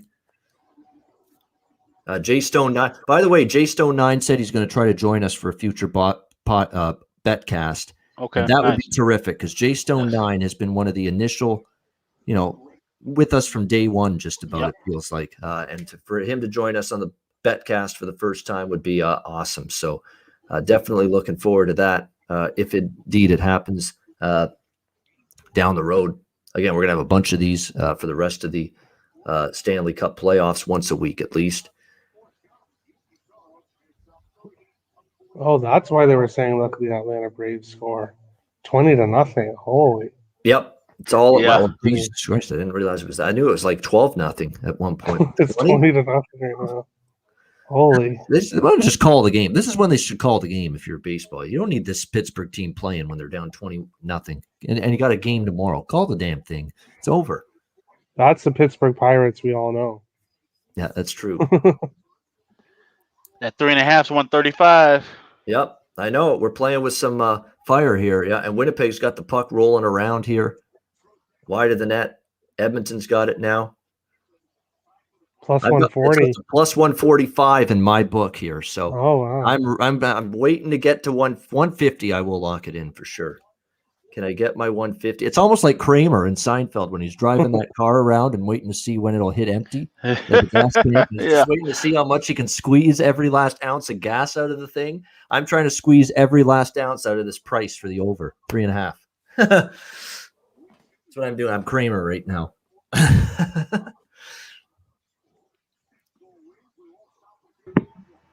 I think he might be better looking than Kramer, though. Let's be honest.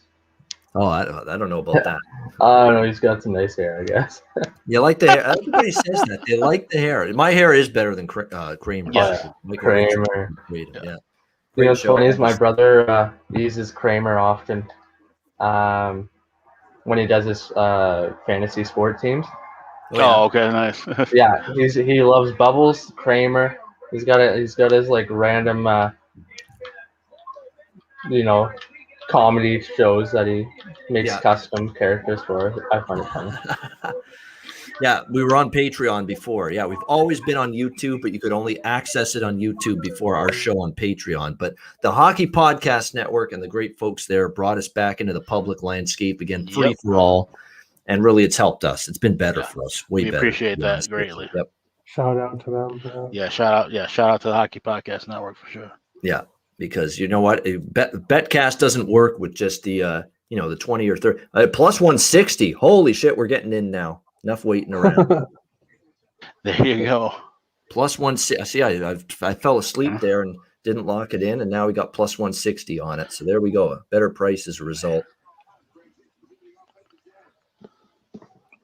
Still 4-4. Carolina, Nashville. 7 minutes to go in overtime. So Nashville, Carolina's starting to tilt the ice, though. Yeah. There's no doubt.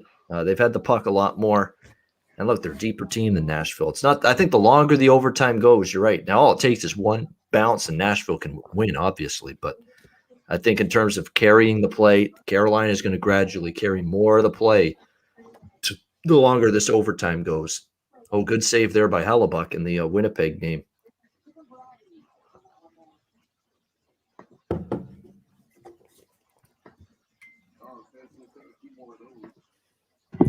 So how many TVs do you got rocking there? 3?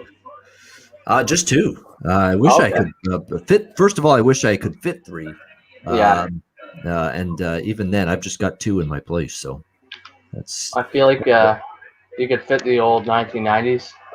About 8 of those. Oh yeah, I could definitely. You just might not be able to tell what team is which. Yes. Yeah, 100%. Yeah, if it's a really piddly little small blurry screen TV and the picture tube is going in it, yeah, one of those old school TVs. Yeah, it'd be a little bit more difficult there. No, we got 2 HD sets here. I do want to get a third though, and basically mount it on the wall in front of me right here, and have 3 going, 2 just side by side and 1 above me. Yep. It'd be sweet to have one, right, nice up and high, angled down at you. Yeah, I agree, Brett. Yeah, that's what I'm aiming for at some point. But again, the pandemic's been taking a financial hit everybody with the pandemic. So to be honest with you, for the last year, we put off maybe buying that third television because of the financial shortfall that we hit from March until June. And then sports came back, and it finally came back again a little bit. I just jumped on that over 3.5 with you, plus 185. Yeah. Oh, really? Okay. I got it. I was going to say I got it 175, so that's why I got it. Yeah, I just hit it from when it went to 185. All right, so we're in at over 3.5. All 3 of us. 160 in that Edmonton Winnipeg game, and it's plus 185 now. So, but hey, we didn't want to wait any longer. But boy, I'm telling you what, this is looking like it could be one of those Minnesota Vegas game 1s right now. To be honest with you, Winnipeg and Edmonton, 1-0 for somebody. That's what I mean. I think it'll open up in the third. Yeah, I can see it open up late in the second, honestly. Yeah, there's definitely been chances, the last few minutes, and pressure and opportunities just haven't gone in yet. Look, Winnipeg's keeping a lot of the chances for Edmonton to the outside. They really are defending again pretty well. Carolina, Nashville still going. Now, Nashville's had a couple of chances the last minute or two, but we play on with the Canes and the Preds.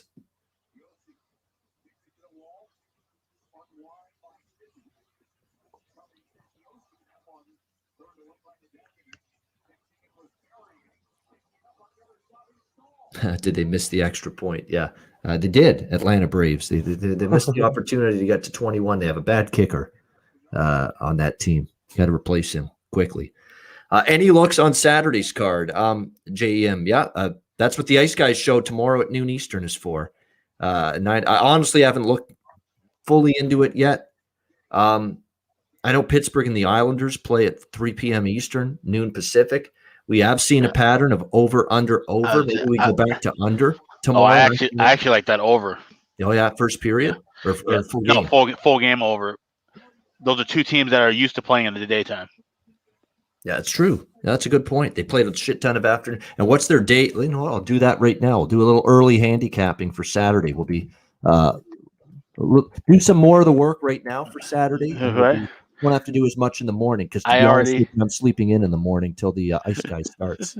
Pretty much, yeah. I already got in over 5.5 plus 116 yesterday. Yeah, very interesting. So, yeah. And by the way, there's a 12:30 Florida. I didn't realize Florida Tampa was 12:30 tomorrow. So really early in that game. So there you go. That's a very early game. Florida Tampa Bay. But that series now interesting again. 2-1 Lightning in that series after Florida took Game 3. So that one's minus 140 for Tampa in Game 4. The total's back to 6. So there's another series where we've seen over, under, over has been the pattern in the Florida-Tampa series. Does that go under? I don't know. I don't know. We'll have to wait and see. But Alex likes the over there tomorrow with Penguins and Islanders. I'm going to bring it up right now, 3 p.m. That's the second game. And then tomorrow night, it's Montreal-Toronto, 7 Eastern, Vegas-Minnesota, 8 Eastern tomorrow. So there's no real late game tomorrow night. 8 Eastern with Minnesota-Vegas is the latest game. Pittsburgh and Islanders. Islanders 3-3 over-under in day games this season. Pittsburgh 7-6 to the over. So there you go.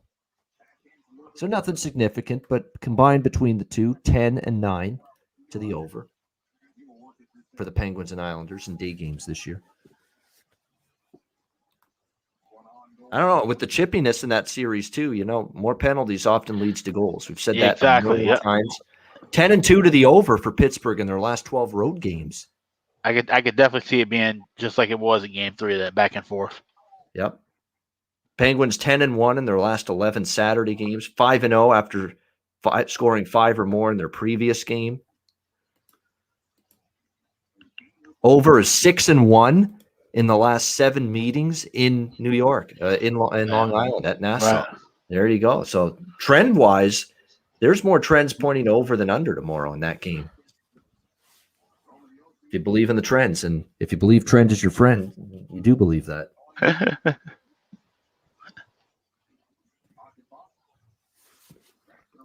All right, better period for Edmonton. They really are starting to tilt the ice. They're getting better pressure. Just haven't capitalized just yet. Still scoreless between the Oilers and the Jets in that game with 7 minutes to go in the second period. Keep our eye on that.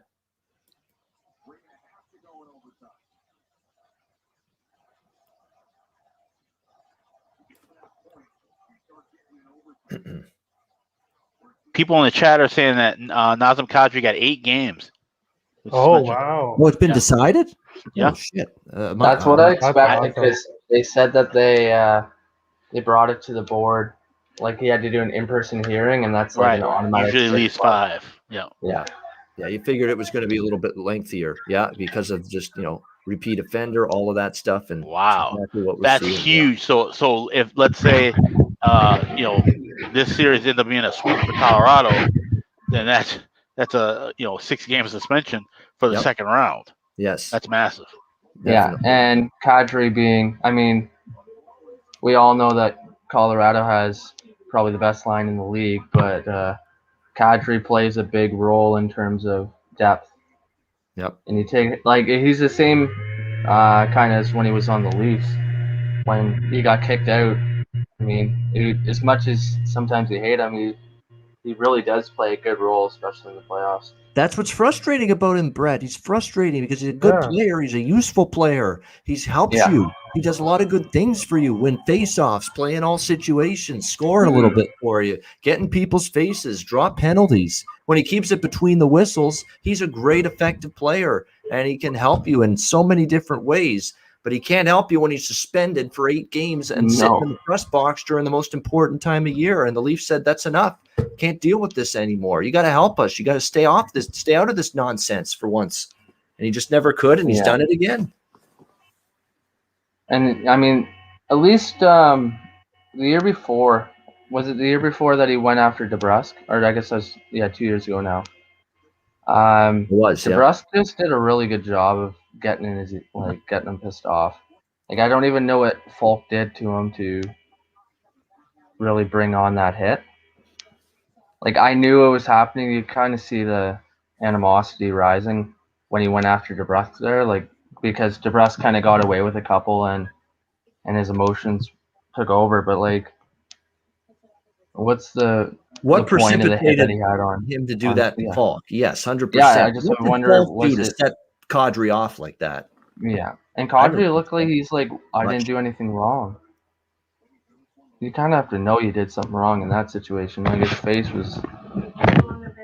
Wow, what a stop by Smith! He almost let the puck get through him, and he just laid back in the snow angel pose and kept it out. and the puck, I think, was underneath him. So nearly the 1-0 goal for the Winnipeg Jets, but still scoreless. At 90 seconds left in Carolina, Nashville still 4-4. Yeah, it might be headed to OT number 2 with the Preds and the Hurricanes. And I always love that visual effect when someone's moving around their place with the laptop in their hands or the webcam. Yeah, you can tell it's like, you're rocking and rolling there. Yeah. I'm surprised that Kadri. Yeah. Oh, sorry. I'm surprised that Kadri would keep doing this. Like, does he want to play in the playoffs? Like, I think that's a valid question. Like, does he just like to take the playoffs off, or? Yeah. He keeps doing this. It's going to be a legit question. Like, is he going to get suspended next year too? And say, you know what? Here we go, another incident in playoff time, and he gets suspended again. Yeah, seriously, I mean, you're going to have to start thinking: do you just want time off? Do you just not want to play in the playoffs? You keep doing. Yeah, that's what I'm wondering. Yeah.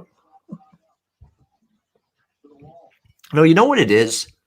When you're a hockey player and you play with a bit of an edge, you're so locked in and engaged emotionally, physically in the game, and you just see someone there in a position of weakness, and you just can't help it. You feel like you got to rock them or hit them some way, and then because you want the Stanley Cup so badly, it makes your mind wanders, and you say, I got to knock this guy's ass into oblivion. And I think that's kind of the mindset that enters this guy's mind, Kadri, in a spot like what he did to Justin Falk the other night. It's I would look at your mind that enter there. I would look at it if I was him as my team needs me to win the Stanley Cup. My team needs me. He's not thinking that at the moment. He's crushing Falk in the side of the head. That's the difference. He's not thinking of it at that moment. He should be, but he ain't. Yeah. He's thinking, I got to hit this guy and El Kabong him and send him into tomorrow. And that's essentially what he did. Like I say, the brain and the mind becomes warped for Nazem Kadri, I believe, when he's on the ice. When he's off the ice, he's a good kid. Good save, Smith there again. Jets starting to come on again, but can't find one. Neither of these teams can find one right now. Smith and Hellebuck both playing quite well.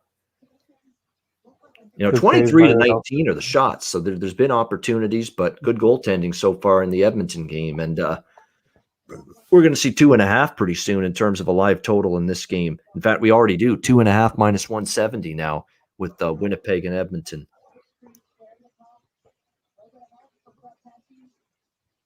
Carolina and Nashville, by the way, winding things down in the first overtime, final seconds, and we appear headed for overtime number 2 between the Hurricanes and the Predators, still 4-4. All right, guys, I'm going to take a little quick break, charge my headset on the hard charger, so I'll be back in about 5 minutes. All right, cool. All right. That's the best thing about playoffs is the continuous overtime. Yes. Like, I understand why they don't do it during the regular season, but everybody loves continuous. There we go. I see some guitars in the background. Yeah, man. It was about 192 degrees upstairs, so I was gonna pass out, and made the trip downstairs, show off the wide collection, all the pianos and fun stuff there. Fred's a music buff. He plays piano. He can play the guitar. He can sing. He can do a little bit of everything. Do you need like that? Do you get asked to do like some kind of like show or concert or something when you get to parties or family and relatives and that, or friends say, "Hey, perform for us," or what? Or not yeah, so much? I'll be doing a wedding for my cousin coming up, and then providing COVID gets better here, I'm supposed to do some concert on the lake, I guess, in a month or so. So see what happens there, but. Yeah, we're all kind of hoping for normalcy to show up again in this province, right? I think we're all anxious to get this pandemic behind us, but they're going to be rolling back restrictions piece by piece starting in June. So there looks like finally a little bit of daylight at the end of the tunnel coming up. Well, I might have to make a trip down to Hamilton and we'll hit up the links. I don't know how avid you guys are at golf, but probably be a good time. Yeah, I'm terrible at it, but you'll get a good laugh at least out of it. You'll make my confidence go way up in my skills. Oh, I'll give anybody confidence that they can be a good golfer when they play with me. on the golf course. That's for sure. We'll play best ball, so just maybe hit one like 80 feet just in case I shank one in the bush, and then we'll take a shot. Yeah. Basketball, I don't know. Basketball, actually, I played it a little bit in elementary school. Was not great at it, but I tried at it, and I wasn't like embarrassing myself. So I'll have to wait and see how I do we'll have to see how my fadeaway Jimmy is at this stage of my life at mid-30s. Yeah, it's funny. Basketball, I played high school 4 games, or no, I played 1 game. It was the only sport in high school I didn't play at all. And my victory lap year, I ended up playing 1 game, and we went into school lockout. And I scored 4 baskets, 4 shots. So my claim to fame is I shot 1,000% in my high school. Offensive efficiency, 100% field goal percentage. There you go. Had about 15 blocks because I was a volleyball player playing basketball, so I just jumped around and no clue where I was going, but had a good time with it. Yeah, Howie, you're right. Kadri played for Dale Hunter in London, and you're right. Dale Hunter had that edge for sure. Dale Hunter, obviously, I don't think even Dale Hunter though got these kind of suspensions and this kind of like. I don't think he was this out there and over the edge with his play compared to Kadri, but I understand they were the same similar style of player. I totally get that comparison, though. Yeah. The Avalanche just scored. Steven, their 5th shot. Oh shit! I forgot to get back to that game. Well, there goes. Thank God they did it in the second period. At least we didn't lose the first period because it pushed on that. But we do lose the first goal of the game to St. Louis. 1-0 Avalanche power play goal. And now it just got a lot tougher for Colorado. And that's fucking bullshit, too, because I wanted to get that team total over for Colorado. Oh, Bennington. I missed it. Bad goal? Yeah, Bennington was way out of that. Got caught. Yeah. Way out of that. Yeah. Yeah, it must be so hard to face in Colorado's power play. It's dangerous. Where do you even go? Colorado has 5 shots, though. It's in the second period, 3 minutes in, and they have 5 shots. Yeah, I said it with Alex earlier. Like when Colorado goes on the power play, what one of the 5 guys can you say, well, we can get away without covering that guy on the power play? They don't have that. The 2 defensemen are lethal on any power play they have, shooting the puck. And, of course, it goes without saying, McKinnon, Rantanen, and Landeskog, guys like that up front. Burakovsky's on the second unit, and he's good enough to be on the first unit. Yeah. Good luck. You can't really shadow anybody. And the thing is, like, you get your Landeskog who does things that McKinnon doesn't, and then you have like they're all very skilled, but they have a good mix. It's not like one's just playmaker, one's just fast. Like they all play a good dynamic role. So yeah. I don't even know who you really like. Obviously McKinnon's the best, but Landeskog can be on his level too, and so can Rantanen, and obviously Makar. So no doubt. Yeah, I agree with you there. They're a very difficult power play to try to defend, and when they're all on their game, it's absolutely devastating. It can be, and that one though, Binnington always gets upset with the other team. Why don't you get upset with yourself? He wants to start fights with the other team all the time and with other players. Why don't you beat yourself up? For a change. And after that goal, I mean, he just misplayed it. Just made a bad decision to come out of the net and play that puck. Paid the price for it. Every goalie does that. Yeah. My very first, so when I was 15, I played junior A. My very first game, it was like, I had just turned 15. It was like a pre-game or whatever. Yeah. And I got so nervous. I came out past the blue line to play the puck because I was so nervous. Like, a guy would have a breakaway if I didn't come and play it. So I skated out.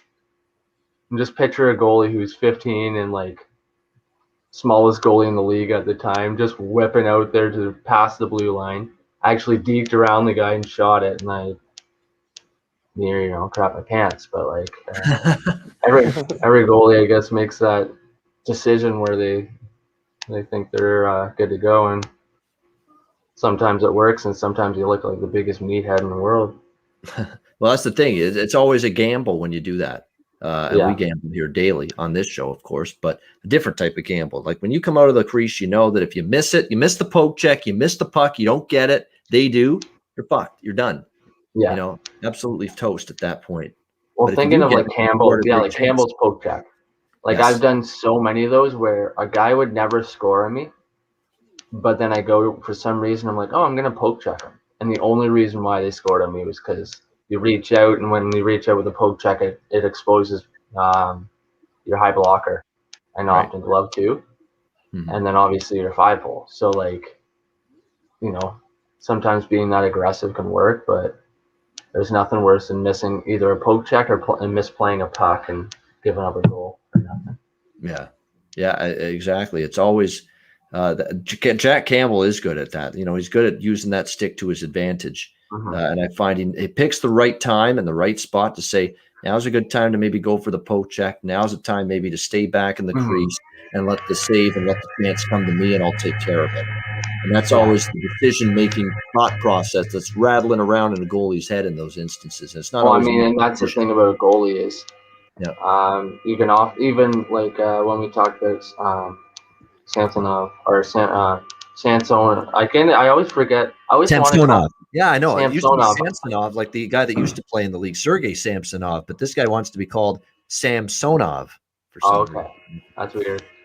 Oh yeah, okay. So since I haven't given any stories up today, I got one for you. Here we go. Here we go. Story of the day. So my cousin actually played. So I guess for the Muskoka Bears back in the day, junior A, junior C, whatever. And he played against Team Russia, and guess who the captain was? Sergei Samsonov. So my cousin, they end up playing. It was like the Canada-Russia challenge, pre OHL stuff and all that. And my cousin, they ended up. My cousin got the game winner, 7-6, and they swapped jerseys. So they both won the players of the game for their team. Wow. So my cousin still has Samsonov's original Team Russia, like junior A jersey, which I think is pretty cool because he ended up having quite a good career in the NHL.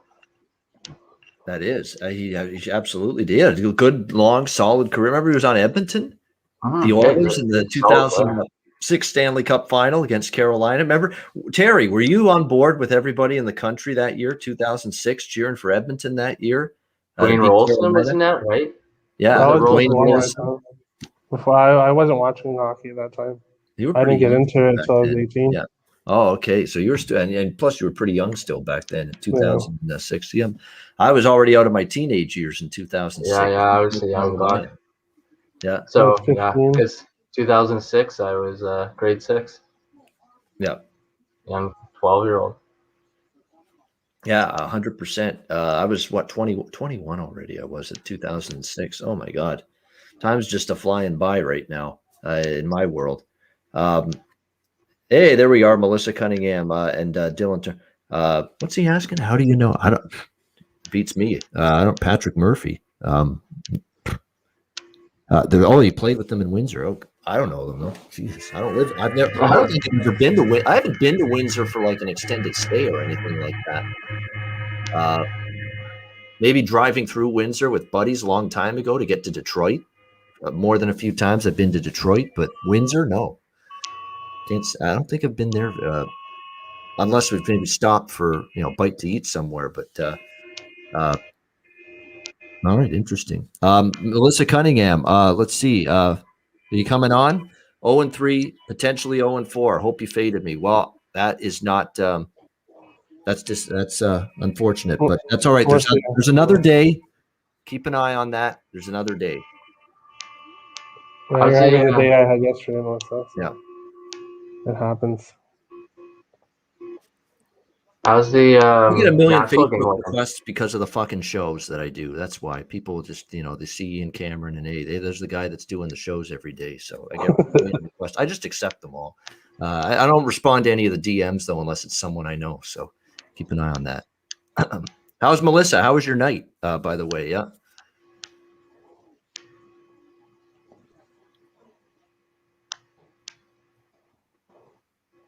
Oh yeah, she's in the. We'll wait for a response, but yeah, Melissa was out earlier this evening with the significant other. Hope they had a good night. Hopefully, the night turned out more enjoyable, better than the bets did. But hey, the bets. Tomorrow's another day, Melissa. You know what it's like.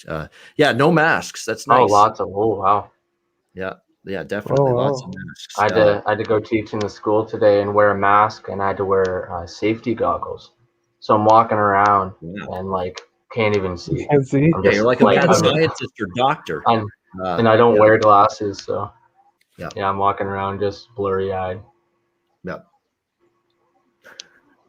I wouldn't like that either. I'd be all screwed up trying to, walk and operate and talk through goggles and a safety mask. Yeah. It's tough enough with the mask. I don't need to be wearing these big freaking galoshes either or safety goggles or any of that. Yeah. My school, in my area, we had to wear a mask every single hour of the day. So if we went outside to do recess duty with kids, we still had to wear a mask. Didn't matter if it was minus 30, didn't matter if it was plus 30, still had to wear a mask. Yep. So it got pretty rough after a while. Yeah. I wouldn't like that. I wouldn't feel comfortable in that one bit. Alex is back, and unfortunately, Alex, as you know by now, I'm sure, bad news in the Blues' first goal front. Yep. Yeah, I saw that. I don't know who scored it, but I just saw that it was 1-0. 1-0 Colorado. It was really a misplay by Binnington. He came out of the net, missed the puck. There you go. And once you do that as a goalie, you're done. You're cold turkey out. And that really hurts us trying to get the money line for live money line for Colorado, because it was already at 200 when it was scoreless. Now it's at 500. So that's minus 500. Yeah. By the way, it looks like we've got Dylan Turner might be joining us. I think it sounds like he's interested, maybe. And I think I sent him the link. So if Dylan Turner wants to join us, absolutely. Melissa, if you want to, so be it. But I get it. You've had a long night. You've been out. If you don't want to, no problem. Nothing wrong with that. I know it's a Come late on, Melissa. night. Melissa had a few pops. She's got to come hang with the boys. Yep, hang with that's right in front. St. Louis. Oh, what a shot! Boy, Grubauer. Boy, he's made some unbelievable saves so far tonight. Another big one. Did Grubauer have that the whole time or not? Because they look like they were circling around like this, like he still didn't have it. Yeah, you're trying to fake out the referees with that one. Yeah, no, they've had some chances. The Blues. They can't say this for lack of trying right now. Yeah, it's no score Winnipeg Edmonton going into the third period right now. So we got work to do with over 3.5. Would you have pegged that series as not a high-scoring series? Not on every single game basis. I knew we'd get. I was thinking it was at least a 3-2, 4-3 every game series. I thought it'd be a balanced series, I thought it'd probably zigzag. Yeah, no, I didn't think it'd be a high-low. Yeah. But Mike Smith looked like he looks like he's been holding his own in there. But he sure loves to flail around. Winnipeg and Edmonton to go to OT. I got Winnipeg. Yeah, that's what I got. Yep. So I'm just placing it right now because I'm just hanging chill with that. It could go 0-0 to OT. It could go 1-1. It could go 2-2, and then we get both. Yeah. Yep. Hopefully, yeah. Yeah, I'm gonna pull the trigger right now. Yeah, this has been only a so-so night for me right now on the NHL card. Like pre-game, actually, I've gotten decent results with the live bets. We had the over 3.5 in Washington, Boston. We had Carolina to score the next goal prop cashed in that game. I've still got Carolina full game pending, so I'm hoping for a Carolina overtime goal. And the more I see what's going on in the Winnipeg and the St. Louis games, it looks like I might need that. And I'm going to look for a Colorado team total over, because now the price is coming down again on that. And it's getting to the point where it's in that range where I'm getting interested in it again. Blues team total 2.5 right now. It's coming down close to plus 100. If it gets, down to plus 100, I'm on it. Over 2.5 team total Colorado. There's still half the game to go. St. Louis, the pattern has been, guys, they've been worn down as the game's gone on. It's just lots of speed, lots of ground to cover on the ice, because these guys just make you skate so hard to try to keep up with them. And you get worn down when that happens. So Blues team total is on the radar. A live over with that. Or not Blues team total, Avalanche team total. Which is good, because I've had 3.5 all series. And now I might be able to get 2.5 even money pretty soon. So that's what you call good. Can't go wrong with that, yeah. Yep. And again, about half the game left to get 2 more goals. When, again, St. Louis is going to have to pull the goalie, if they're trailing. Yeah, absolutely. That's a huge, huge value situation in my mind there. Just waiting for a little bit better price on it. That's all. Oh, it was a penalty. Penalty yeah. St. Louis. Yep. I got a tough decision to make now. Do I risk this power play not capitalizing? Do it. Send it. Send in the Just send it. cloud. Just send it. I might have to. It didn't go up. It's still minus 150. Oh man, it's tough. I don't know if I want to lay that much juice. That's awfully high. I would wait That's awfully high. for Colorado. Oh, Colorado on the power play. You think? Yes. Oh. Yeah. Oh shit. Yeah, you might. Well, yeah, you might have to. If it's 140, 145, you might have to jump on that. Yeah, I do it. I would say count out 30 seconds and then shoot. Let's see. Did All they right. win the Is it face-off? clear? Did you, St. Louis? Nope, Can we get it lost clear? it and cleared. All right. Yeah, send it. Let me see. 159 right now. Did that save us a price here? Let me see. Did that save us something? We're down to minus 140. That might might want to shoot on that. Minus 140 there. Yeah. Yeah, grab that. Okay, so I'm just curious. So say you did a $5 bet on minus 140. Like what is like the make of that? Like how much would you make? Well, it depends on is it to risk $5 or to win $5. Right, because it would be $14 to win 10, so which means it would be $7.50 to win 5. Oh, okay. That's what it would be. And usually when it's a minus price, like or a favorite, a price tag or minus, you would always put a higher amount to risk than to win.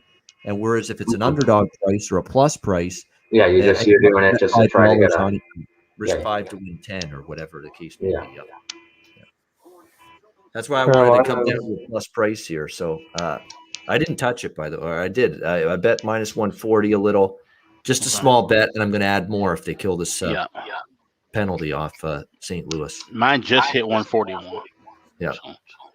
Yeah, I got minus 140 over 2.5, but I'm going to add more. Just a small bet because I wanted to lock in something, and we'll add more eventually after this penalty gets killed, which they might kill it. We're down to 30 seconds right now, so it's been a good kill for the Blues, and their penalty killing has been really good tonight.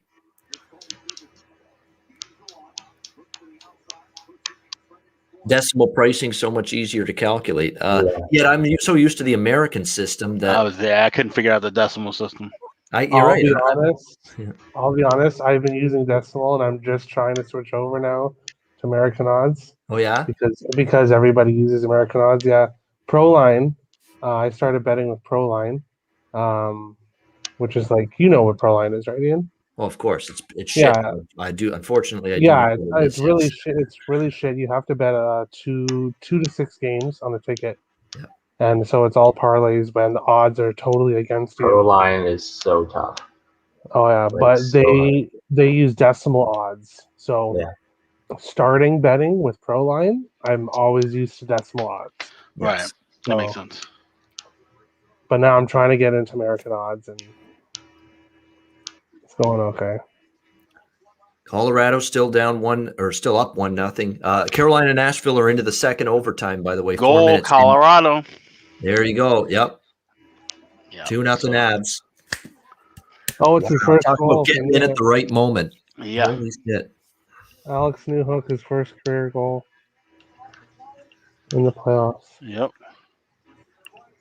Getting in at the right moment. Alex Newhook's it just never ends. On the breakaway. So, Ian, you won that bet? Yeah, well, it didn't win it yet. Over 2.5. We need one more. Oh, okay. But boy, talk about timing it perfectly. Now, I just wish, I kept it small with the intention of adding more, but they didn't give me enough time to add more. What a terrible rebound by Binnington. Wow. Carolina and Nashville's back. 15 minutes in the double overtime. Yep. Yeah, they're back. 5 minutes. How many double OTs there are, right? Like, imagine how many long games there would have been without the shootouts this year. Yes. Well, I guess not even the shootout. The 3-on-3 just makes everything insane. Yeah. Like you lose one draw, and you're basically. I love the 3-on-3. 3-on-3 is so fun to watch. It's so fun to watch. It is fun. I love it. Stressful though, but it's fun. Yes. Yeah. Well, it's just crazy. Like in one of the last games when Marner gave up that one pass, like just one little careless pass ends up, it's almost a goal every time.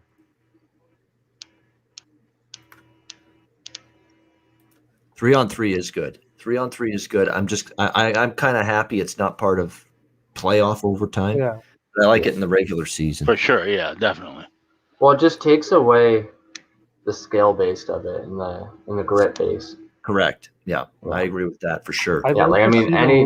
It just seems too gimmicky though to want to keep doing that in playoff overtime. Playoff overtime, I'd want there to be some semblance of structured, regular, as close to 5-on-5 hockey as it gets. Look who's joined us, Dylan Turner. Hey, how's it going? How are you? Good. Good. Excellent. How was your night so far? Pretty good. Just got back in not too long ago. I was trying to get I have Sportsnet on the app through my Xbox, and I couldn't get it to stream, so I've been trying to figure it out for the last hour. Yeah, the Sportsnet app is shit. That's why the Sportsnet app is shit. The TSN app is shit. Cable is shit. That's why I've got IPTV. Something that Americans don't know about. I actually won a subscription on fucking Roll Up the Rim on Tim Hortons, so I got it for free. No, Wow. Can't beat that. That's all right. Take advantage of it. Nothing wrong with that. Yep. Cheshire Cat's birthday, by the way. If you didn't just, he's in the chat. He's been in the chat for a little while now. Happy birthday to him. We've said it a few times. Good to see that, Cheshire Cat. Happy birthday. Yeah, happy birthday indeed. And thanks for spending it with us. We'll do that. A little birthday cheers to Cheshire Cat. Here we go. It's a reason to drink right now. Cheers. Salute. Cheshire Cat. I got to get a beer. Oh, okay. We'll wait. I got a pour shot. Nitro TV is the answer, Kevin St. Jean, IPTV. Rebooted Nitro TV. It got shut down, but it came back up again. It's like they're the Chumbawamba of IPTV services. Get knocked down, but we get up again. That's Somebody got a fan running or something? It sounds like a lawnmower. It's not like a power drill. That's what I thought. Sawn wood in the background or what? It sounds like a lawnmower. They just showed the longest overtime game in Carolina Hurricanes history. It was on June 8th, 2002. Yeah, which was I muted Brett's mic. It's him. No. Son of a gun. June 8th, 2002 was the longest overtime game in Carolina history. That was my birthday. I'm trying to think what year that would be. That'll be my 12th birthday, I think. Yeah. Wow. Say that again, Alex. What year was that?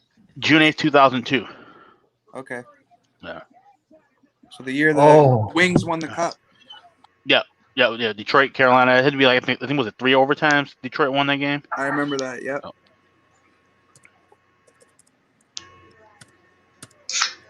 I apologize about my camera being shaky. I'm on my phone.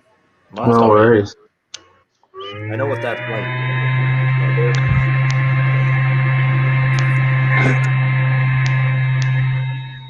This guy's got a wind turbine in his basement. Brett, are you making like frozen margaritas or something up there, or what's going on?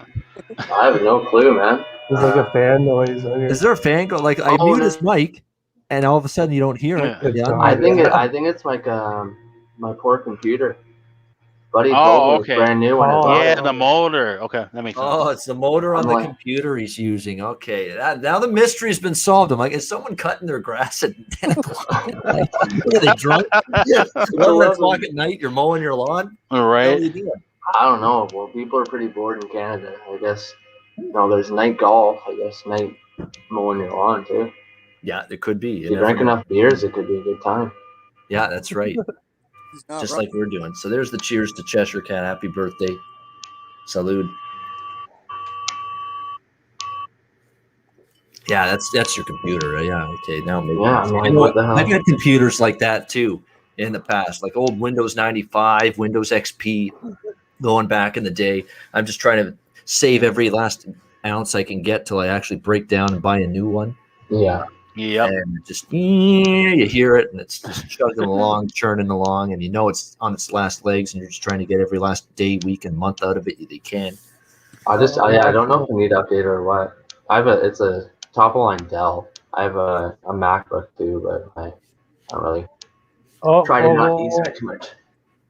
Who scored? No, it wasn't a goal, but he was almost on a breakaway for 4 months. Yep. Nashville's been getting the better chances. Yes, Nashville's had a good second overtime. Give them credit. They're showing a little metal here. What that they're not letting this thing go easily.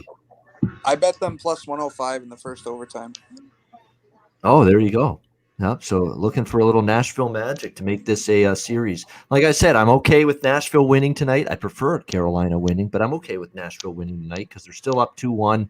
Win the next game. We're still on pace for the -1.5 games, and we're still got a shot for Alex's under 5.5 games in the series. Because I definitely think it says I got a Intel Core 17. Don't know how good that is. Brian, okay. Looks like it says Windows 95. Yeah. Hopefully it's not Windows 95, but I hope not. If it is, I'm surprised it's still alive at all, let alone chirping and making that much noise. I'm surprised it still operates at all if it's Windows 95. Mine conked out a while back. So there's Colorado 2-0 against St. Louis. Blues with a decent push in the first period, but I thought it wasn't the push I was hoping for or expecting. I thought they could have done more, but they didn't. I think they're just outmatched. They're just overmatched. That's what it boils down to in this series. Yeah, definitely. And this is going to be 4 straight, I think, if they lose tonight, St. Louis. So this may not even get back to Denver. No. If the Blues lose tonight. They're actually playing better. They're actually out shooting Colorado, but nothing to show for it yet. Good say Grubauer. This might be one of his better games this series, actually. I think he's better tonight than he was in game 2. So timeout in that game with how much left in the second period? Looks like about 6 minutes. 5:06. Yeah, just about a little over 5 minutes. Blues defense core is decimated. You're absolutely right. Parayko, he's not even close to 100% for the Blues. Not even close to 100%. He is not the Colton Parayko we know right now, the way he's playing at this point in time. I mean, tonight, look what he's done. -2, 1 shot on goal. I mean, that's not Colton Parayko like. He's definitely playing through some pain. We're going to hear after this series, if they lose as expected from Craig Berube, guys, we're going to hear that there's something bothering Colton Parayko from an injury perspective. There was anyway coming into this series, but he's playing through something really bad. Well, it's tough, even if it's a small injury. You're playing crazy minutes and at crazy intensity all the time. Like, you can get away with it when you're playing 12 to 15 minutes a game, but when you're a top pairing, you're probably playing. And especially now that Falk's out, he's probably 20% more in minutes. Exactly, because you got the injury to him, or he's playing through something that he's not 100%. Vince Dunn's been banged up. I mean, the list goes on and on. I'm looking at the Blues right now. Vince Dunn out, Justin Falk, Robert Bortuzzo out as well tonight. You've got Krug, Scandella, Nico Mikkola, Colton Parayko, and then you've got Mitch Reinke and Steven Santini as your 5 and 6 D-men tonight. I mean, that's tough. It's difficult for St. Louis to and I look at a guy like Justin Falk, who's been so good plus-minus wise all year. You need him against the Avalanche. Like, that's a big guy to take out of their lineup. You don't need a ton of scoring. You're gonna want to beat them at a low-scoring game, and he's the guy to do it for you. They are absolutely beat to shit right now on this blue line. It is unbelievable what their situation is back there. Right, and Gunnarsson, don't forget about him. And Brett will know him well as a Leaf fan. The ex-Toronto Maple Leaf, Carl Gunnarsson, who's pretty steady as she goes defensively. Yeah. I mean, he's not going to give you a lot of points, but he's going to be good in his own end. And look, that's when the defensive issues really started for the Blues, the moment he went down for the season. I know there's a lot of guys who play for the Leafs that are still kind of around and you completely forget about it. I love that sound. That sound kills me when I hear it. Where the hell are you? That poor computer, man. It is struggling. Windows that 97. computer right now, 2-0 Colorado. Still Blues pressuring, though. Good saves again, Grubauer. Grubauer's on point tonight. Yeah, Melissa, I'm with you. Come on, Canes. Yeah. I'd love to see it. It'll make the -1.5 games for me a lot easier to my under 5.5 and my live money line. Yes. Yeah, I bet the live money line too. Yeah. You would think still the longer it goes in this overtime, now that we're halfway through the second overtime, Carolina is the deeper team. unless there's a bad bounce or a terrible giveaway by Carolina and Nashville capitalized on it. I think if it's just in the general flow of play, Carolina's the team that's got the better chance to get the goal. Looks like I do kind of. I think Nashville. They have some pretty tough third and fourth line players. I think that 3-0 Colorado. Just scored again. Wow. Parayko on the ice. That's a nice -3 now for Colton Parayko on the night. who scored, Ian? Let's see that. It is Tyson Jost, it looks like. Yep. Okay. And I didn't bet him tonight, and I bet him the first 2 games. So bad day late and $1 short there. Sorry to our Blues fans that are in the chat. The good news is cash the live over 2.5 team total for Colorado. I just wish I had not kept it a smaller bet, unfortunately. Yeah, Grizzlies. Golden State's coming back, so I know this is a hockey show, but we'll keep an eye on that. Looks like the Edmonton game is back on now. Yes, third period is back on with the Jets and the Oilers. Just started. No score there. Third period, Winnipeg trying to spoil the party. I mean, could you imagine if they win tonight, too, and go up 2-0? Preds almost just banged one in. Yeah, that was close. Close call there. Really close there, Nashville, on that last shift. They're reviewing the goal in Colorado here. Let me see if I can hear what it's for. Offside, I would think. Just curious. Someone said that Bouwmeester was forced to retire. I forget what happened. Oh, Bouwmeester had the cardiac arrest incident. Oh, yeah. On the bench in Anaheim. Yep. So that's why his career cut short. Unfortunate. It was a scary incident that night. Yeah, that was scary. Yeah. What are they reviewing here?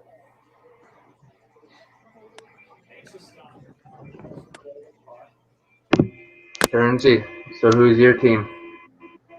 The Wings, brother. So your Wings, and who's your backup? Who are you going for in the playoffs? As sad as I am to say it, I'm going for the Leafs. Oh, good. Why does that make you sad? Because if my father knew I was going for the Red Wings, I don't even know what he'd do. Or Leafs, I should say. Wow. What a bad challenge that was. That's an unbelievably porous challenge by St. Louis. They had no shot to get that overturned. They challenged that for goalie interference. There was nothing on that was goalie interference. They can do at this point. Yeah, that's desperation. Yeah. They wanted a timeout, long timeout. So yeah, they now got they get a penalty. And they get a penalty for delay of game because they lost the challenge. So now they're back to the penalty kill again. 4-0's coming. It could be. Yeah, I mean, it could be. St. Louis is just overmatched. This Colorado team is for real. I mean, I don't know how many more times people have to watch this team before they buy in. I bought in months ago to Colorado. The Winnipeg game suspended? Oh, that's because it's a penalty. I think. Yeah, I better keep an eye on that right now. Winnipeg, Edmonton. Winnipeg penalty. Yeah, Edmonton power play. Stastny in the box. Oilers with a chance here. Do I dare take that? Well, what's Edmonton to score the next goal now? It's got to be up there. No, it's only plus 100. I'm gonna do it. Edmonton here. The desperation time. Wake up, get it done. Edmonton to score next goal plus even money. I'm in. Confirmed. Oh, penalty against Carolina. Yeah, Moto and Pro is pretty funny, eh? When they're Blue scored. No. Wow. Blue score? Yeah, Blues on the scored. board. Yeah. Short-handed goal for the St. Louis Blues. Oh. Tyler Bozak. 3-1. Wow. Hey, my over 5.5's looking good now. Looking good. There you go. So much is happening. I've already cashed my team total over 2.5 in game for Colorado. Yeah, the game's turning in a little bit. Yeah. So I had a brief phone call with somebody who knows some people, well connected in the hockey world, and they said that one of the people who might be getting one of the analyst spots for TNT next season, one Jeremy Roenick. There you go. Run into that. So. Get Sean Avery too. I mean, if you really want to go down that path, yeah. Sean Right. Avery will stir things up a little. He'll be entertaining. All right, Yeah, guys, look- here's a question for you. Yeah. Yep. You think the Jets get shut out? No. Nah, I don't know. No, I- Mike Smith, I don't think holds it off. I have over half a goal at minus 111 for the Jets. For the Jets. I have this Now we game get to going the point of the overtime. game though, where if they lose, they may get shut out, Winnipeg, because Yeah. it's still scoring. We're 16 minutes to go. Yeah, Yeah. in the third period. Yeah. Nashville's on a power play in OT. Oh, Nashville just hit the post. Are they? Wow, Yeah. Nashville hits the post. Yeah. I Well, look is like there- I'm the only guy on the plus 105 on Nashville. And the Jets are getting another penalty here, so we're looking, I think, Oh, at 5-on-3 wow. here. Yeah, we're looking at a 5-on-3 for 21 seconds here for the Oilers Wait, coming up. Turnsy, you Go. went for Nashville? Well, I just played them live in the first overtime, plus Oh, 105. true. I Yeah, don't. no, I I called- want Carolina to win the series, but Yeah. Oh no, so do I. No, I called that Nashville's gonna win an OT tonight, so Yeah. I'm just kind of hoping for that to happen, just so I feel yeah, that it's right, you know. No, I hear you. Everybody wants their predictions to be right, 100%. You don't want to be. You don't want. Do you ever say something and say, "Oh, you know what? I want to be wrong about that." I want. I don't think anyone does. Yeah. I missed the beginning of the game. I was out. I seen on the that Ryan Ellis had a goal and an assist. I think he had. Mm-hmm. Yeah. I haven't looked at the stat sheet yet in that game. I should, because usually I like to keep on top of the in-game box score. But yeah, one goal, one assist. Yeah. 2 He was point the night best for Ryan defenseman Ellis. I've ever seen play for the Spitfires, man. Yeah, he had a great junior career, Dylan. 100%. He was a great defenseman, OHL. during Shut his- down He's, defenseman. He played like he was 6'5". I know he's so short, man. His Yeah. his legs move so fast. Yeah. He's got a wicked Just a shot little- for how small he is too. Yeah, but I don't think size matters as much as people think for slap shot. Like Wow. it does for weight wise, but Yeah. like that guy who I used to play with had a 95-mile-per-hour slap shot. He was same size, same height as I was. Yeah. I'm 5'10", so big I was Swedish always- guy. I was Yeah. always one of the smaller guys too, and that's why I got bum shoulders and everything now. And because I played like I was 6'5". Well, it's tough being shorter because everyone's hitting with their shoulders and your head. Yeah. You know, you got a guy who's 6'5", Yeah. 6'4". Come on, Oilers. Here's your chance. Oh, man. Too much passing, man, on this power play for Edmonton. Shoot the thing. Trying to make the pretty play, guys. Stop that. It's the fucking playoffs. Put pucks to the net for crying out loud. Jesus Christ. Looking for the perfect Yeah. play here. Since when did Edmonton become the Leafs? Not shoot the puck. Who would have thought they'd have one goal through 2 fucking games in the playoffs right now? Yeah. See, I'm getting stressed now because it's 5-on-3 for Edmonton. Glorious chance. I'm sitting on them to score the first goal and the next goal. Yeah. I Yeah, think here what we are. Edmonton needs to do intentionally is I'll be back let there. them clear the puck so that they can come back with speed. Yeah. I find sometimes you get in a 5-on-3 and you kind of get in a lull because you're just basically they're boxing you out. You Yep. sometimes almost need to re-enter the zone to come in with that speed and then reset the play. Because I Yeah. often see on a 5-on-3 where it's like, you know, they never lose the puck, but you know, you get a really good penalty kill unit that blocks off every opportunity. You almost need to come back in and refresh. Yeah, absolutely. It feels like you feel like there's too much time and there's too much space and you overthink it and you're Mhm. trying to do too much. And Yeah. I Whereas if find you come in the the art of zone, just shooting the yeah. puck is lost, Brett, on a 5-on-3 because they just Mhm. feel there's so much room and space. We got to pass all the time to make it happen. The Yeah. Oilers- Best thing you do is fake go backhand or The Oilers price live is going down and down and down. I have it at 135 now. Money line.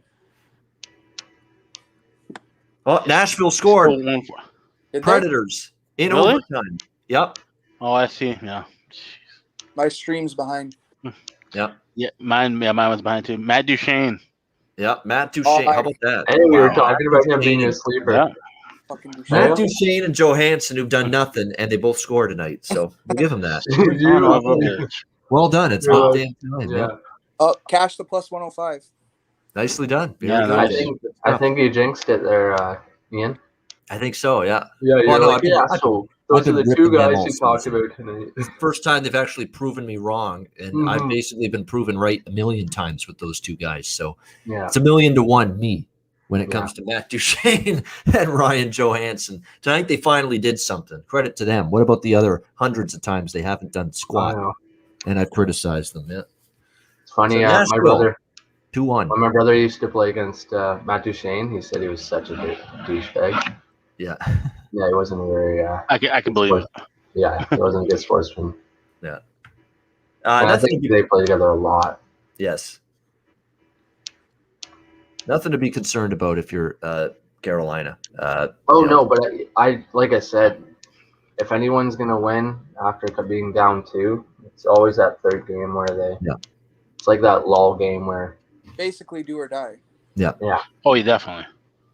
It brings on the intensity, but without the full on pressure of the game. And especially in a spot like a double overtime, if Nashville had lost that game, they would be not only just beaten down physically, but just mentally. Yeah, they would have been lost altogether. Yeah. Yeah. Well, but at the same time now, not that I think Nashville is going to come back, but it really does help Nashville just due to the fact that they actually they won that. Now Carolina's also beat down too, so Nashville can somehow find a way to come out hot next game then. Yeah, the start for the next game. Could they have a little bit of a momentum carryover from tonight? Yeah, potentially. That's going to be interesting. That's going to be a game where I don't know if I'd want to bet a first period in that Carolina-Nashville. I would Carolina full game or wait live to get a better price is my approach probably in game 4. Because I do think Carolina really wins game 4. I do believe they will. Oh, yeah, they're going to win. Yeah. This was just a game. Ian, do you know what Kevin meant? He said, what books are you guys betting on in Ontario? Oh, he's asking Dylan and you, Brett, about that. You asking? What books are you guys betting on in Ontario? I mean, I use all the offshore because, we don't have any DraftKings here. We don't have any FanDuel here yet. That's the issue that we've got right now. So I use at 365 and CoolBet. Yeah, they're both good. Yeah, I have accounts at both of those. I use Bet Online, Pinnacle, Bet365, Cool Bet. I'm going to try this Betway out. I'm going to give it a spin, see what it's like. But those are the main ones right there. There's one more I'm forgetting that I'm also on. Oh, yeah, Bookmaker Chris. I do use them a little bit too. Bet Chris as well. Hey, Ian, Mastronardi there. He made $200K on Betway, and they kicked him off. Oh, yeah? Yeah. He plays some serious parlay bets right there. Like he's in the long run, my opinion, but yeah. Be careful with Betway. It sounds like I'm hearing more and more bad stories about Betway. Some people are saying they wouldn't pay him the bets, and the NHL's basically in bed with them. You can tell because I'm seeing Betway on every board's advertisement in the league right now. All I know about Betway is that they were once a sponsor of West Ham United, and West Ham's been going through a bunch of weird shit with money for like the last 10 years, so that can't be good either. No, and I see West Ham right on the logo, right on the main page. Yeah. Betway, if you go to betway.com, what do you see there on the homepage? West Ham United logo. Yep. Mm-hmm. Yeah, that's a little buyer beware there with Betway.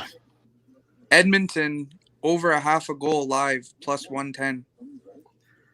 It's looking like a game where one goal might win it right now. Yeah.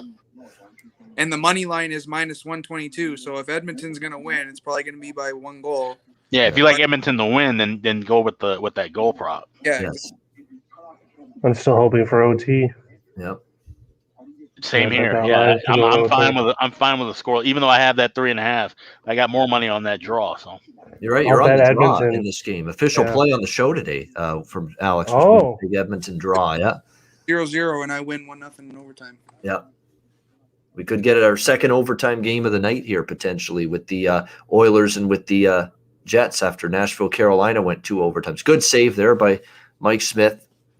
Winnipeg starting to press. Winnipeg got a little boost. You can tell from that 5-on-3 kill, which is not totally unexpected. It just went to plus 122 for that half goal. Yeah, I don't know if I'm gonna. I played it Edmonton by half goal. in this game. I wonder why that price is different than the money line. It's on Cool Bet. Oh, because you're using CoolBet. Yeah. That's what I mean. You might as well play the over half goal at 120 rather than the money line at minus 125 right now. I don't know if Bet365 has that.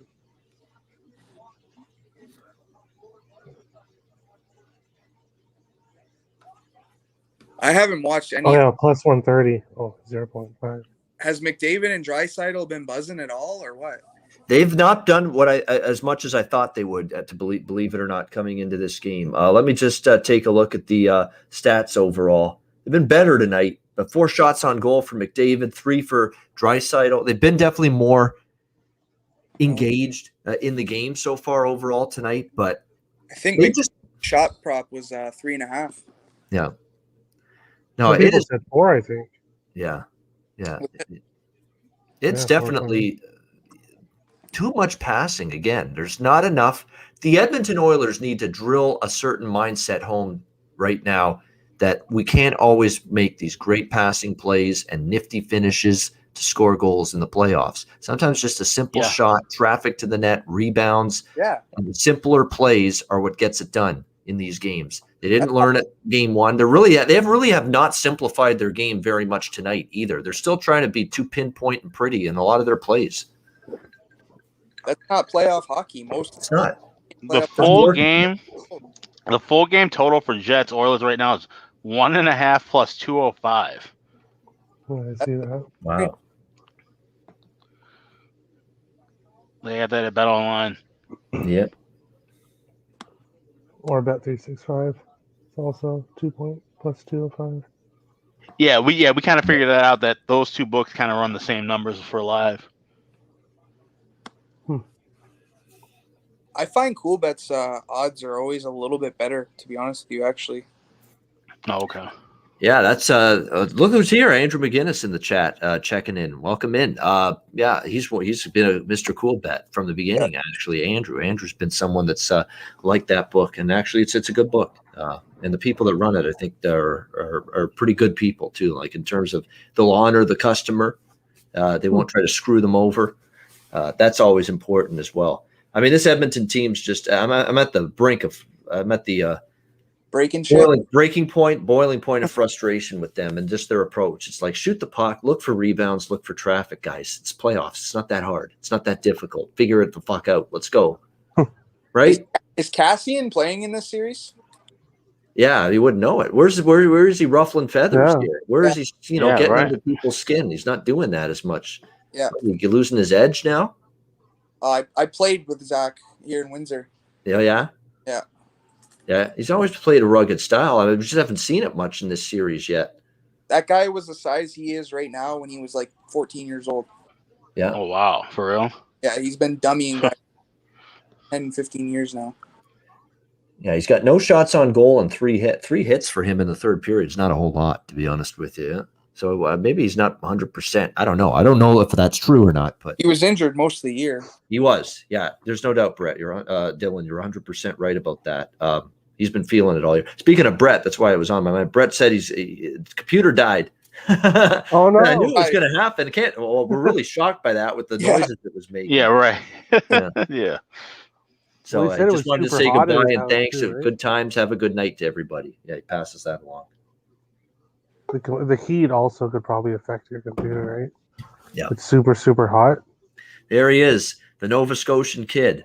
Move over, Crosby and McDavid and Marchand. Hey. This guy. Yeah. What's up, boys? How's it going? Good. How's the night been for you so far? Good or bad? Indifferent? Pretty indifferent. I have a serious wager on the Bruins. I loaded up on -1.5 and money line for the series with the Hurricanes. So I've heard you on Gabe's show, Gabe or Ian, a little bit, and I'm kind of similar to you, where like I don't want to get too many eggs in the same basket. So like when I already have like good amount of money on a series bet, I'm not going to try and bet them every game. You know what I mean? Right. So like Yeah, that makes tonight, I didn't really bet the Boston Bruins. I didn't bet the Hurricanes. I already had them to win the series. So I bet Pasternak to score though, and I bet Forsberg to score. So as far as those go, pretty good. But I took Rantanen for the third straight game, so I'd love to see him get on the board. But I've given up on Rantanen. It's the Nova Scotian show though in that game so far, or the East Coast show. Alex Newhook and Ryan Graves. Ryan Graves is actually from a town that's 4 hours south of where I am. That literally it's a population of like 2,000. I mean, like people think that where I live is a small town, guys. Look up where Alex Graves is from. Pretty cool to see what he's done. So they got on the sign when you enter the town. Yeah, probably. How are you guys doing though? How's the night going? I just thought I'd stop in. Yeah, no, we're doing good. Good. Very good. It's actually been nice that we've got a smaller crowd tonight. You can talk more, and it's just a lot more. You know, everyone's trying to jump in, and you get on people. Someone's talking, and someone else jumps in, and everyone stops talking, and then you're trying to figure out, oh, you go? No, they let you go, but we don't have as much of that when there's only 5 or 6 of us. Definitely, it feels like we're just hanging out. Yeah, definitely. Smaller crowd's always good now and then. Plus, it's a long weekend too. I knew that coming in that if we did the Betcast today, you know, there's a long weekend in Canada. It's the start of a weekend. There's a lot of people that are in relationships. You know, it's date night. Actually, that's why I'm surprised, Andrew, you're not doing anything right now because you've got a girl right now. But a lot of people have date nights on Friday nights and that shit going on. So that's all right. It's a smaller crowd. I'm cool with that. I had dinner at my father's place where I don't know what the restrictions are for you, Ian. They're a little bit lighter, I know, for me, but they're still pretty tight. And he lives on his own, so you're allowed to still go over to his place to have dinner. And I have a pretty small bubble, so ended up having more drinks than I planned on it. Got the girlfriend to pick me up. She was nice enough to do that, and I hope she's listening and heard that. But thought I'd hop on. I saw you guys on YouTube, so I said, screw it. And I had the link. So, I mean, I didn't realize I was even – because I commented because it turns out you were talking about CoolBet, right? Yeah. And, like, I've been screwed over a little bit with them, too, because I love CoolBet, though. I'm an advocate for them. But we got to be careful with their bets because that over a half goal could have probably been in regulation, right? Yeah. So that's the thing about CoolBet. Like, all of their total bets, they're all in regulation. Yeah, I just noticed that, actually. Yeah, so, you know. Fuck.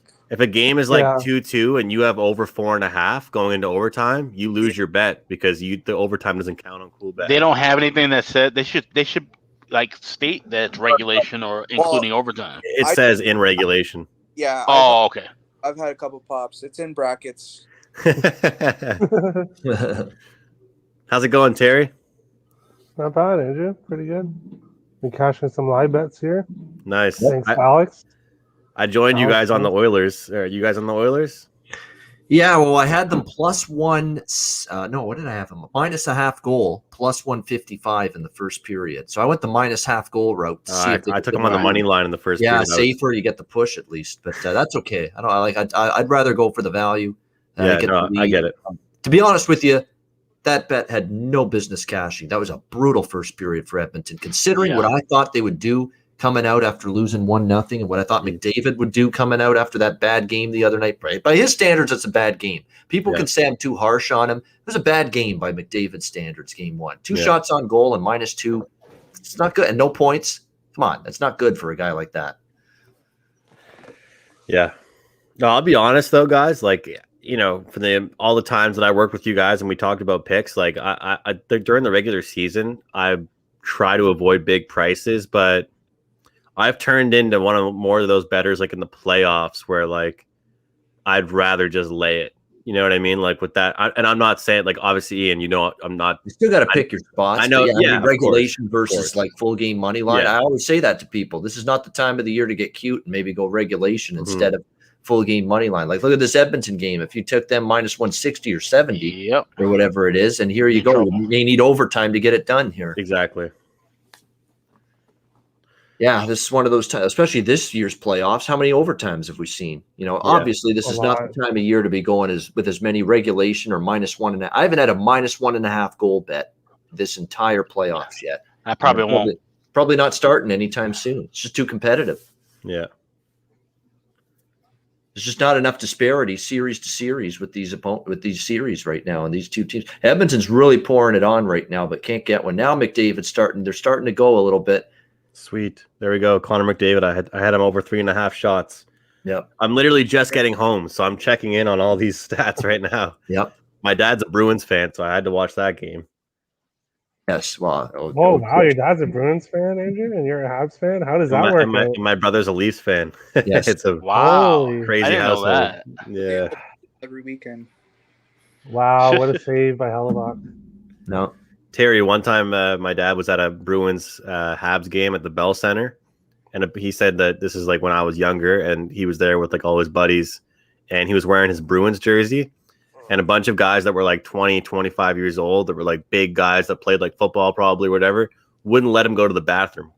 They blocked the door and said, with that fucking jersey on, you're not coming to the bathroom. And my dad was like, dude, I'm literally That's like, wild. I'm like 50 years old. Like, let me in the bathroom, you know. That's Yeah, that's harder core than Hawks wings. Like I've never heard some shit like that with Scored. for the Hawks wing. Who? Oh. Edmonton scored. Oh, shit. Never mind. No. Oh, I was like, wait, I thought I just saw it go to commercial. Yeah. No, they did I'm not. like No. 30 seconds Commercial. behind you, and I thought it went. Oh, okay.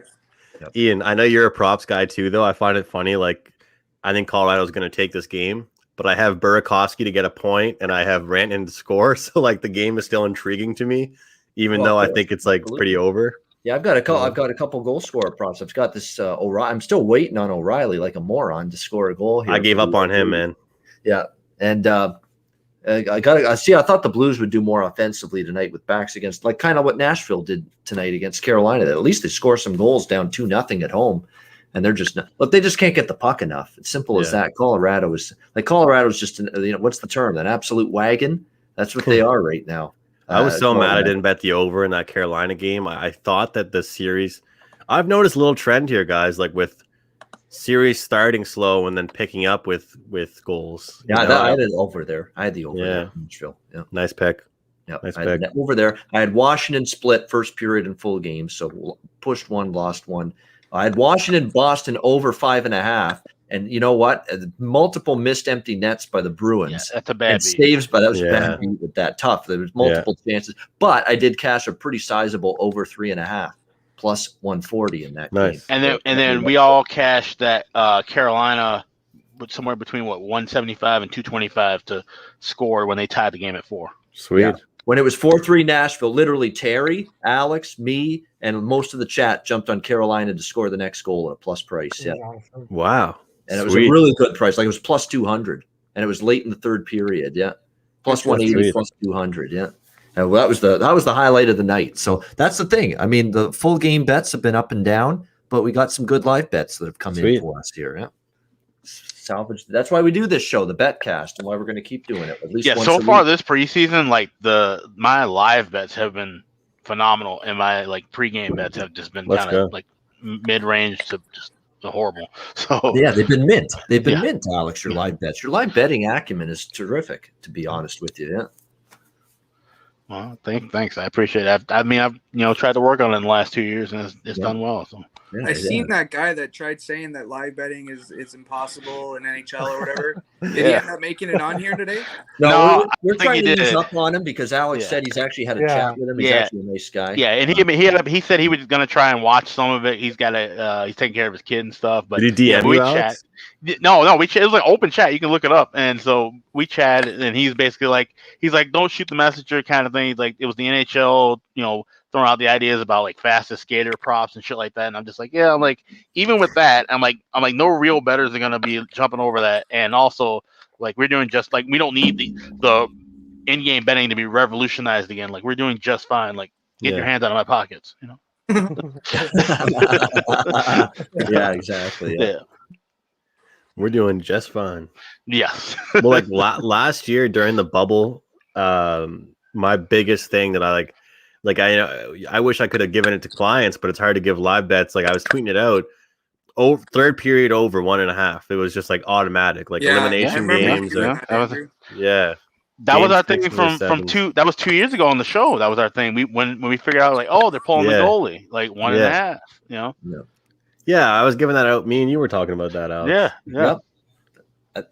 That does sound familiar. That concept definitely sounds familiar. It was the same. It was the second year of the first period overs. We were in the playoffs, and they're like, oh, they're gonna elimination games, third period overs, and then they think they hit they're like 24 and like 13 or something. Sometimes you'd even get 2 empty net goals. That would be like the icing on the cake. It'd be like, let's go, 2 goals. Especially if they pull a goalie with like 4 or 5 minutes left, and then they get a power play, so now they got the 6-on-4, and then, Yeah. I noticed teams aren't shooting at the empty net as much this year. No, they're missing the empty net. They're missing the empty net. They're shooting, that's but like just 3 their years accuracy now. is shit. That's the difference. It's like a drunk man throwing darts at the dartboard. He doesn't even hit the board. Yeah. Well, I've seen a lot of teams bank it in. They're trying to bank it in so it's not icing instead of trying to hit the empty net. They want to kill the clock. That's pretty cool to see, though, eh, Terry? The bank off the wall. Yeah. Well, not when you want the empty net. Not when you want them to score the empty net. No, I thought you meant like the bank into the net. Oh no! When they hit the wall, they're trying to just clear it out. They're not shooting the empty net. Yeah, they're trying to get it out so that it's not icing. It's their version of taking it. Basically. Yeah. But they have an option to shoot at the net, but they don't. They just try to and it's funny, Andrew. I'm sure if you talk to Dave Koken, he'll tell you about laying a goal and a half, the sucker bet, and it's like a goal and a half from when the lockout ended in 06 until maybe 2013 was money because none of those guys missed the fucking empty net, and then all of a sudden it just shifted. Yeah. Steve Lambert's right in the chat. Live betting can be a money bag, 100% if you have the timing. Look I had the timing in Colorado team total tonight, didn't I? Yep. I said 2.5 for the Colorado team total. It may not last. They're going on a power play. Had to pay -140 on that Colorado team total over 2.5 right before they scored that 2-0 goal. And now, of course, it's 3-1. Timing was perfect. Awesome.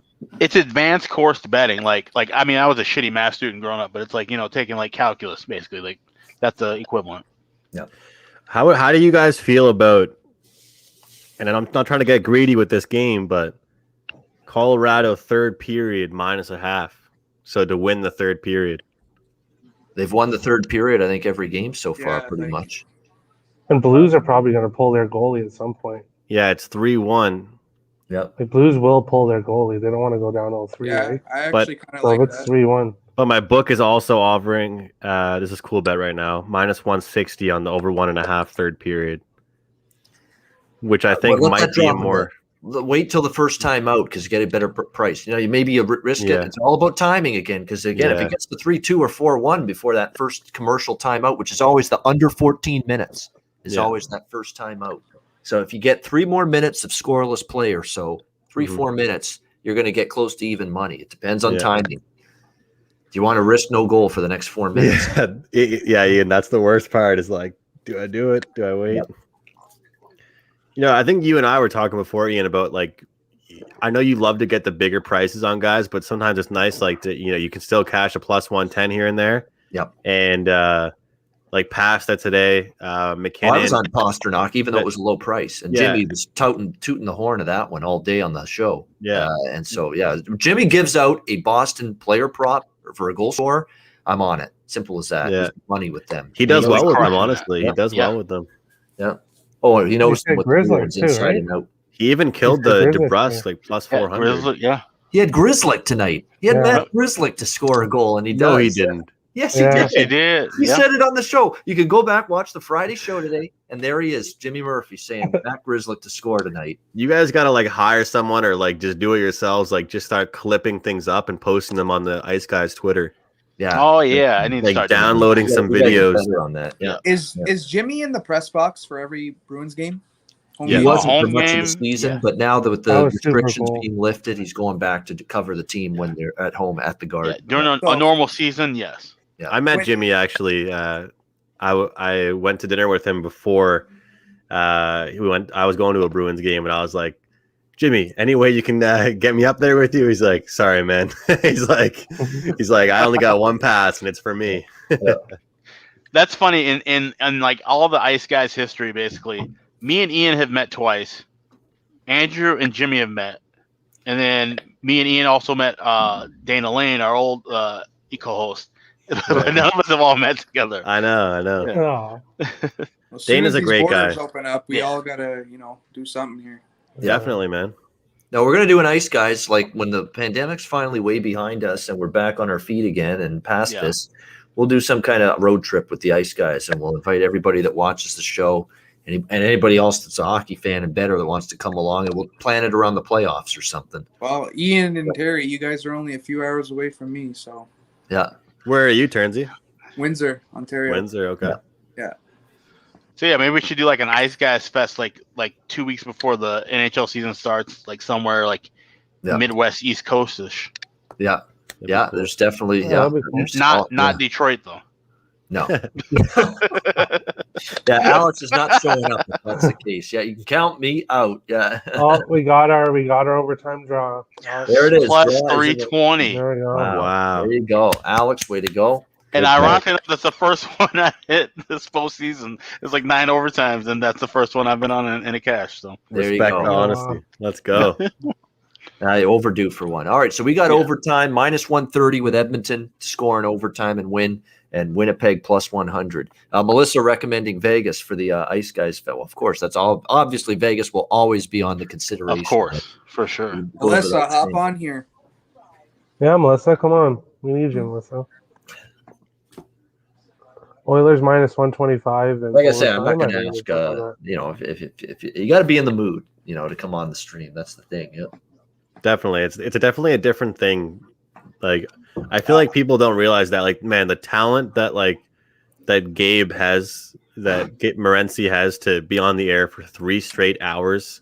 Yes. That's outrageous. Late at night is the people will never understand how impressive that is. Like, All you guys, Andrew, like all you guys. I don't know how you guys do it, to be honest with you.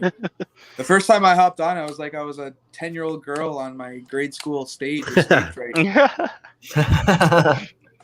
Oh, I We was super appreciate nervous that. my It's not- first it's- show. it's- yeah, I appreciate it. Yeah. We do. Well, this is Turnsy, way- sorry, Alex. No, I was just saying this is way easier than being on the actual stage. That's what I was gonna say. I told my dad, I was like, because one of our puck time videos got like 4,000 views, and I told my dad, I was like, man, Nice. trust me, I'd get nervous if like I was looking at 4,000 people, but like I'm looking at my computer screen in my house. You know what I mean? Like, Yeah. if I was like actually in front of that many people, Turnsy, I would be nervous. Like, But even just like the knowledge that you guys go through every day and the amount of work, and you know what I mean? Like I know hockey and everything, but the amount of studying that goes into what you guys do to go on a show every day, you know what I mean? I can, and Alex does too. We all do. I'm sure Andrew does. I do. Yeah. We all prepare. Like I got pages of notes, literally on the That's what I screen. Obviously notepad pages, not like pen and paper anymore, but on the screen I've got pages of notes. so what do you do, Ian? Friends, Do you have like a records, dual injuries. monitor? Yeah, have a I've got a dual monitor monitor? and a second monitor set up right beside it. I've Yeah. got the one monitor. If I have a bunch of windows open on it, it's going to slow it down. It's just for the stream, so it keeps the stream clean. It's not going to buffer, stutter the audio or video. And then the other one is where all my notes are, and I'm basically looking at it. For me, I'll have notes at the beginning of the year, but once I get like a third of the way in the season, I don't have any more notes. Like I've watched hockey this intently since I was a kid. Like this is like literally kind of like nothing to me. Now, other sports, football, basketball, I got to have a lot of notes in front of me. But for hockey, this is kind of just it. It's old hat. The hardest thing is talking. So. You know what I do though? My memory retention is not as good as some people. Like I know some people, they can recall something right off the top of their head. Yeah. I'm not as gifted in that department. So mine's not as good as it used to be, but it's still pretty insane. Like I can go back, and if we talk about a certain game where I'll be like, oh, it was on that date, or that was the score, or I've had that for years. Yeah. But you know what? I'm very well. That's the one thing nobody can accuse me of with the Ice Guys. And if they do, I'll just tell them you're wrong. That I'm not prepared for every episode or every show. I am. I'm as prepared Always. as You are. Always. Like when you hear me rambling on about a game, how does that sound like a guy that's not prepared? Oh my gosh. I mean, I could go on and on about players and stats and line combinations and matchups and stats. Oh, you can. Tip of the hat to you, Ian. Yeah. And leading in a show is hard. Like, I mean, and Andrew, you're doing it too, over there. Like, it's hard to like lead in a show and set up everybody else, but then put your own 2 cents and then like balance it. That's a tough thing to do. So yeah, Ian, you've nailed that for sure. It's like I do play-by-play for like the AUS, Right. and like I've learned a lot like through that and like preparation with that. Like I've learned like you can like I'll watch back my tapes. Like it's kind of cool. Like I felt like a player myself, like watching back to see how I sound. Sometimes like you don't want to watch because you don't want to like watch if you felt like you had a bad call or the way you said something, you messed up someone's name because you feel shitty about yourself, right? Yeah. But like, I remember doing my first ever volleyball game, which is a sport that I think a couple of you guys know that I played and I really enjoy. And the person I was working with, they knew both teams. And no matter what someone tells you, if they like you guys know how like NHL commentators, they have the pronunciations in front of them, like on a sheet. There's nothing that someone can tell you, a piece of paper. If you don't know it off the top of your heart, then you're gonna sound stupid. Like if you say like, great pass by number 21, whose name is, you know what I mean? Like if you don't know it off the top of your heart, like instantly, you sound ridiculous. So it was great, like that. For 3 straight years, I did every home game for one volleyball team and one basketball team for Dalhousie. And it's like by the end of the day, I'm not looking at the notes to see who's who, what number 8 is, or what number, what name that number 12 has. And even the away teams, I started to learn all their names. So like all these people, when they come to town, then I could just focus on my notes and not what their name is. You know what I mean? Because like it was hard enough to be prepared with my notes, let alone like knowing. Because like I went on this one player had a really good play. I went on a whole rant about them, and it turned out it was the wrong name. It was the complete wrong person. Wow. So I was like, this person's leading the conference in blocks. Turned out I was talking about the complete wrong person. Yeah. Oh no. That's what. Look, even the best of the best young broadcasters, and there's some great young broadcasters in hockey. Not just hockey. Like there's some good ones in hockey. Brendan Burke, Alex Faust. Like these guys are going to be very good broadcasters in their careers, these youngsters that are involved in the NHL now. But even in the other sports, Joe Davis, who does football and Dodger baseball, he's as good as it gets already. He's just my age. He's in his 30s. He's my age. Yeah. Look at how good he is already, Joe Davis. Look at Adam Amin. Look at Alex knows him. Look, he's a little quirky, but he's really good. He's funny. He's quirky, but he's good at it. Is Jason Benetti. I know him. Yeah. Baseball. And his story and getting into the business is pretty cool as well. He struggled with, disabilities in the past. So it's an amazing story. It's an amazing accomplishment by him. He keeps on getting better. I mean, the field of young broadcasters right now, it's pretty exciting to see how many good ones there are. That's cool. So do you guys think St. Louis has any heart to bury one here? Because the third That's period the problem. over 1.5 is 1 plus 120. It's not much. Yeah, I ended up taking that -0.5 for Colorado at -125 or 130. Yeah. So now now I'm not really cheering for St. Louis anymore. But maybe I'll join you, Turnsy, and take the over too.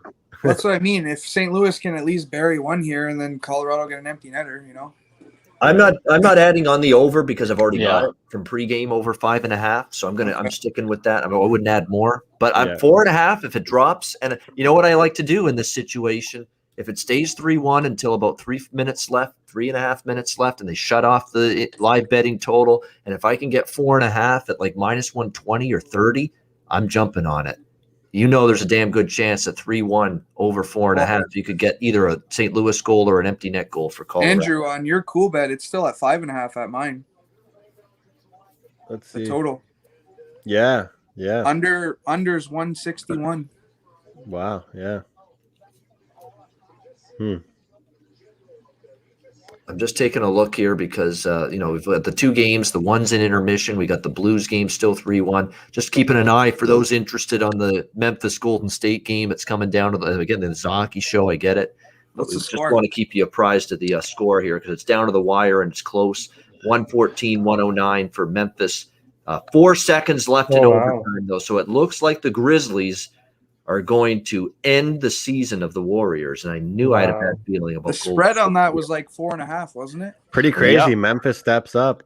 I had between 3.5 and 5. Everybody and his brother loved Golden State. The number kept rising and rising and rising. You couldn't find a single soul that liked the Grizzlies. And I'm like, wow. And I'm going to put it on record. I'm not like, a diehard LeBron guy. I can respect him when he makes crazy plays. That 3-pointer he made makes it look even better now.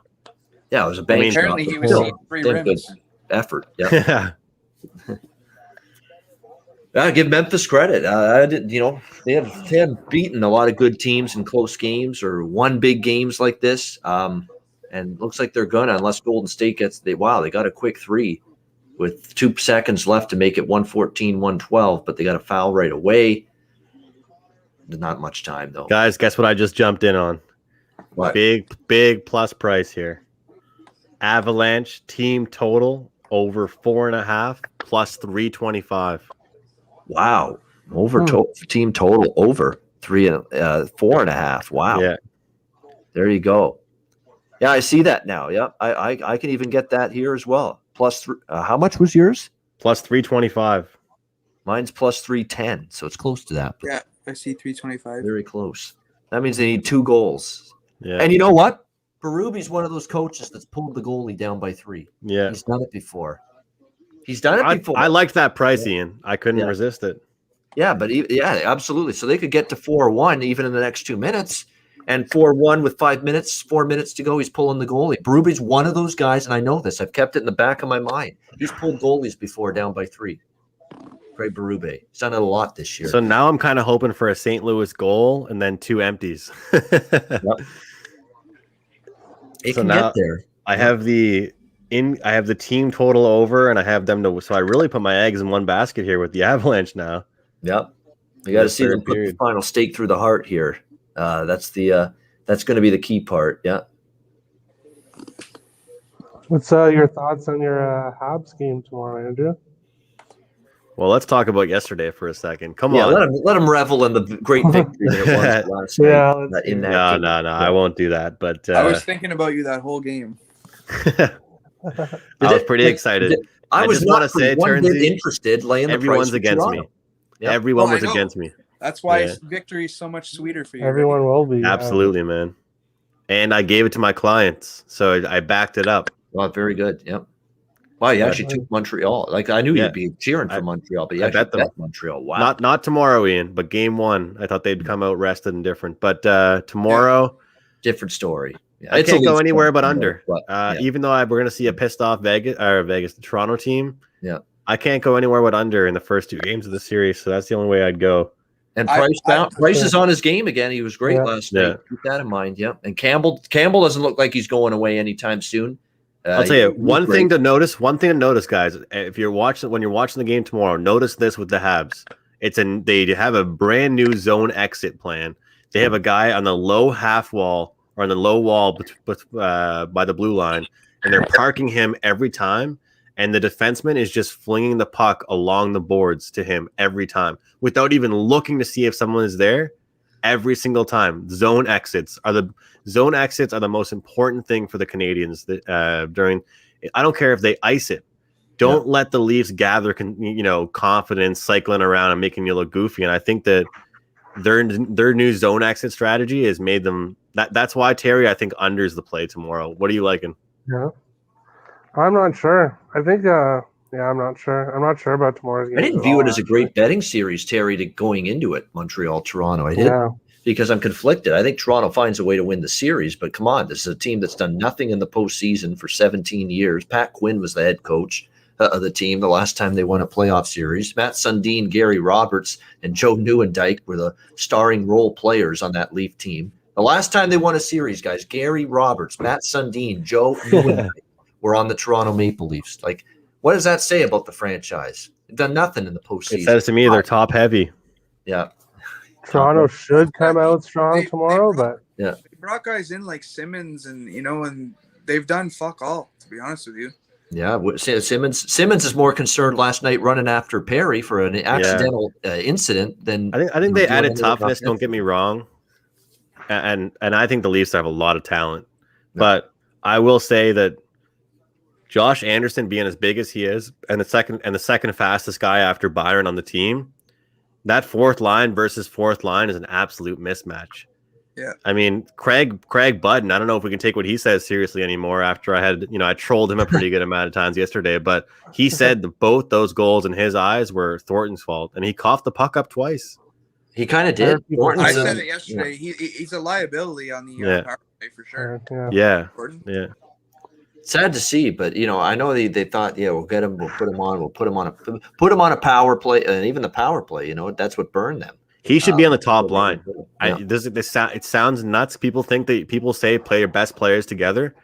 Put Thornton out there with Marner and Matthews. Yeah. Let him be the passer. You put him out there with the fourth line guys. Yeah. They tried that at the beginning of the year, but Yeah. it didn't work. Yeah, you're right, Terry. Steph Curry looks demoralized as his Golden State team has officially been eliminated. Memphis will be the 8th seed and play the Utah Jazz. There we go. Wow. In the round. Good And I luck don't to know them in that series. That's disappointing. I thought Golden State would have been tougher for Utah than Memphis. It's hilarious. My friend's a Suns fan. His first playoff series, he goes against the Lakers. Ooh, that's rough. Ooh. Worst matchup they could have asked for, and they didn't even play good defense down the stretch, the Phoenix Suns. So that's tough. And they're getting the Lakers that are healthy now. So Turnsey, do you know these guys other than the shows and stuff like that? Or do you know Ian at all or anything? No, I just in Ontario. these guys through the Ice Guys. Awesome, man. Most of the fans of our show, other than a select few, like I've actually, a couple I've met before, but other than that, most of them just found us on YouTube. Cool. Majority of our viewers and listeners, they just found the Ice Guys, and for some reason they put up with us, right? Well, I'll tell you guys this. When I'm going to show how young I am here, but when I was in high school, I would watch Ian's. I've literally used to watch Ian's videos, and I don't even know if I ever told Ian that. So What are you 20 years old, Andrew? I'm 23. No shit, eh? He's a youngin compared to me. So because I always too. wanted to do a CFL podcast. Then I ended up working with Ian and doing Ice Guys stuff together. And him and I we used to do stuff just him and I at one point. Remember that, Ian? Yes, I remember that. Yeah. Oh, Oilers are buzzing here. Yeah, here we go. Overtime in the Winnipeg Edmonton game underway. And remember, I've still got Edmonton to score the first goal pending. So we're still waiting on that. Now I don't know which game to watch. I don't know which game to watch. You guys keep me up to date on the other game. You guys I'm with the Edmonton. The puck hasn't even dropped yet in my Oilers game. There. Oh, just yours dropped. is behind. Probably because are you streaming it? Yeah, that's probably why. Yeah, I'm watching it on live TV. So it's like 19. Are you on Sportsnet, Terry? Yeah. Yeah, same. Don't underestimate the guts of this Winnipeg team. And we're finding that out. They've got some guts to them. They've had the guts in the playoffs for years now, Winnipeg. Even last year, when they lost to Calgary in the bubble, they were a mangled team. They had a bunch of key players out. That really did them in more than anything, and they still gave Calgary all they could handle. See, McDavid's cross-checking guys. He's clearly not 100% on top of his game. He's getting frustrated. Yeah.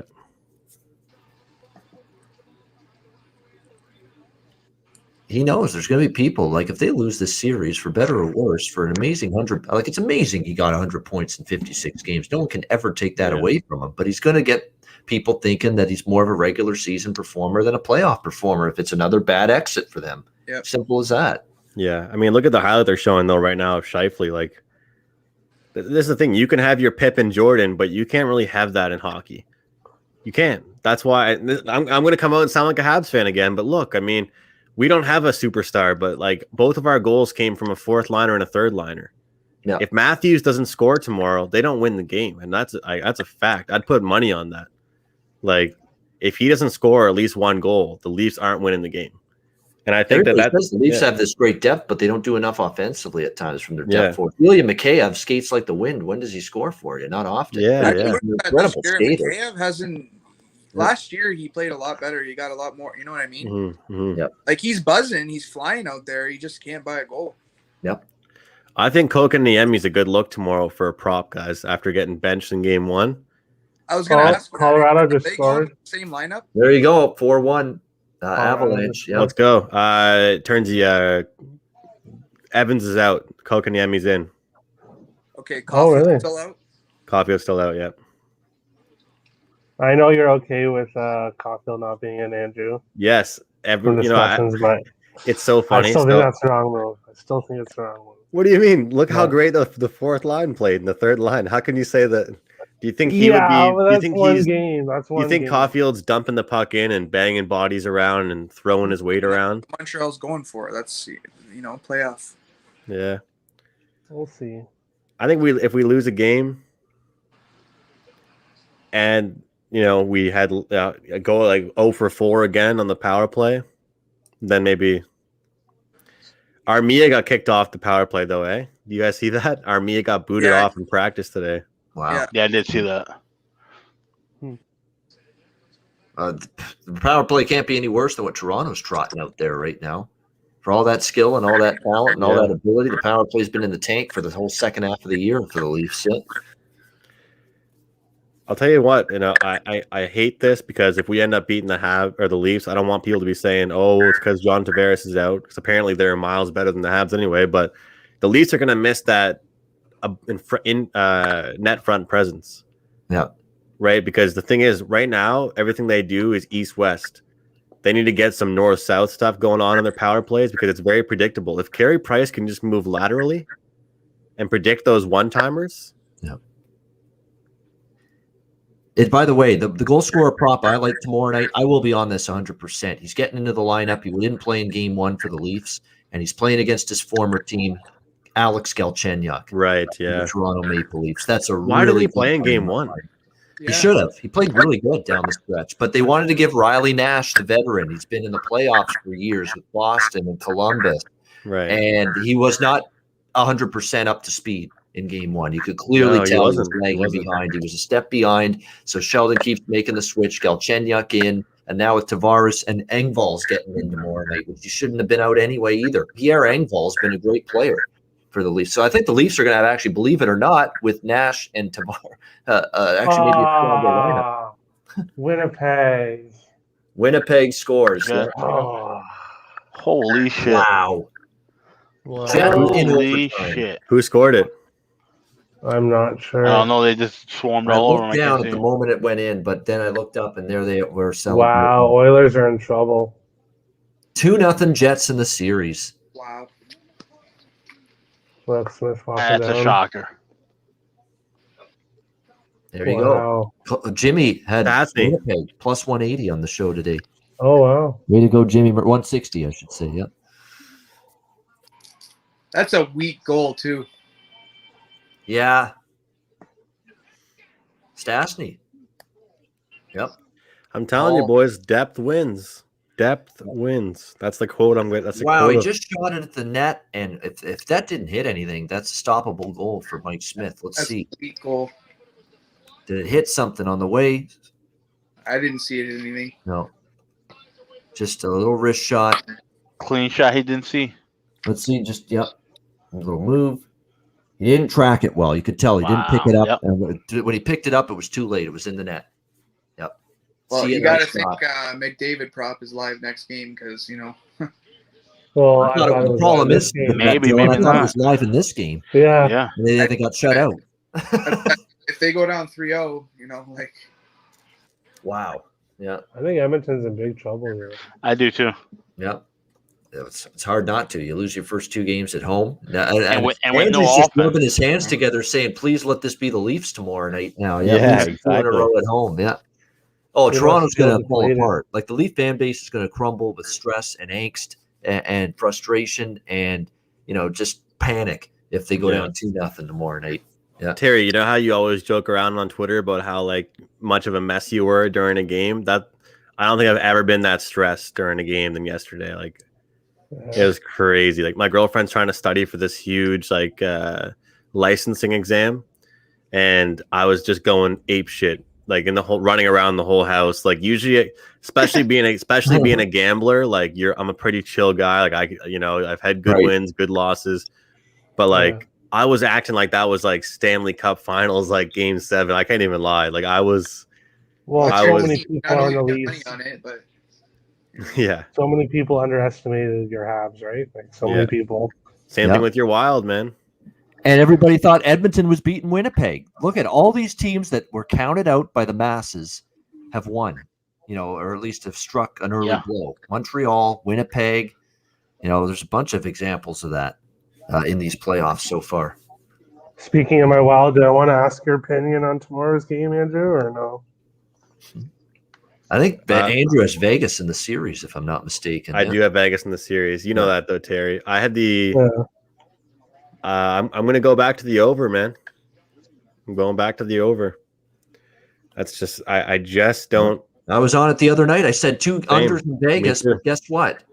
1 million chances, 5 expected goals for both teams in the first 2 games, which means the chances generated in game 1 and game 2 should have resulted in 5 goals for each team in each of those games. And finally, we saw the goals go in game 3. And it was plus price on the over. Yep. What about you? I'm expecting and hoping for good officiating. And if that happens, a better Wild team, Terry. Don't forget that. More consistent Wild team, yes. But if there's fair officiating and there's a more consistent Wild team, I think Wild are going to come out strong in the first period. Hey, what got you into the Wild? I can't explain it. I started watching hockey and betting on hockey, and I saw a goal of Koivu scoring. He was laying on the ice, and he scored a goal, and I just became Colorado empty net. Here we go. Let's go, guys. Ah, shit. Fuck. It did pull the goalie, though. Just as I said, Berube would pull the goalie down by 3. He's done it with 2.5 to go. Well, they kind of have to at this point. Yep. Terry, the Minnesota series, Minnesota's plus 1.5, plus 125 right now, eh? Plus 1.5 in the series? Yeah, plus 125. Oh, no. Colorado penalty. That's okay because that's going to keep the net empty for St. Louis. I like it. That might be a good thing for the empty in. Yeah, definitely. Right. Yeah, it is. 6 on If it's 4. a Colorado penalty, if it's a St. Louis penalty, they're putting Binnington back in the net because the faceoff's down in the St. Louis end anyway. 2:24 to go. Come on here. I got over 5.5. Andrew's got his over 4.5. Colorado. Yeah. You see what Chris Otto says here in the chat. If it's Winnipeg and Montreal, Canada's going to go. It's so true. It's so upside down. Canada is going to freak. They're going to shit their pants because they wanted How many people's bracket? Rogers let's be honest. Rogers wants Toronto. Yes. Rogers Leafs net. Yeah. Rest in peace to everybody's brackets. Let's be honest. Yeah. Sportsnet.ca. Like if you go to the Sportsnet Facebook, like nine articles every 3 days are Leaf articles. Yeah. It's like they outnumber the articles from other NHL teams and other sports, the Leafs alone, by like times 10. Yeah. Did you see the article in the Toronto Sun, Andrew? Yeah, that was horrible. There was one that the Canadians did too, though. Did you see the Habs one? Yeah. Canadians did one too? Garbage. Both of them were bad. Unacceptable. Unacceptable. Like I was saying, like instead of putting like Byron falling to the ice and getting the game winner on the cover or whatever, you put Corey Perry's knee to Tavares' head, almost getting his head taken off. You know what I mean? Like, yes. Yeah, you think they would want to show like the Habs winning? Like you think that would be like their focal point? Exactly. Why don't you focus on the good? You know what the real reason is?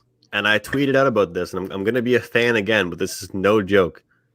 The real reason is, look at that goal that Paul Byron scored. Look at the still pictures and the posters and paintings that were made out of that.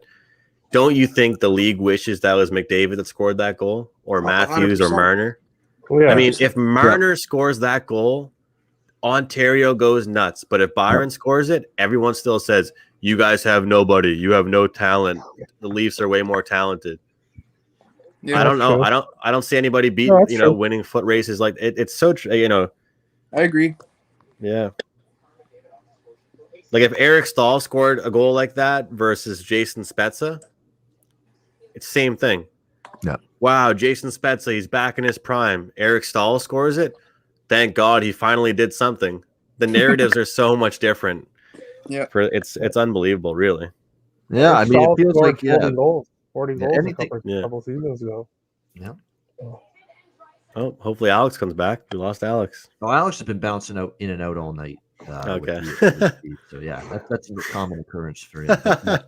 Yeah, we got 2 afternoon games. We're doing the Ice Guys tomorrow at noon. Just a reminder, just in case we're not going to go right off the stream or end the stream right after the St. Louis game, but probably 5 or 10 minutes after that we will. It's been a long day for me. Like I'll be ready to wrap it up not long after this Colorado St. Louis game because I had a show at noon. I had a 1 o'clock pub radio at baseball show. Ice Guys at 2. I had the pub sports radio NBA at 4 p.m. Eastern time. And then I did this show from right from 6:30 Eastern till now. So it's been a long friggin' day in this hustle in front of this camera. Yeah. Last night I was up super late researching World Championship hockey. That's what I did at like 2 a.m, and I came up with one pick. That beat 1-2-0, eh? Yeah, I gave out the under in that game. That was my pick. And did you stay off the Canada -1.5? I did it. I did, Ian. I told you I was worried about them here today. Did you get a chance to watch any of that, Andrew? I did, yeah.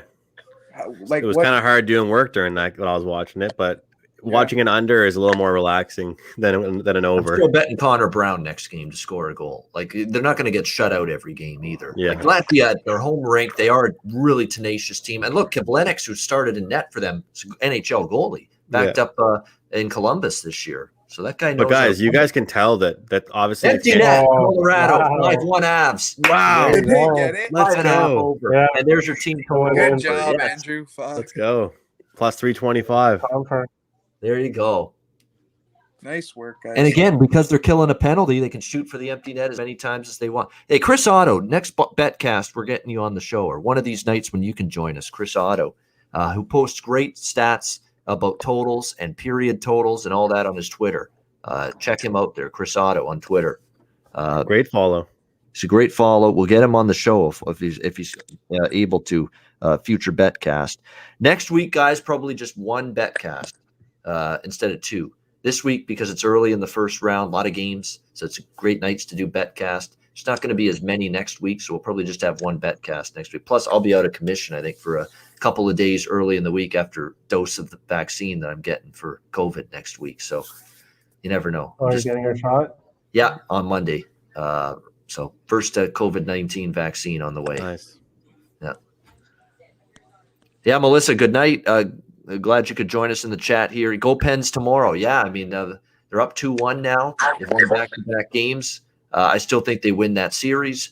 Do they win tomorrow? That's the question. We'll have to wait and see. As of right now, Alex likes the over tomorrow in that Penguin Islander game. And I was on the over the other night, but I worry about the over-under, because, again, that's been the pattern so far in that series. And you're not getting 5 anymore. Right, it was 5 the last game, and now it's 5.5. So a little tougher for me to get to the over tomorrow. But Alex likes it. And actually, if you look at the trends, 6-1 to the over, last 7 at Nassau. There's a lot of trends that point to over actually in that game. Believe it or not, tomorrow, Penguins and Islanders, Florida, Tampa. Can Jake Gensel get me a goal, Ian? Last night, no, at all in the series. No, he's been snake bit. You know, he had, again, another night where he had great chances last night, but could not finish the deal, unfortunately. So that was an issue for him. Yeah, good night, Chris. Thanks for joining us. Yeah, at PSU Auto. There you go, on Twitter. And hopefully Chris can join us for a Betcast next week, 2 weeks. We're going to do one every week till the Stanley Cup Finals. So we'll be doing a lot of these between now and July. But 5-1 Colorado. That is it. Awesome. Lower the casket, bury the ashes. It's all but over for the St. Louis Blues here. It's just a question of when do they go out? 4-game sweep, 5 games. I think 5 games max is what we're looking at here. Colorado's just too good, too strong. The best series of the first round resumes tomorrow. We all know that. Montreal, Minnesota, and Vegas. Yeah. Well, there it is. Of course, Terry's throwing a hat in the ring for Minnesota. Minnesota's got to play a shit ton better if they want to make that the best series going right now. That was terrible in the second and third period out of Minnesota. So we'll see what they do. I do kind of like them first period. That is my lean tonight. Minnesota first period. I don't know if they've got enough in them to win the game because, Vegas is starting to flex their muscle a little bit. But, the first period, I will be on Edmonton as well in the first period of game 3. That first period angle of the team down 2-0 has been pretty strong so far. Ian, do you guys know anything about Pacioretty? Does anybody know any info on that? I've been trying to search around, but it just keeps saying undisclosed game time decisions. They're not saying. How can they bring a guy on a road trip, but then it's like everybody's saying he's not going to play? Yeah. Yeah, that's by the way, you talk about Leaf bias. Andrew's always accusing the networks of having Leaf bias. They just went off the air as 360 Sportsnet with the Blues game, and they say top plays now countdown, and the first highlight is Austin Matthews' goal against the Habs. Yeah, I watched that. Yeah. Like right back, there you go. Yeah. But that was a regular season goal against the Habs. You know, it's playoff time now, right? That's what Andrew's going to say. Oh yeah, two of my old roommates were Leafs fans, and they used to hate it. I would call them the regular season Leafs. Yeah, they didn't like that too much. You'll be able to call them that a whole lot if this certain series doesn't go their way. Ian, I will have the best probably week of my life if the Habs win this. I will rub it in my friend's face, not professionally. None of my coworkers, nobody on Twitter or anybody. Oh, not Prez? But my close friends. Maybe a little bit Terry with Prez, but I talk to him personally. We're he's my buddy, so yeah, I know. Yeah. Like we actually text and stuff, but like anybody / boss too. I mean, you don't want to piss them off too much. Right? No. Yeah, you could throw a little jab in there. Yeah, you could throw a little jab. Nothing wrong with that. Yeah, no. Anyone? Well, there we go, boys. Tomorrow? Hopped in with you. Cash the live over. Cash the third period minus a half. Yep. I'm still mulling around my thoughts for Saturday's card. I don't want to give out anything. Besides, you got to watch the Ice Guys tomorrow at noon Eastern. You know, why on earth? If I give it all away now, give it away now, Red Hot Chili Peppers style, then no one's going to watch on Saturday afternoon. So join us, noon Eastern tomorrow, Ice Guys. We'll wrap it up in about 5 minutes. I know Andrew looks like he's ready to go. I'm certainly just about ready to go. It's been a long-ass day. It's been a fun night, though. The live bets ended up working well. We got the over or the full game with Colorado. What did we hit? The ones we hit, we had the Pasternak to score. We had over 3.5 in the Bruin game. That got there. We had a Carolina plus 200 to score the next goal that came in. We had over 2.5 team total. Boy, did that look like a steal. Now, looking back on it, that I took Colorado team total over 2.5.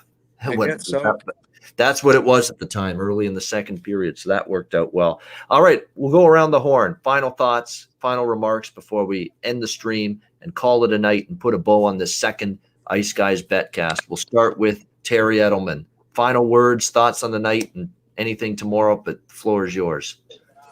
Well, I think it was a pretty good night. I got that overtime in Carolina and Nashville. A few live bets, thanks to Alex. It's the main reason why I wanted to come on and obviously watch tonight's show is Alex is really good with the live bets. So got a few winners, and tomorrow I'm looking at Tampa and obviously wild first period. Other than that, I'm not quite sure. Might tail Alex and the Pittsburgh Islanders over. Might go back to the OT in that game. Not totally sure yet. But it was a good night. Definitely. Good stuff. And you know what? I'm just catching up on the baseball scores. I'm also betting baseball on a nightly basis, and I kind of hit the back burner, so I'm trying to catch up on how I've done. Pretty good. I think we're going to be up tonight in baseball. I'll really be up tonight in baseball if Oakland hangs on to beat the Angels here 6-4. I couldn't fathom that price. I couldn't believe it. For those of you that bet baseball, I couldn't believe Quintana and his shitty pitching and this Angels team without Mike Trout was even money in that game against Oakland. I couldn't believe that price was that cheap on Oakland. So, but I hope I didn't jinx it because it's not over yet. It's 6-4 Oakland, 8th inning. Hopefully they hang on there, but I couldn't believe Oakland was that cheap. The Pirates cover the spread? Pirates got exactly 20-0. That's humiliating for the Pittsburgh Pirates. Holy shit, it's just crazy. They don't miss the extra point. The Atlanta Braves in that game, brutal stuff. Oh, wow. Dylan Turnsey, let's go. What are you final words on the night? I missed all the early games. I was out. I heard Washington played like shit. I had them on the money line. I had them on the first period. So not too happy about that. But it was nice to come on here. Thank you for having me. And be looking forward to tomorrow. I'll try and catch some of the show at 12, you said? Yeah, 12 p.m. Eastern, Saturday and Sunday. Earlier in the day so we get all the games in. Yep. Perfect. I'll tweet out my plays tomorrow, but I'll be on Toronto first period, and I'm going to figure out a way to make a little bit more money on that game too, hopefully live. So yeah, it's a good question, Dylan. People always ask, why is the show noon Eastern Saturday, Sunday when it's 2 p.m. Eastern, Monday to Friday? Well, the games are earlier, so we want to try to get coverage of them all before they start. And second, I'm not hanging around this office space all afternoon on a Saturday and Sunday doing shows. I want to get them the fuck over with so I can get on with I don't my blame weekend, right? You got to have a little bit of life, right, outside of this, and that's why. Gotta have some we free don't- time. Thanks me for having time. me, man. I appreciate it. Absolutely. And Andrew McGinnis, our old colleague here on the Ice Guys, final words. What do you think? I mean, if you gave me 3 words, go Habs go. If you gave me a few more, I'll tell you I like the under in that game. And I like the over in the Florida game. I think that, the longer that series goes, the more we're going to start seeing goals. And I think that I'll be looking at a Barkov to score prop. I'd be looking down the list again at maybe a guy like Sam Bennett. And as far as the Golden Knights series go, again, I'm probably some people say you can't have a game plan going into live betting, guys. I think you can big time. If that game starts off slow, I'll be looking for an in-game 4.5 or something like that to go over the total. So that's what I'm on tomorrow, guys. I'm expecting another really tight game in the Habs game. And I think even if they end up losing and go down, makes it 1-1 in the series, I think it's still goes under. So I like that under quite a bit in that one.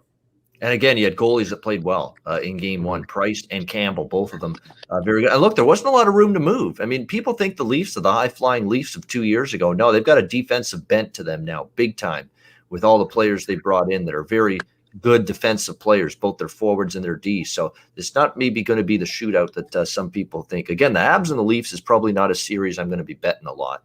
More of a watch and observe. If we find a good spot, we'll get in there, but it's not a series I have a big, strong betting opinion on compared to others. Thanks a lot, everybody. Question for you, Ian. Yeah, go ahead, Dylan. Yep.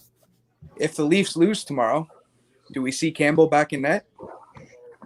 If he plays good again, he will be, I think, in game 3. If they lose and there's a soft goal in the mix, especially at a key time in the game, Freddie Anderson could be donning the net in game 3. That's where I stand on it. He's got a decent length leash. And none of that in game 1 was his fault. Yeah. So, and he's obviously starting again tomorrow night. So it's got to be a really bad goal at a bad time for him to lose the net. Yeah. I got a question for you, Ian. I'm going to get my roll call here. Sorry, I know we got to get off, but I'm curious. I know that you always stress about getting better prices, but and I'm not even trying to be a chirpy Habs fan here. I really do think that the only way the Leafs are really successful in the playoffs is if every night Marner, Matthews, or someone like that scoring. Are you willing to bet tomorrow at plus 100 that Matt scores, or is that just still too ridiculous to you? Tomorrow night, I might be willing because you would think this is where they've got to open up a little bit. Maybe their first game, they didn't have it going. Remember, both teams off a long layoff as well. Yeah. Now, you could say that both teams, so, Montreal found a way to win with the long layoff. Why didn't Toronto? But at the same point in time, those are elite players, and they rely on timing, right? Matthews and Marner, and timing with the plays they make in the offensive zone, timing and the sense, and that's that sixth sense of knowing where the other guys are going to be on the ice to make these plays. And you lose that rhythm. You lose that sense of timing. You lose that little bit of connection that you got when you're off for a week like the Leafs were. And look, you're to that point, yes. If they're going to win tomorrow night, you would think Matthews and Marner have an imprint on the game. Yeah. So you're right. This is one of those spots. You're never going to get value with McDavid or Matthews on these two teams, points and goal scorer prop. But if the Leafs are going to be successful, you'd think there's a good chance they've got to get on the scoreboard and get it done. Well, the books definitely killed it with McDavid scoring props over the last 2 games. No doubt. Yeah. When Edmonton scored a grand total of how many? Well, they scored none tonight. And then in the last game, what did they score against the Jets in the first game? 2? Yeah, 2. Yeah. That's it. So 2 goals in 2 games. It's definitely not going to cut it. And now Edmonton's in. I will be on Edmonton first period though, game 3 in Winnipeg. All right, guys. Happy to jump on with you. Have a good night. We'll wrap it up. Night, Andrew McGinnis, Dylan Turner, Terry Edelman. I'm Ian Cameron. The Betcast is over. Thanks to everyone for tuning in. We'll see you tomorrow on Saturday at noon Eastern for another edition of the Ice Guys, presented by the Hockey Podcast.